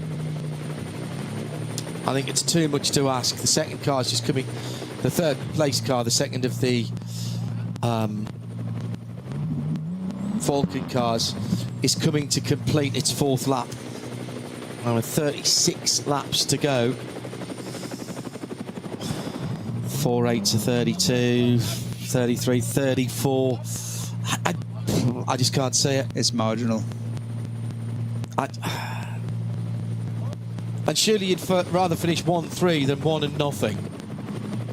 And what I should really be doing is looking at the championship positions to see whether any of the drivers are in, you know, which of the drivers are in better contention. It's so annoying for Klaas Abelen, by the way. Still can't find first gear. Clunk. Oh, hello. There he goes. Yep. He's found it. I'm going to suggest that wasn't first. He certainly got it moving, didn't he? Which is great, and not the easiest thing to do. I don't think that was first. I think he probably started that in 2nd or 3rd because there was a lot of clutch slipping. I don't even know how do you have a I'm not sure in that car. If there's I'm not sure in that car. I assume that starting in another gear is not an option, but he's kindly gone around the top of the carousel. But still now not happy, is it? Something's slipping. You can hear it. He's got it rolling. As long as he can bring it back. But there's a lot of slip going on in that drivetrain. I think you're right. I don't think he can change it down. So I think the steepest part of the track, if you can get it over the top here, it's a 120 speed limit anyway. So the problem was, I think he couldn't get it down into reverse. Then he did. And it went backwards enough for him to be pulled out, or he was helped out. I can't decide which one. There was a VW behind. Actually, we've got our German reporter down in the pit lane speaking to the team. So he may have been pulled back by that VW Touareg or Tiguan, and then maybe it was in too high a gear to pull away.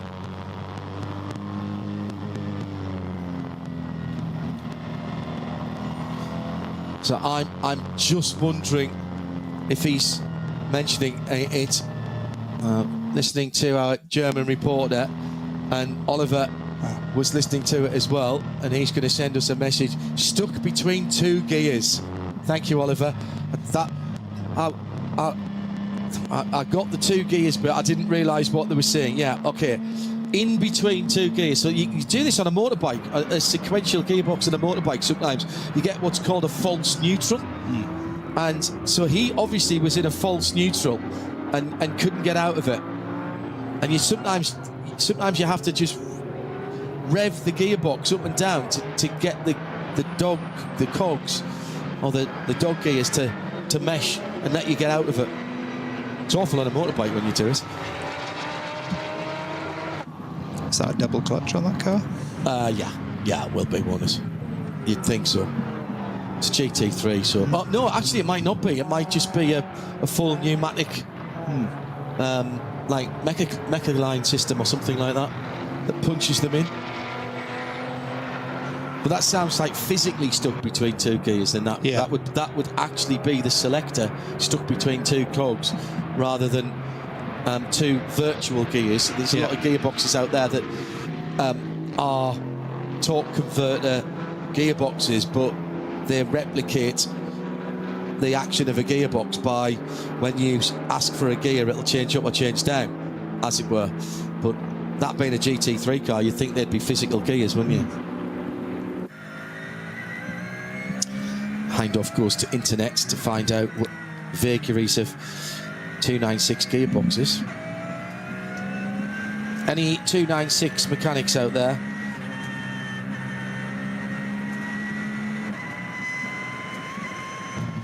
Inside the last, or almost inside the last half an hour, at the front of the field, Andlauer by a little over 10 seconds, but not pulling out massively. It's a good job by Vincent Kolb, who's getting some extra mileage in the Mustang.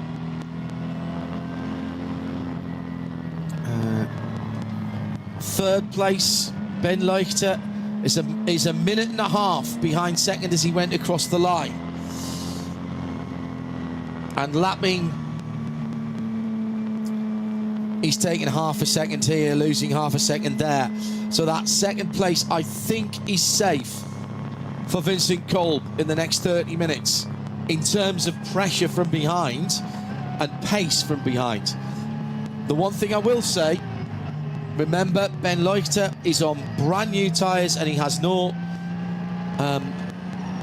he's not on brand new tyres, in old tyres, and he does have fuel concerns, so he may not be able to push as hard as he wants to. If he's got a pit, there's no way of doing it. Remember, a puncture for both, left rear punctures for both of the Falcon cars, the one running in first and third, put them, particularly the third place car, the number 4, on a different pit strategy. They had to pit rather earlier than they had wanted to. Klaus Abelin coming down the Dortiger Höhe, and he's knocked the headlamp glass a little bit on that car. But I do think, Peter, that you absolutely cracked that the off was as a result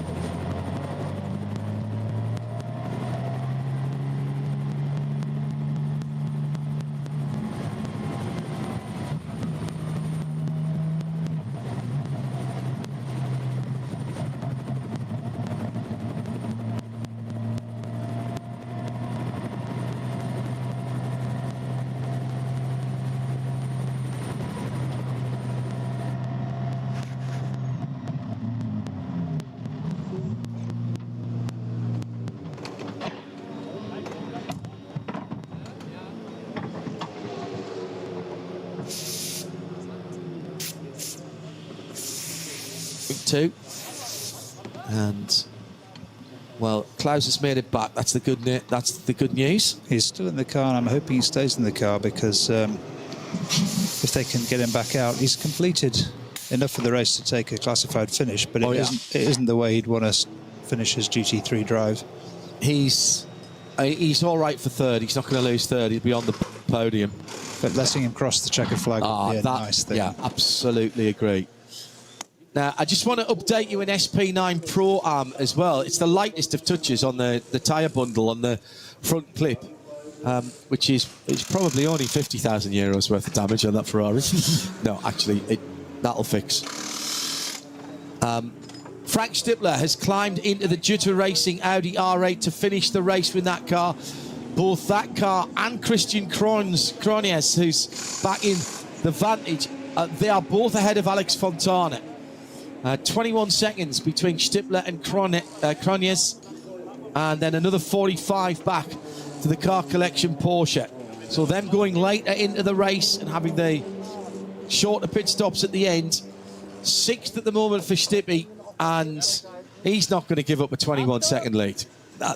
Christian Kronies will have to drive out of his skin in that Aston Martin to nick away that SP9 Pro-Am victory for the guys at Jutta Racing.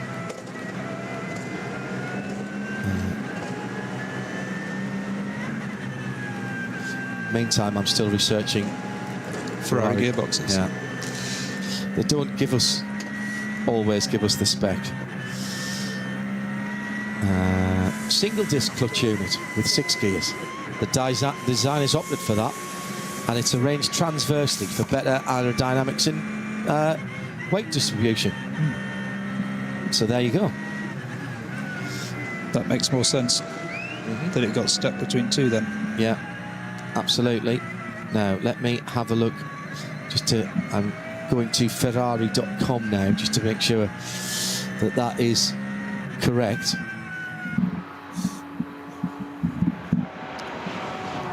It takes a lot of technology from its road-going twin. And of course, the engine block, I'm not sure how many people realise this, but the engine block is the same as the prototype. Just under 3 litres, turbocharged rather than turbocharged twin turbocharged in the prototype, and it's called the prototype is called the 499 because each cylinder is 499 cc's. Aha! Do you think Klaus has finished? Klaus has climbed out. Helmet is coming off. That is a shame.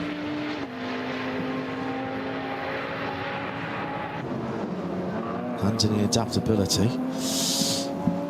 Intervention,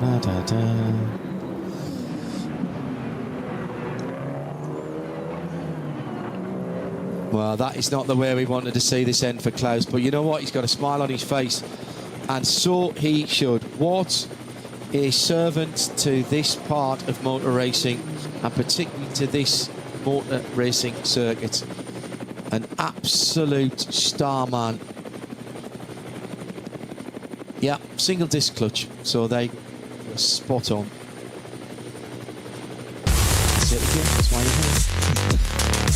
Along with our very knowledgeable listeners. Yes, and our German production team.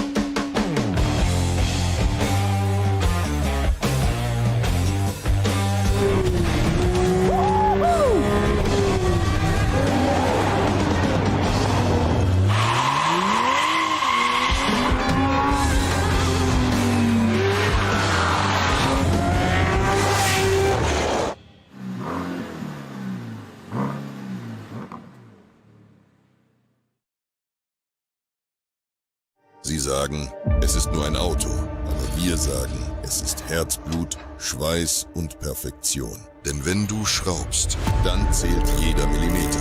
Dann bist du in deinem Element. Du willst mehr als nur fahren. Du willst es fühlen. Die volle Kontrolle. Eine optimale Straßenlage. Wir wissen genau, was dich antreibt. Denn wir teilen die gleiche Leidenschaft. Egal ob auf der Straße oder auf der Rennstrecke. Wir sind immer an deiner Seite. Wir sind H&R. Offizieller Partner der Nürburgring Langstreckenserie.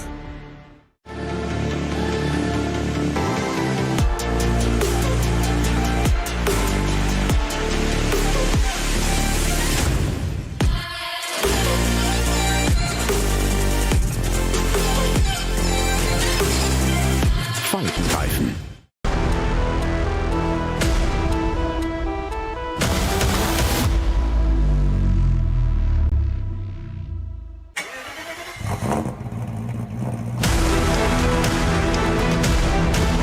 Hol dir jetzt dein eigenes Motorsporterlebnis nach Hause. Dein Online-Shop für Simracing-Hardware und Zubehör. www.simraceshop.de.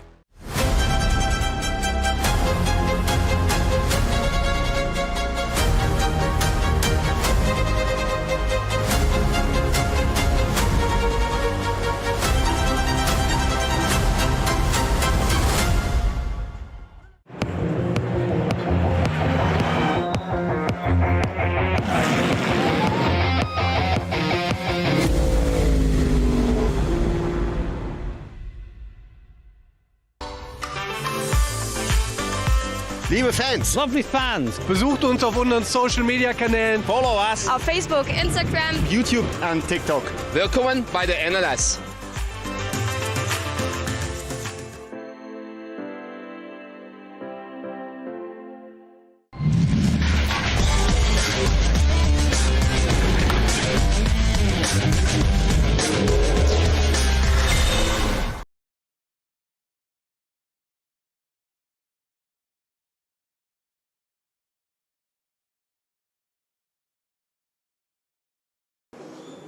Also ihr habt ja einiges in eurem Rennsportleben schon spannend gemacht, aber glaubt man, als du alleine dort unten in dem Auto saßt, nicht nur hier die Box hat gezittert, die beiden Kollegen in der Kommentatorenkabine, komplettes... Finishes his GT3 driving at the Nürburgring.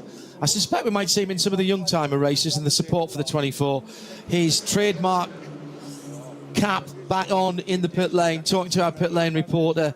A gearbox issue that put him into the wall and then couldn't get the reverse gear, and then it got stuck between gears in that Ferrari 296. That's history-making Frickadelli team. First ever Ferrari win just a couple of years ago here at the Nürburgring for the N24. Some half an hour or so short of finishing the whole race. He'll still, I think, be on the SP9 AM podium. Yes, he will be. That'll be of scant. He wanted to get that car across the line, Peter.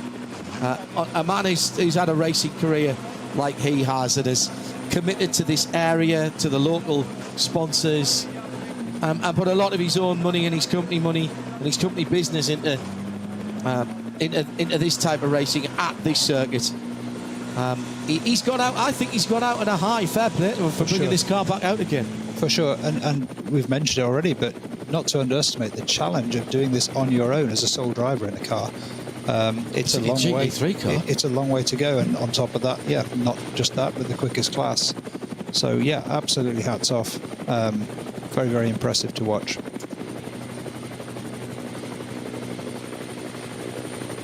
Just monitoring that gap between the leading number 3 car, extending the gap ever so slightly lap by lap, just keeping things comfortable. I suspect the Ford is very, very happy to take that second place. Yeah. Oh, I think they'd be delighted by that. They've led on pace here. All right. Little bit of a stone in the hoof for the Falcon cars with the 2 left rear punctures. But the pace was there early on, certainly to keep them honest, certainly to make them push. And in fact, you know, battling with a number of people. Now that's a car being towed in. That's quite funny actually, because we've got one of the tow vehicles doing the same speed as everybody else is under speed control. So the black Falcon number 48, the gold and red car, not actually going by. I had to look twice there because it was a Falcon-esque colourway on that car, but that's the Aston Martin. That's the 140, isn't it? Yeah. The GT4 car, and that's been pulled to one of the exit points. Just beyond Flansgarten. Yeah. Flansgarten 1. Yeah. You can get straight out onto the road there, actually. So that is that Aston Martin we were talking about earlier on. Wow. What a weekend for Falcon at the front of the field. And it is Julian Andler who is heading out at the moment. Frank Stippler leading. In fact, he's already gone up into 5th position. And now he's coming up on the Black Falcon team, number 48. He must have gone past, because the Black Falcon 48 is on its own on the Dottinger now. Just a little bit from Klaus Abelin again, confirming he was stuck between 2 gears. Said just a bit of problem with the technical, stuck between 2 gears, but he's proud that he was able to keep up with the leaders for so long. And he said, we are going to see if we can get it fixed for one last lap. That would be you nice. Can't deny him that, can you, really? They won't want to burn out the clutch or do any damage to the car or indeed get in anybody's way. But it would be good to see him do a final laps. What a weekend, as Jesse Young points out, what a weekend for Nürburgring and NLS racing. When we've had so many new people joining us for the first competitive run around the Nordschleife for Max Verstappen to get his air permit. The final GT3 laps for Klaus Abelin as well. What a career. And what a double header this weekend. Sort of a, not necessarily a changing of the guard, because this is not going to be for a while at least, a full-time job for Max Verstappen. But that's a really good point that Jesse Young makes in Australia, in New South Wales. Oh, Andlar's off. The leader. In the wall. The leader's off. Ford are back in this. The leader's in the wall. Damage. Armco right in front. A slap of the right knee by Julian Andlar, who's not put a wheel wrong. That is at Hohe Acht, if I'm not mistaken. It is at Hohe Acht. 16 minutes to go. The drama. The drama. And this is the Nürburgring. Had he lifted off too much? Had he lost his concentration? Oh, my goodness me. Head in his hands. Head in his hands. He's given it away. He's given it away and he knows it. Deep breath, deep breath. There'll be another race. There'll be another day, but it's going to hurt for a wee while. Julian Andlar and Jules Sturm had not put a wheel wrong. Fought back from a puncture. The team had done their job. An outstanding race in nigh on impossible races to drive yesterday, with water running down the track, rivers of water on slick tyres, and managed to keep it out the barriers. And on a perfectly dry day, he's in the barriers now. Is it his mistake, or has he had another failure? We'll have to see. There's a car involved on his right-hand side. He's coming up on this left, very tight line compared to the normal line. He's running a little bit wide, but what's happening now? Yellow flags, yellow flags. He should be slowing down. This is his teammate. This is his teammate. He's gone straight across the track. He's gone straight across the track on the right-hand side. That was his teammate coming to the same spot on the track. We need to see the replay of the three car. He was coming up to Hohe Acht then, and instead of turning left and right, he's gone straight across that bit of grass that's there and bounced off the Armco. Interestingly, it's where the 959 Cup 3 car had its issue. There was wet off that side of the track from earlier rain. Let's see if we can pick this up further back around the lap. He's come out of the Caracciolo carousel. Running onto the AstroTurf. And there it is. Exactly the same place as the 959 car. Yeah. 2 bangs and then across the grass as he tried to drive it away. He's going to have right rear suspension damage. He's pulled it onto an area. So what was that? 15 centimetres wide? And when it's dry, you can drive over that. You wouldn't choose to, but when it's been wet, it's going to hold that water. Oh, my goodness me. It's a very unusual trackside feature, that piece of AstroTurf. You don't find it in many places around the track. No. And that was where Harley Horton had his incident. Exactly. The car ended. We think the car went over. Certainly, it had mud on this roof, and it was being recovered, having been turned up on its side. And there was evidence that Harley had got out of the car. I was talking about how to get out of a car upside down. What you don't do is just unfasten your belts. If they can't put the car on one side, which they'll try to do, what you have to do is brace your feet up against the bulkhead of the car before you unfasten your belts. Otherwise, you just drop straight down. And then you've got to put your hands up above your heads when you can do that, and basically swivel yourself round and do a forward roll in the car. I've done it under controlled circumstances. Audi used to have a road car that they could turn you upside down, which is a very bizarre feeling. And then they had somebody leaning in telling you how to do it. It's exactly the same in a race car. I can't say it's something I've had to do yet. I hope it's never anything. I had to do it in a road car once. That was the right rear puncture as well that did that for me. Oh, my goodness me. What drama with 12 minutes to go. So we've got the splash and dash pit stop. And here's the splash and dash, yes. So down in the Falcon pits. And again, we'll get this. And they look like... do you know what? They had the wrong tyre stack out there. Those were tyres for the 4 car, not the 3, I think. But that's all right. They've got plenty of time. Unless they're going for a very aggressive tyre strategy. But I can't imagine Ben Lechter can make up the time in such a short amount of time. Not in 2 laps. You would have thought the headlines would have... Pity the journalists. Well, that's a really quick splash for Lechter. He's out. maybe they haven't put tyres on the car. They were just taking the tyres away. They've just put a splash of fuel in. And wow, it is the best and the worst motor racing, extremes of emotion. And just when we were talking about that with Klaus Abelin, the leader in the wall at Hoacht, a tiny, tiny mistake. The last time a Ford won here was in August 2015, so exactly 10 years ago. VLN 5 it was that weekend. Dominic Schrager and Uwe Alten in a Ford GT.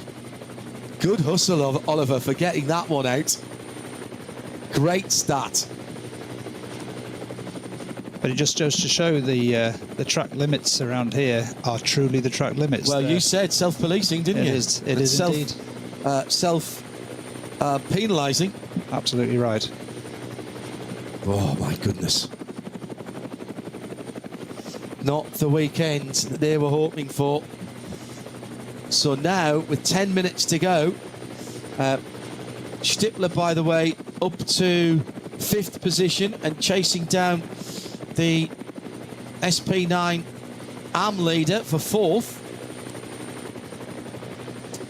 Won't make a difference in the points for the Jutta Racing Audi, but if you know Frank Stippler at all, you'll know that he'll be pushing on, trying to get some time back in the number 8, the chrome, red and black Audi, the better placed of the two Audis.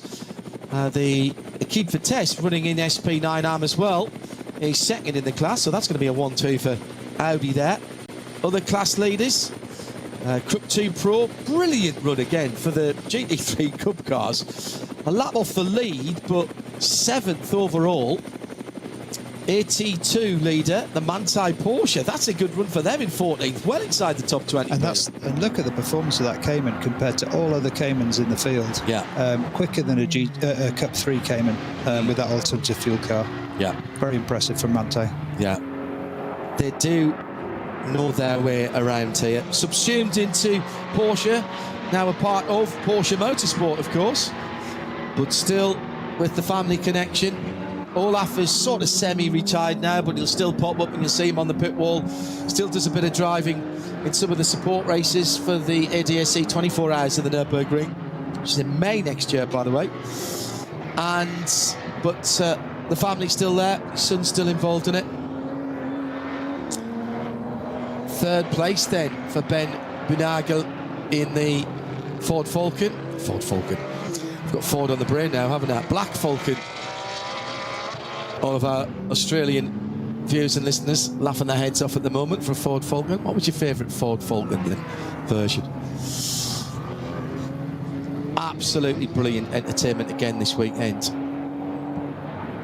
Proper old school endurance racing, Peter. Had to keep your nose clean, had to get all the calls right yesterday. Today, yes, pace was important, but, and I'm going to trot this one out. If you want to finish first, you've got to finish. First, you got to finish. And I think, you know, it's a bit like a magician's trick, this place. You know, you just don't know what you're looking at until it's done. And then you look back and you think, that's what was going on. That's why the guy's out of sequence. That's why the guy ran, you know, into the wall. That's why there's always a reason, but you know, it's literally not revealed until the last few minutes. And that's why it's so exciting to stick around to the end. That's when you find out exactly what you've been looking at. Let me give you some more class leaders. We're coming onto the last lap for our lead car. Behind that Manthey Griezmann driven machine.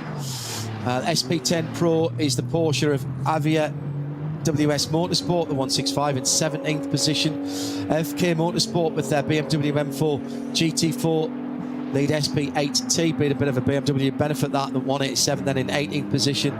The W&S Motorsport Porsche leads Cup 3 Pro 963 car, just ahead, just a minute ahead actually of the number 944.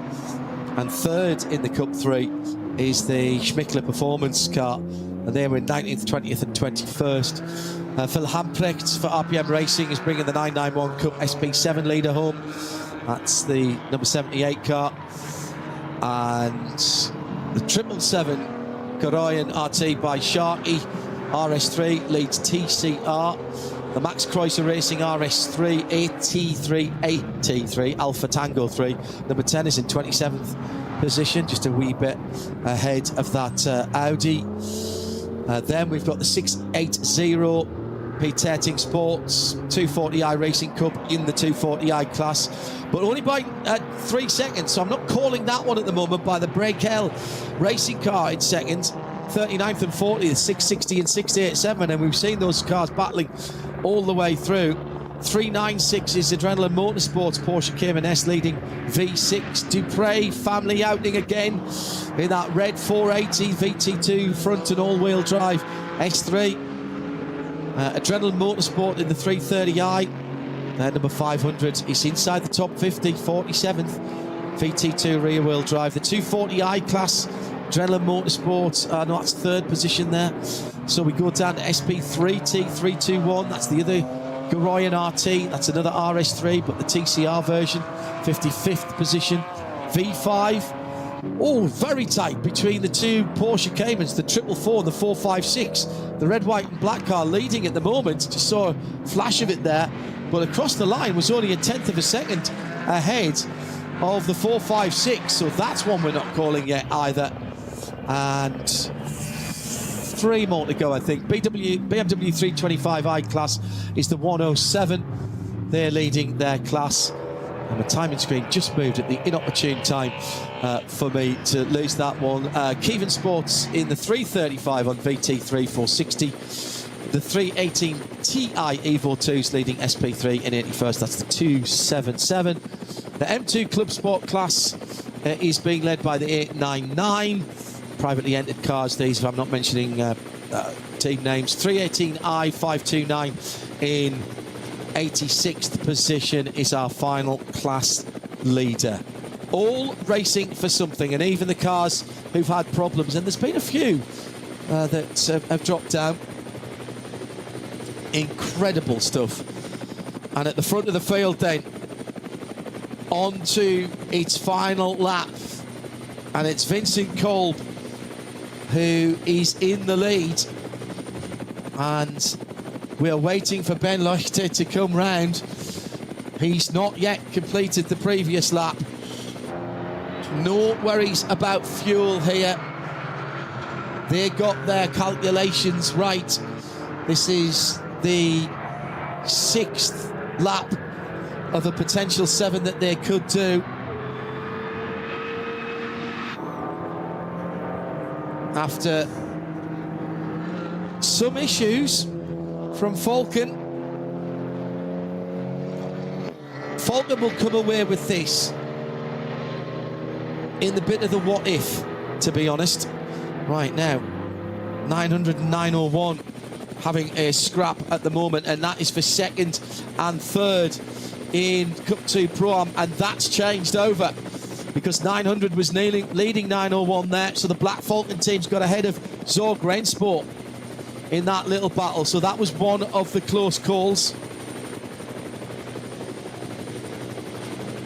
I sadly haven't seen the 21 car, the Ferrari, come out again. No. On this in these last few minutes. Seems to still be in the pit for Klaus Abelin.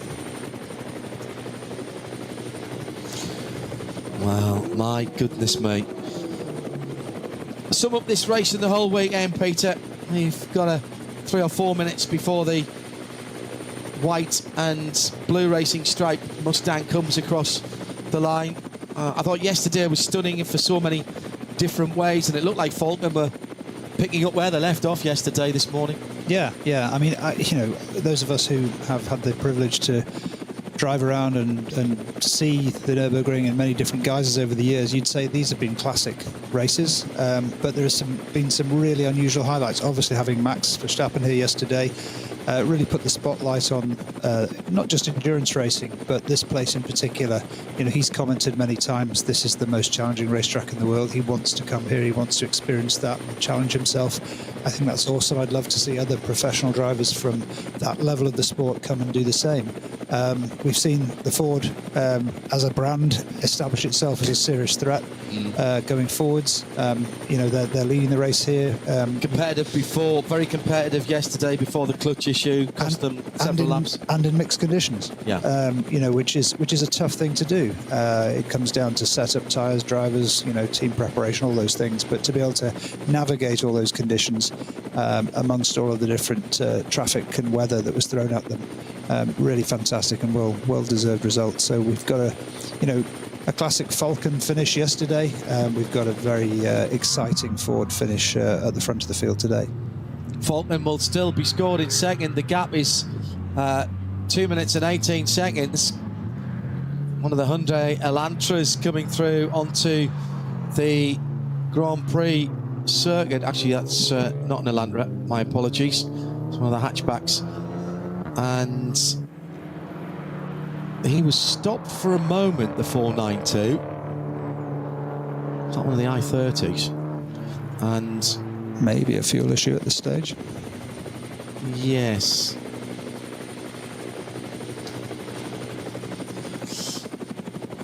Absolutely incredible. Remember, this is only the second year of the Ford Mustang on the Nürburgring Nordschleife. The GT3 program is barely older than that in its entirety. And they're concentrated on IMSA and the FIA World Endurance Championship to start with to get the car up and running. What a year this has been for Ford and Ford Mustang. They had to ask for special permission in the first year. There is the former leader at the side of the track, and Vincent Kolb goes past it again. Half a lap to go there. They had to ask for special permission to make some changes to how the rear diffuser or the diffuser at the back of the car was mounted, because they were having problems with that at Daytona. The boot deck lead, the trunk deck lead, also affected by that when they were running in traffic. They have continually developed this car, and we're hearing now as well another one of the Cup 2 cars stationary, this time at the 949. That wasn't, I think, one of the cars at the sharp end, he says, scrolling very quickly. It was the 948 that was leading, wasn't it? Yes, it was. So I slightly took a deep breath there. Yeah, that's fifth in Pro-Am. That's the SRS Zorg Rendsburg, fifth in Cup 3, should I say. So that's going to lose a position to its team car, the number 969. They're going back to Ford. They have continually improved. They have tested the car till something fell off it and fixed it. They have told their drivers to go out and compete. Let's just look at Ford this year. A win in class at Daytona at the Rolex 24 Hours. The first ever Ford support race at Le Mans with 40 Ford Mustang Dark Horse Rs around the Circuit de la Sarthe. And improving results in NLS this season that will culminate in this win. 2025 has been a good year for the Galloping Pony, and Vincent Kolb will bring home the car that Frank Stippler started. They didn't even get the best of qualifying here.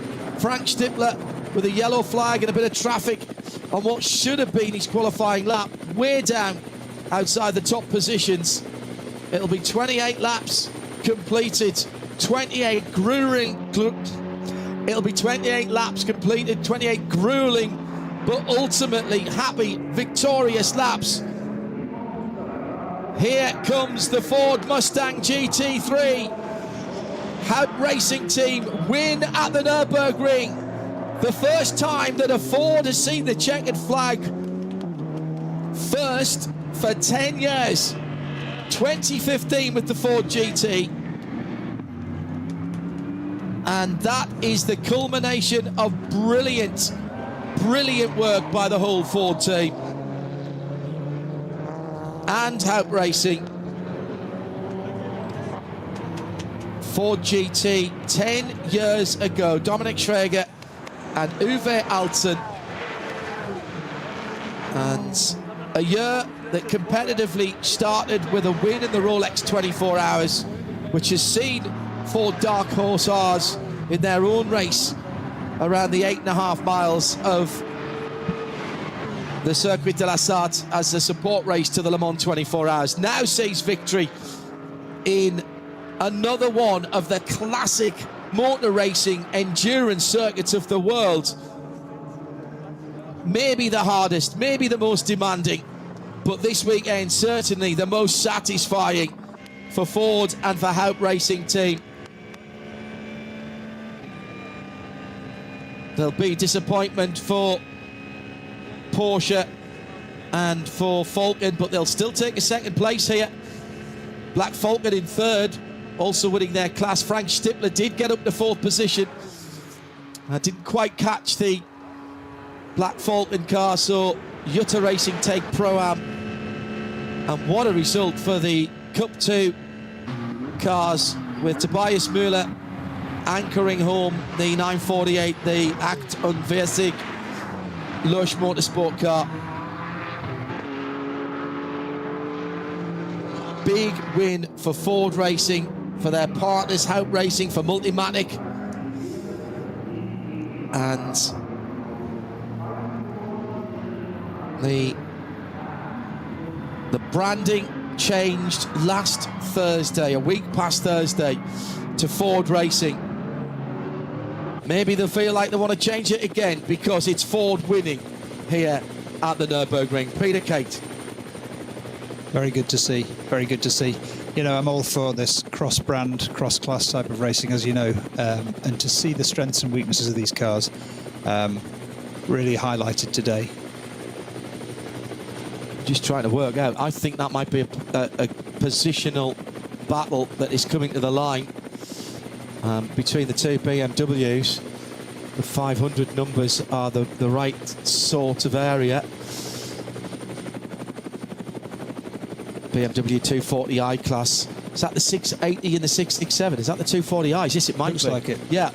And it's always such a challenge at this time because some cars are now just trying to get to the line. They've got nobody behind them. You've got two cars absolutely battling.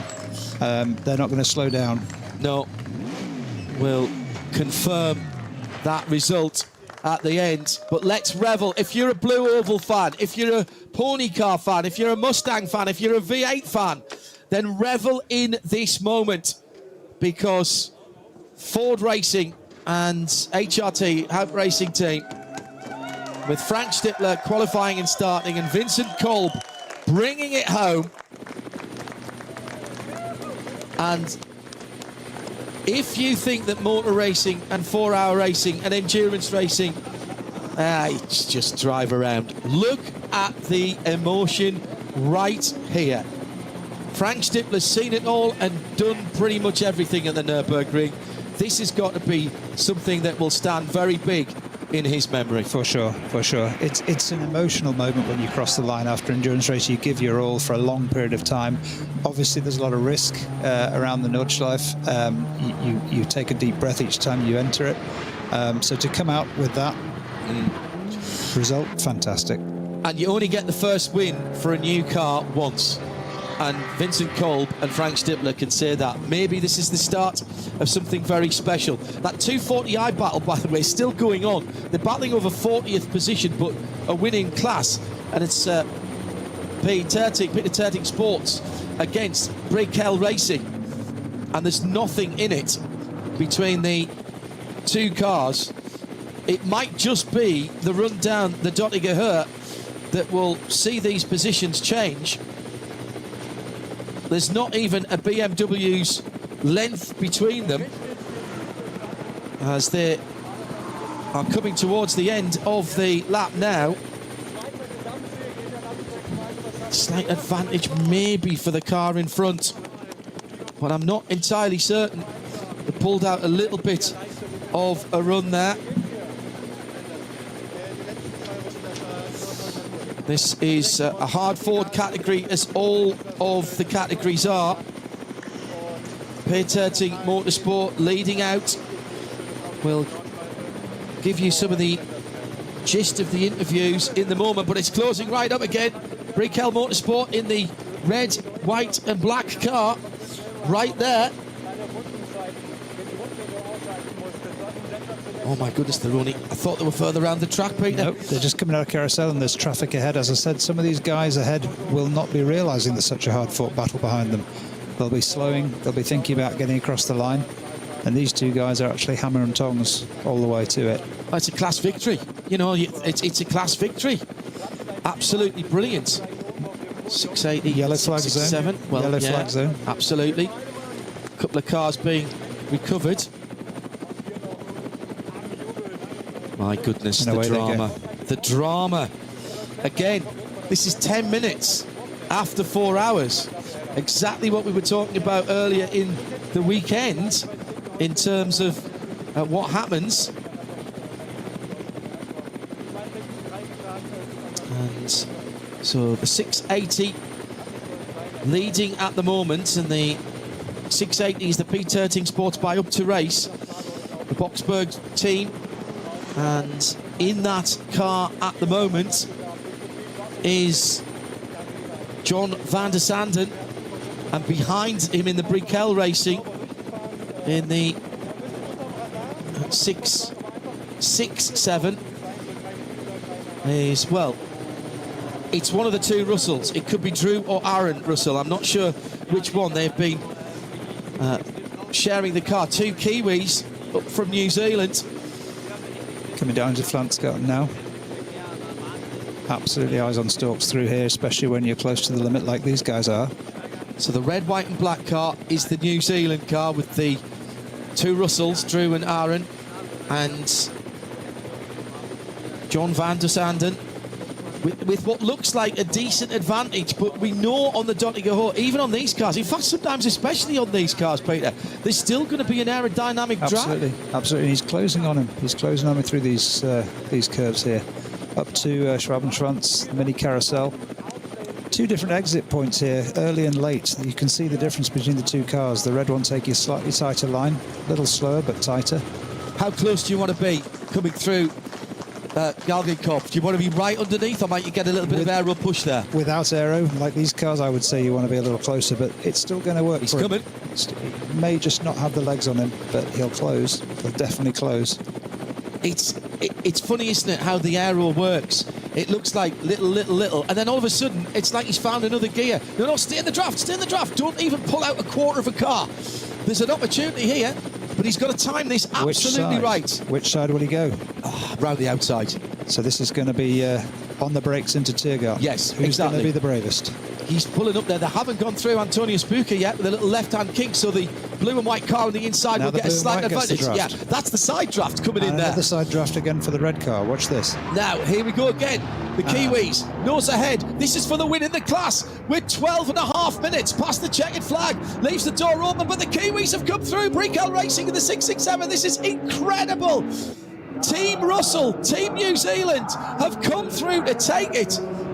This is multi-class racing at its best. Heartbreak for the Terting Sports and John van der Sanden and his teammates Yannick Reinhardt and Alboreto, but it goes to Drew and Aaron Russell. Not sure which of the two Russells were on board there, but what a finish. And thank you so much to the production team for picking that up on the helicopter, putting the resources into that and giving those guys their moment of glory. My great thanks to, as ever, our camera operators and all the technicians at Nürburgring TV. Peter Cate was alongside me in the Global Broadcast Centre, and Tim Gray was our executive producer for the Global Audio back in London. My name's John Hindhaugh.